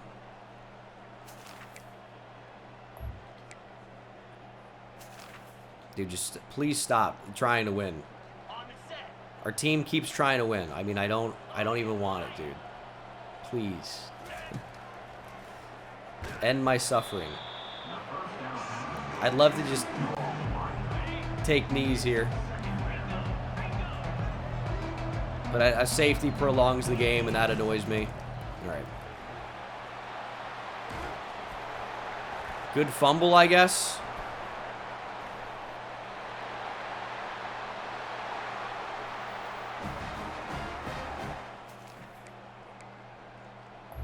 Okay. So we're going to drop the First Responder Bowl to App State. I'm so upset about that one. So it was overall like a pretty awesome season to bounce back from just the disaster that was Season 2. We had an incredible recruiting class as Georgia and Oregon will play for the national championship. We had an incredible recruiting class. We had an incredible season. Like, even though it wasn't the final result that we wanted, look at this here. We started 10-4, 5-7, not even bowl eligible in Season 2. Go 12-2 this year. It was an awesome win. Amazing season. And we're on a really great path here. We just, need to have a good 2027. I think we're going to be a college football playoff team next year. Hire staff, we didn't lose anybody. Our DC under contract just left? Brother, we lost our elite recruiter. I checked and everyone was still there, and then he just left? God. All right, well, now we have an F guy. I mean, that's unfortunate, to say the least. What team am I? Tulane? He got hired. No, not you. Where did my coordinator go previously? I don't remember his name even. Our DC sucks now. We lose an elite recruiter. But we're going to finish the year ranked in the top 25. Georgia beats Oregon. And I wish we could see previous team. Why is that not a thing? Either way, we're going to try and win the offseason here. We do get Jason McClain, 3-star running back, 4-star safety Terrell Colclough from Oregon. Matt Dieter, unfortunately, we're out on. But, I mean, the class is going to end up being great. Players leaving, though, is going to be especially tough. So, let's take a look at position by position. No quarterback leaving. We are losing a freshman transfer power back. I probably would like to keep him. And he's decided to stay. If he gets a big offseason boost, that's someone who instantly will play a lot. Receiver, Shaz Preston will be a second-round pick, so we'll get extra XP for that if that ends up happening. We lose Jalen Rogers, who is great. We lose Destin Hill. Our top 3 receivers are gone. That's tough. Tight end, Miller is going to transfer to the playing style. And, of course, we're going to lose Gunter to graduation, so we need tight end. But Anthony Miller has not been persuaded. We lose our starting left guard. We lose our starting right tackle. And the O-line was already not great. Matthew Fobbs-White is gone. Chris Rogers had a great season. He's gone. Makai Williams is gone, which that one's kind of okay. Dixon Agu. I wish I could see. I'm going to have to check what his speed is. Rayshawn Pleasant is gone. He was a starter for us, or at least played a lot. Kevin Adams can leave. That's totally fine. And my punter graduates. Okay. So let me see what the deal is with Agu.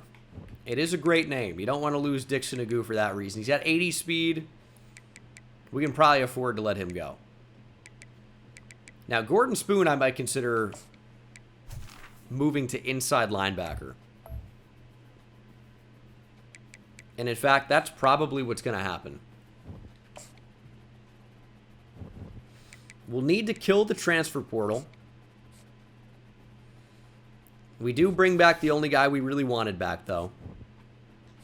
And in the portal, We need wide receiver.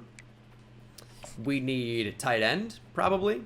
Shaz Preston does go in round 2. Let's go. What do we really need? It's annoying how when you view the roster, you know, you view it with players that are still, like, that have already graduated. It shows them still, unfortunately.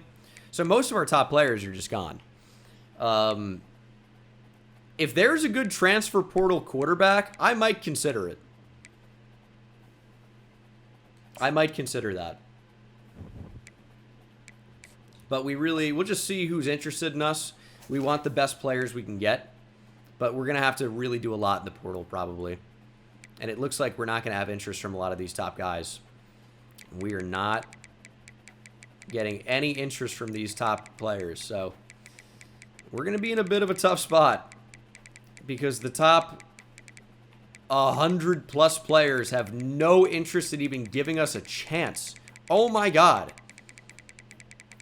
We have a year where we needed to hit the portal, and we can't get anybody to even consider us. That's disappointing. So, all right, we're going to have to figure something out. That's for sure. Because this is not it. This portal is pretty insanely rough for us, I would say. We're really only going to be able to go after the recommended players. We definitely don't need safety. Receiver, I'll take a freshman transfer. That's actually pretty awesome.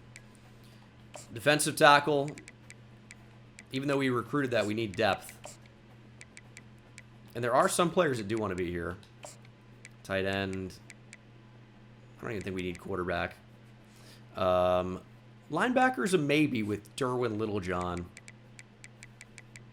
Let me take somebody off the board here. JUCO sophomore just could be good.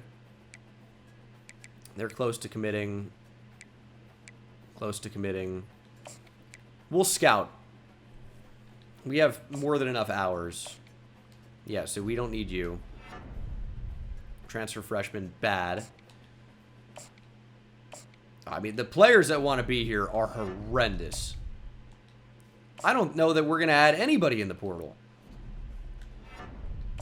I mean, they're 2-star transfers. They're terrible players.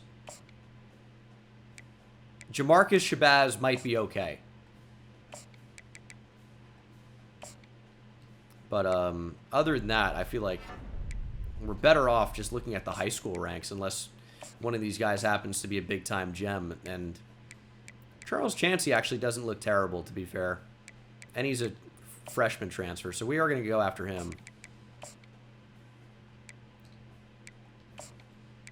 Like, the freshman transfers I'm okay looking at. If they're good. If they're not good, obviously, no. But we should be able to bring in, you know, pretty much any of these high school players should be interested. What about a JUCO sophomore? Yeah, he's just not a very good player. Ethan Potts looks great, though. He's for sure going to join the class. Caraway, as I said, we just need bodies. We need depth. Parizo's okay, and again, we need guys to play wide receiver. And maybe we're going to be able to find a gem or two at the high school level, but I doubt it. Or anyone that's going to be meaningful, I should say. This is the type of player I restart the recording for to include in the video. Brendan Terrell, 90 throw power, 91 speed, 94 acceleration, 87 short accuracy, 85 medium. Notre Dame might be wise to it. They might know he's legit. So, that's going to be a player that we really heavily consider. No. Oh, gem. No, you're not. I'm not fooled by a little gem icon. I want to see who can actually play. And Terrell, if we can get him in the class, that would be insane. Earl Gage also looks crazy good. We might end up taking multiple quarterbacks in this class. We might end up with 3. Earl Gage could be an awesome player. And then, yeah, at this point, Corey DeBerry doesn't really even matter. Let's see if we really are in line for anybody. We found a lot of good players here. We do get Ethan Potts, 3-star right guard from Oklahoma. And we should be in some of these top positions. Rashard Shunn, we did end up barely making the cut on. He is not really all that good, to be honest. So I really wouldn't be too mad if we don't get him. But there are a lot of players down the board here that actually look very, very good. And the quarterback, man, we got to get in. We need to get him in on a visit. Because Brendan Terrell looks insane. Earl Gage also looks really good, and we're number 1 on now. We just can't get these guys in on visits yet. Running back could be better. Parizo's going to commit. Rashard Chun we're going after. We're about to tell a lot of people to get lost and transfer. That's going to be what happens next, probably. But that's okay. We've had a lot of bad players on the roster due to how recruiting went last year. So, it's just one of those things that we're contending with. I'm okay telling guys to get lost. Get out of here. We don't want you. That's okay. And Charles Chancey, I thought looked okay. I like his abilities, to be honest. But what is his overall really going to be? He's not that good. Is he someone I'd rather have rostered? He's not going to get any type of off-season boost. I'm actually going to take him off the board. But we've recruited a whole defense, including many safeties. But I'd love to find maybe one more good offensive lineman. But at this point, though, our class is pretty much solidified. So if we can just find maybe one more that I feel good about. I guess a pass protector, Lester Burt, could be okay for us. Well, he's going to be pretty good in pass pro. Is a bust, though. Probably will avoid him for that reason. 3-star receiver Miguel Parizo joins the class. 3-star defensive tackle Oscar Caraway. And we are in first place on everybody that we really want. Quarterback is going to be a really interesting position on the depth chart for us next season. Some people could be transferring. I will say that. Earl Gage, let's get you on a week 3. Sell Coach Prestige. Terrell, we'll get you in on a... Are these even... Do they even get competitive visits at this point? They do. Well, that's okay. You can't unschedule a visit. You can be like, hey, well, you want to come in next week? Doesn't really work like that. Do we really want Rashard Chun? He's got 90 speed. Route running's okay. Catching's okay. Developmental route runner. All right. I guess. But quarterback's going to be the really interesting position for me.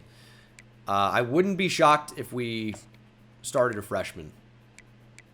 I think that's actually a pretty legit possibility. And I don't know. Hopefully the overalls are decent. They're probably not going to be high as any of the quarterbacks that we currently have on roster. So maybe it's not exactly the best move. Ooh, I didn't realize how far away we are when I sold proximity to home. But that's okay. Got Shabazz in on a visit. Sell Coach Prestige, which is going up pretty significantly. We're pretty much to the end of the recruiting class here.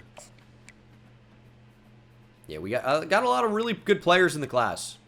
Carlos Ayu was a great find. He looks like an awesome value 3-star down the board. Quan Fisher is likely going to commit. And then I think that's pretty much all we're going for. Just finishing up our offense. Yeah, we're in a really good spot. So it's going to be a very interesting finish. I wouldn't be shocked if either of the quarterbacks that we're trying to get end up being better than the number 53 overall Jason Blackman or some of the players that we currently have on our team. So we should be getting some new commitments here, like 2-star transfer Jamarcus Shabazz, but he, I think, is better than that. Same thing with Quan Fisher, another transfer. We are first on David Angelo here, 3-star out of high school. Same for Carlos Ayu. Our overall has gone down. Receiver is still disappointing for me. I could see Kelvin Boyce playing a lot as a freshman. How do you have a week 6 visit going on? How do you get more visit weeks? I've never understood that. Proximity home is a B, so we will sell that. I think we do want Richard Chun. There's potential here. He could be something. You're at this point just hoping for a good dev trait, I would say, more than anything. And, you know, you're hoping that, you know, maybe they get lucky in an offseason and develop into something that isn't terrible. Which, I mean, that's, at the end of the day, it's really about all you can hope for. So we'll see if we get Richard Chun. Not a bad idea to add more players to the class. I'm, like, slightly afraid about losing out on these QBs, but we are fully going for it. So we're going to go ahead and hard sell that one. We're going to soft sell. There was one where 2 matched up. Soft sell that. Then put an extra 15. That should be enough to secure these commitments. I'd be shocked if Earl Gage does not end up in the class. Brendan Terrell is the one I'm really excited about because he's ranked higher, first of all. So I think, like, the floor on him is going to be higher. I think that he's probably going to be rated better. And he's also a gem. So I'm hoping for a really good dev trade.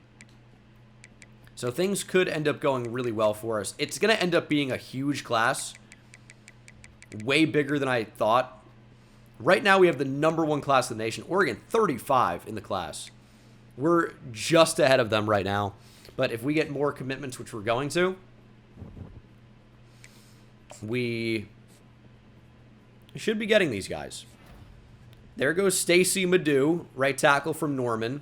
There's Brendan Terrell, the 3-star quarterback, and Earl Gage, another 3-star quarterback from Largo, Florida. I've talked about that before. And there's like Key Largo, and there's... Is there anything else Largo? I know Key Largo. I'm like, is that what they mean? Or is Largo, Florida actually just a town? Yeah, now we are guaranteed best class. National signing day is here. We've handed out 34 scholarships offers. 32 have decided to sign on. Chun picked NC State. And out of nowhere, IU picks Nebraska, which is a super disappointing loss. We lost that one in the end out of nowhere. Quan Fisher does have normal. Angelo with impact. Impact for Earl Gage. Show me elite on Brendan Terrell. I'll take star. I'll take star. He's got great speed. Arm is pretty good. Star hopefully means he has a lot of room to grow. Shabazz normal. Madu normal. Impact for Potts. Caraway impact. Impact for Parizo. And I think we've seen the rest of these. Colclough has star if I didn't show it. Or didn't know it. And I remember we showed Allers for sure. And now we have to go through position changes. So I'll do this off camera. Stream will obviously see. But these can take a while, especially with so many athletes. Deontay Figures, we talked about being a freak. He's an 80 overall defensive end. It's a pretty good get. We'll take a look at rookie overalls real quick. There's Boogie Finger. But Brendan Terrell is a 71. And, I mean, it will also matter. We'll check later into these to see, like, skill caps and things like that. But for right now, we'll just go over overalls. And I'm going to force some of these guys to transfer. Earl Gage, 71. Shakir Stingley's a 79. Jason McClain was moved to fullback, where he is a 71. Wide receiver, Kelvin Boyce is a 75. Jason Blackman was the quarterback who's now going to play wide receiver. He's a 74. Mike Eberle's a 69. 66 for George McNitt. 65 for Miguel Parizo. 65 for David Angelo. 74 for Kai Angerer. We actually recruited some really good offensive linemen. Nate Westerman's going to be a 73 overall. Nothing at center. At right guard, 66 for Ethan Potts. 80 for Esteban Battles. And check out those abilities as well, right? Mike Steltz is a 70. Stacy Madu is a 65. Deontay Figures is an 80. Alan Shakir is a 75. And some of these guys could have moved to defensive tackle, but as I mentioned, our depth is actually pretty good there right now. Glenn Keenan is a 78. Actually might move somebody over. Alan Shakir might move over because he's 296 pounds. He's only a 73 overall there, but it might make more sense for his development. Actually drop to a 72. It might make more sense for his development to be a defensive tackle. Even though these guys might pass him up in overall for now, that might end up going the other way in the end. And then we'll move Deshaun Batiste over to play right end to make things a little bit more well-balanced. So that's okay. Defensive tackle, we talked about. Shakir's going to be a 72 overall there. Bernie Bland's a 74. That's really not too bad. 69 for Brian Boone. Nice. Mike Singleton's a 71. Benji Allers is a 69. At corner, Jamie Copels is an 81. He should end up being insane. Juan Boodle was moved to corner. He's a 77. Jose Marler is a 77. Taylor Fuentes is a 78. And then Noah Yates and Terrell Colclough are both 75 overall. It's a pretty good class. We're going to be pretty weak at wide receiver, but that's okay. We really focused big time on defense in this one, and you got to remember that at the start of the year, not everyone was interested in coming to Tulane based off of how bad our 2025 was. 2026 went a lot better, and for that reason, I think we're going to have a lot more success recruiting going into 2027. Oh my goodness. Gordon Spoon is up to a 91 overall as a sophomore. 97 tackle, insane pursuit. Coverage is not good, but we use him a lot. Still has pretty good speed. Really, really good player overall. He's moved to middle linebacker, and he got a huge boost. At quarterback, Donovan Dorsey is the highest overall quarterback on the roster. Still only normal dev. He is completely maxed out, but his accuracy is actually pretty good. Throw power is still pretty good. Is Donovan Dorsey going to be our starting quarterback? I don't know. Roy Homer has impact. His accuracy is also not bad. Throw power is pretty good. Great agility. 80 carrying. Speed, not quite amazing. And then we also have some players that we recruited, like Zachary Jennings, like Gabriel Aviles, like Boogie Finger, who, yes, I realize has a Hall of Fame name. Not all these guys are going to make the team. Some quarterbacks are going to be transferring. That's for sure. At running back, Ezekiel Awuzie was moved to running back from fullback. He's an 82. Trey Cornice is only an 80. Didn't get a big boost at running back. Fullback, of course, a freshman. We need a big boost at receiver. We don't really get one. Paul McCabe up to an 81. Dom Woods at an 81. Sydney, I'm going to say Banasaur. Could be M. Banasaur. I'm not sure. He's an 81. Terry and Milton's in there. And these guys are also similarly rated. Not really sure who's going to play very much. I think Kelvin Boyce is going to get out there a lot. He's the fastest receiver on the team. He's the biggest receiver on the team. Actually, no, Bassinor has an inch on him. All right. Gashawn Myrtle's a 78. Kind of leads the way. Tristan Fortenberry. Who? Where in the world did you come from? Was not even on my radar at all. He's jumped up to an 87. I don't know where that came from, but he's suddenly an 87 overall. I mean, we moved over, players to make sense. What is the injury for DeJuan Singletary? Torn rotator cuff, so that's not going to matter. He's going to be gone. That's pretty good. He must have been lower than almost everybody else, and he's up to an 87. Alex Gaston's an 85. The offensive line might even be better than it was last year, which is kind of a surprise for me, and it was bad last year. I get that. Fortson's an 84. Got a lot of depth on the O-line.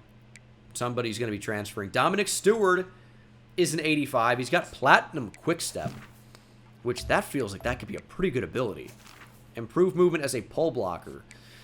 We don't really run a lot of runs that feature pulling guards. Maybe we'll do more. I don't know. Feels like that could be useful. Esteban Battles could very well start as a freshman, but I think Eric Warnock or even Dewan Singletary probably will start at right tackle. That's just probably what happens. And then maybe Battles wears a red shirt. Lonnie Tant is our new highest rated left end. He's an 84 overall. Trey Ellis is an 81. Deontay Figures is going to wear the red shirt, but he's an insane freshman. Cade Olson had a great year. He's an 84. Lorenzo Ancro is one of our top recruits we went after. He's not getting upgraded crazy fast, but he's good. He might start. 86 speed, 88 acceleration, 87 power moves, 92 strength. Block shedding's pretty good. It's just pursuit's not quite as high as Cade Olson. Lorenzo Ancro's probably the best option. He's very light, though, but so is Cade Olson. Defensive tackle, Brett Brandenburg is up to an 81. He started in the 60s, had a great year starting the entire year. And he just is a good player now. Glenn Keenan might start as a true freshman. What does Platinum Defensive Line Rally do? I'm curious. But I can't click into him right now, unfortunately. But the rest of the defensive tackles really did not get a huge bonus at all. Dwayne Hayner's an 81. Ramon Yazzi's a 76. A middle linebacker, we know about Gordon Spoon. I kicked out Bodie to right outside linebacker. Also, platinum quick jump now for Andre Ayers might actually contribute to him playing a lot. The rush moves just aren't there, so probably not. But that is cool that he has it. Platinum wrap up, platinum outside disruptor. We can kick it or click into Bodie Calhoun here. Impact dev trait for him. Where was his boost? Pass rush maybe got a bit of a boost. He didn't really go up tremendously. He's just a more solid player now. And physically, wrap up, improve standard tackles, and improve shedding on outside runs. It's going to be tough to run the ball against us. At corner, Michael Ivory's up to an 85. This is a big one. Because this was a freshman that we redshirted last year. Derek Tungs. So he still counts as a freshman. He's an 85 overall. Only 70 press, 83 man. Hands are just okay. He's good against the run. Zone coverage is okay. But he's very fast. Plays into his overall. He's not that good yet. He's not that good yet. But he might start for us. Corner's got a big boost. But Jamie Copels probably gets redshirted as a result of these upgrades, which was to be expected. At free safety, Glenn Parrish is up to an 88. Trayvon Palmer's up to an 86. Steve Epinez is up to an 82. And think about it, with these abilities, like Robber, for example, for Glenn Parrish, even though he's only got normal dev trait, you wouldn't know it. Improved movement in zone coverage, right? He's only got normal dev trait, but is up to an 88. 91 zone. Hands are great. He's pretty good against the run. Tackling's not amazing. Hit power is great, though. And he's pretty fast. Glenn Parrish is a really nice player for us. And then a strong safety, Tashawn Colley, 85 overall, 80 for Ezekiel Kwanjo. We might move somebody over to strong safety. Just because Palmer might be a better starter at strong safety for us, although the tackling is not great. I kind of want a safety that can tackle it, so Tashawn Colley probably still is going to be our starter. Kicker, Kelamete's up to an 84. Justin Kingman will be our punter this season. He is a 78. So that is the roster. We're up to an 87 overall. Should be one of the better teams in college football. So 10 over in terms of getting our roster down. We cannot carry this many quarterbacks. It's too many. Garrett Oldenkamp is gone. That's an obvious one. Then what happens? Zachary Jennings, because he's a redshirt junior that will never play, is gone. And maybe we'll work back to this. That's a possibility. It's an interesting group at quarterback. At running back, we don't need Steve Burr. He is gone. At receiver, we don't need Kenny Dupree. He is gone. I can't really see Sean Nicholas ever playing. He's a junior already. There are younger, better players ahead of him on the depth chart. So he's going to be gone. Tight end, we're of course going to be good. Probably will end up transferring an offensive lineman. Ryan Bloom for sure. And that's probably it for now.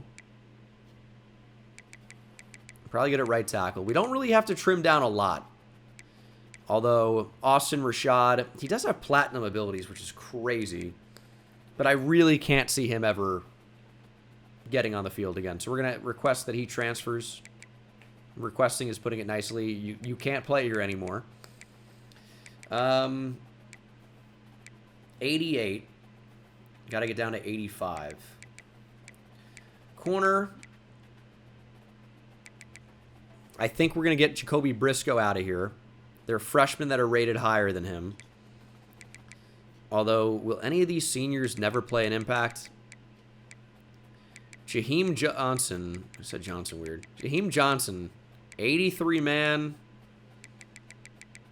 Where's your zone coverage? He's got 91 speed. Did I pass it? No, 73 zone. He's a little bit older. I think Jaheim Johnson's going to go. Got to cut 2 more. Nothing at safety. Nothing at safety. So we need 2 more cuts. Corner, I think I'm fine.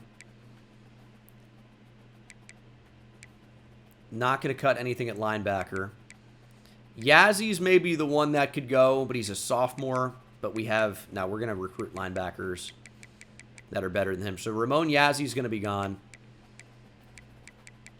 Can't really do anything at right end. At defensive tackle, can't do anything. Probably should be a quarterback, because we might end up taking a quarterback in this class.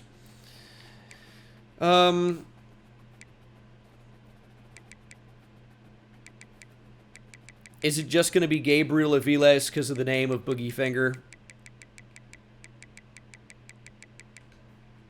I mean, that might end up playing a factor. Only 74 deep throw accuracy. I just can't see a scenario where he ever gets on the field. So that is cutting it to 85. We are staying in the conference. I'm not done with Charlotte, and they might not be done with me. We are the highest overall team in the conference, but you got to win the conference a couple times before I can rationalize leaving. I'm looking for an undefeated season, and then we're going to potentially talk about, you know, the ACC or the SEC. So we're not changing the conferences right now. That's going to stay as is. And we will move to 2027. We didn't make the college football playoff this past season, but now that we're an 88 overall with one of the best defenses in college football probably, I think you're going to see a pretty different Tulane in this next season. So I'm excited to see what that ends up looking like. Tactician is probably going to get a bit of a boost, I would say, because that's going to be a big impact for us when we actually play the games. And we're focusing on the O-line, and then quarterback's probably next. Yeah, we also went up to a 3.5-star program, which will give us more hours in recruiting. This is the new school update. We are A- for championship contender. Program tradition is up to a B. Brand exposure is up to a B+. Pro potential has actually gone down. It was at least an A. It might be an A- now. Or is it a B+ now? It might have been an A- last season, though. We only have one projected first-round pick. That's going to be Calhoun, I would imagine. Stadium atmosphere is B-. B+ campus lifestyle cannot improve. B academic prestige cannot improve. Conference prestige is still the same, obviously. Coach stability, unfortunately, has gone down slightly, maybe, with our DC leaving. But our coach prestige is up to a B+. So We're going to continue to try and get better and better and better. And I will give you guys in the video a quick sneak peek of the prospect list and some of the players that are interested in us. Does that mean we're going to get any of them? Does that mean we're going to ignore the top players who are currently not interested? Absolutely not. But this is currently what the class looks like. There is a player in the top 10 and another one here in the top 31, top 32 or 5 stars that are interested in us. Not as much interest from the top of the class as I would have liked. Not only 3 in the top 120 already have interest. What about for my pipelines? Okay, that looks a little bit better. Now, these pipelines are not especially highly ranked, but that's okay.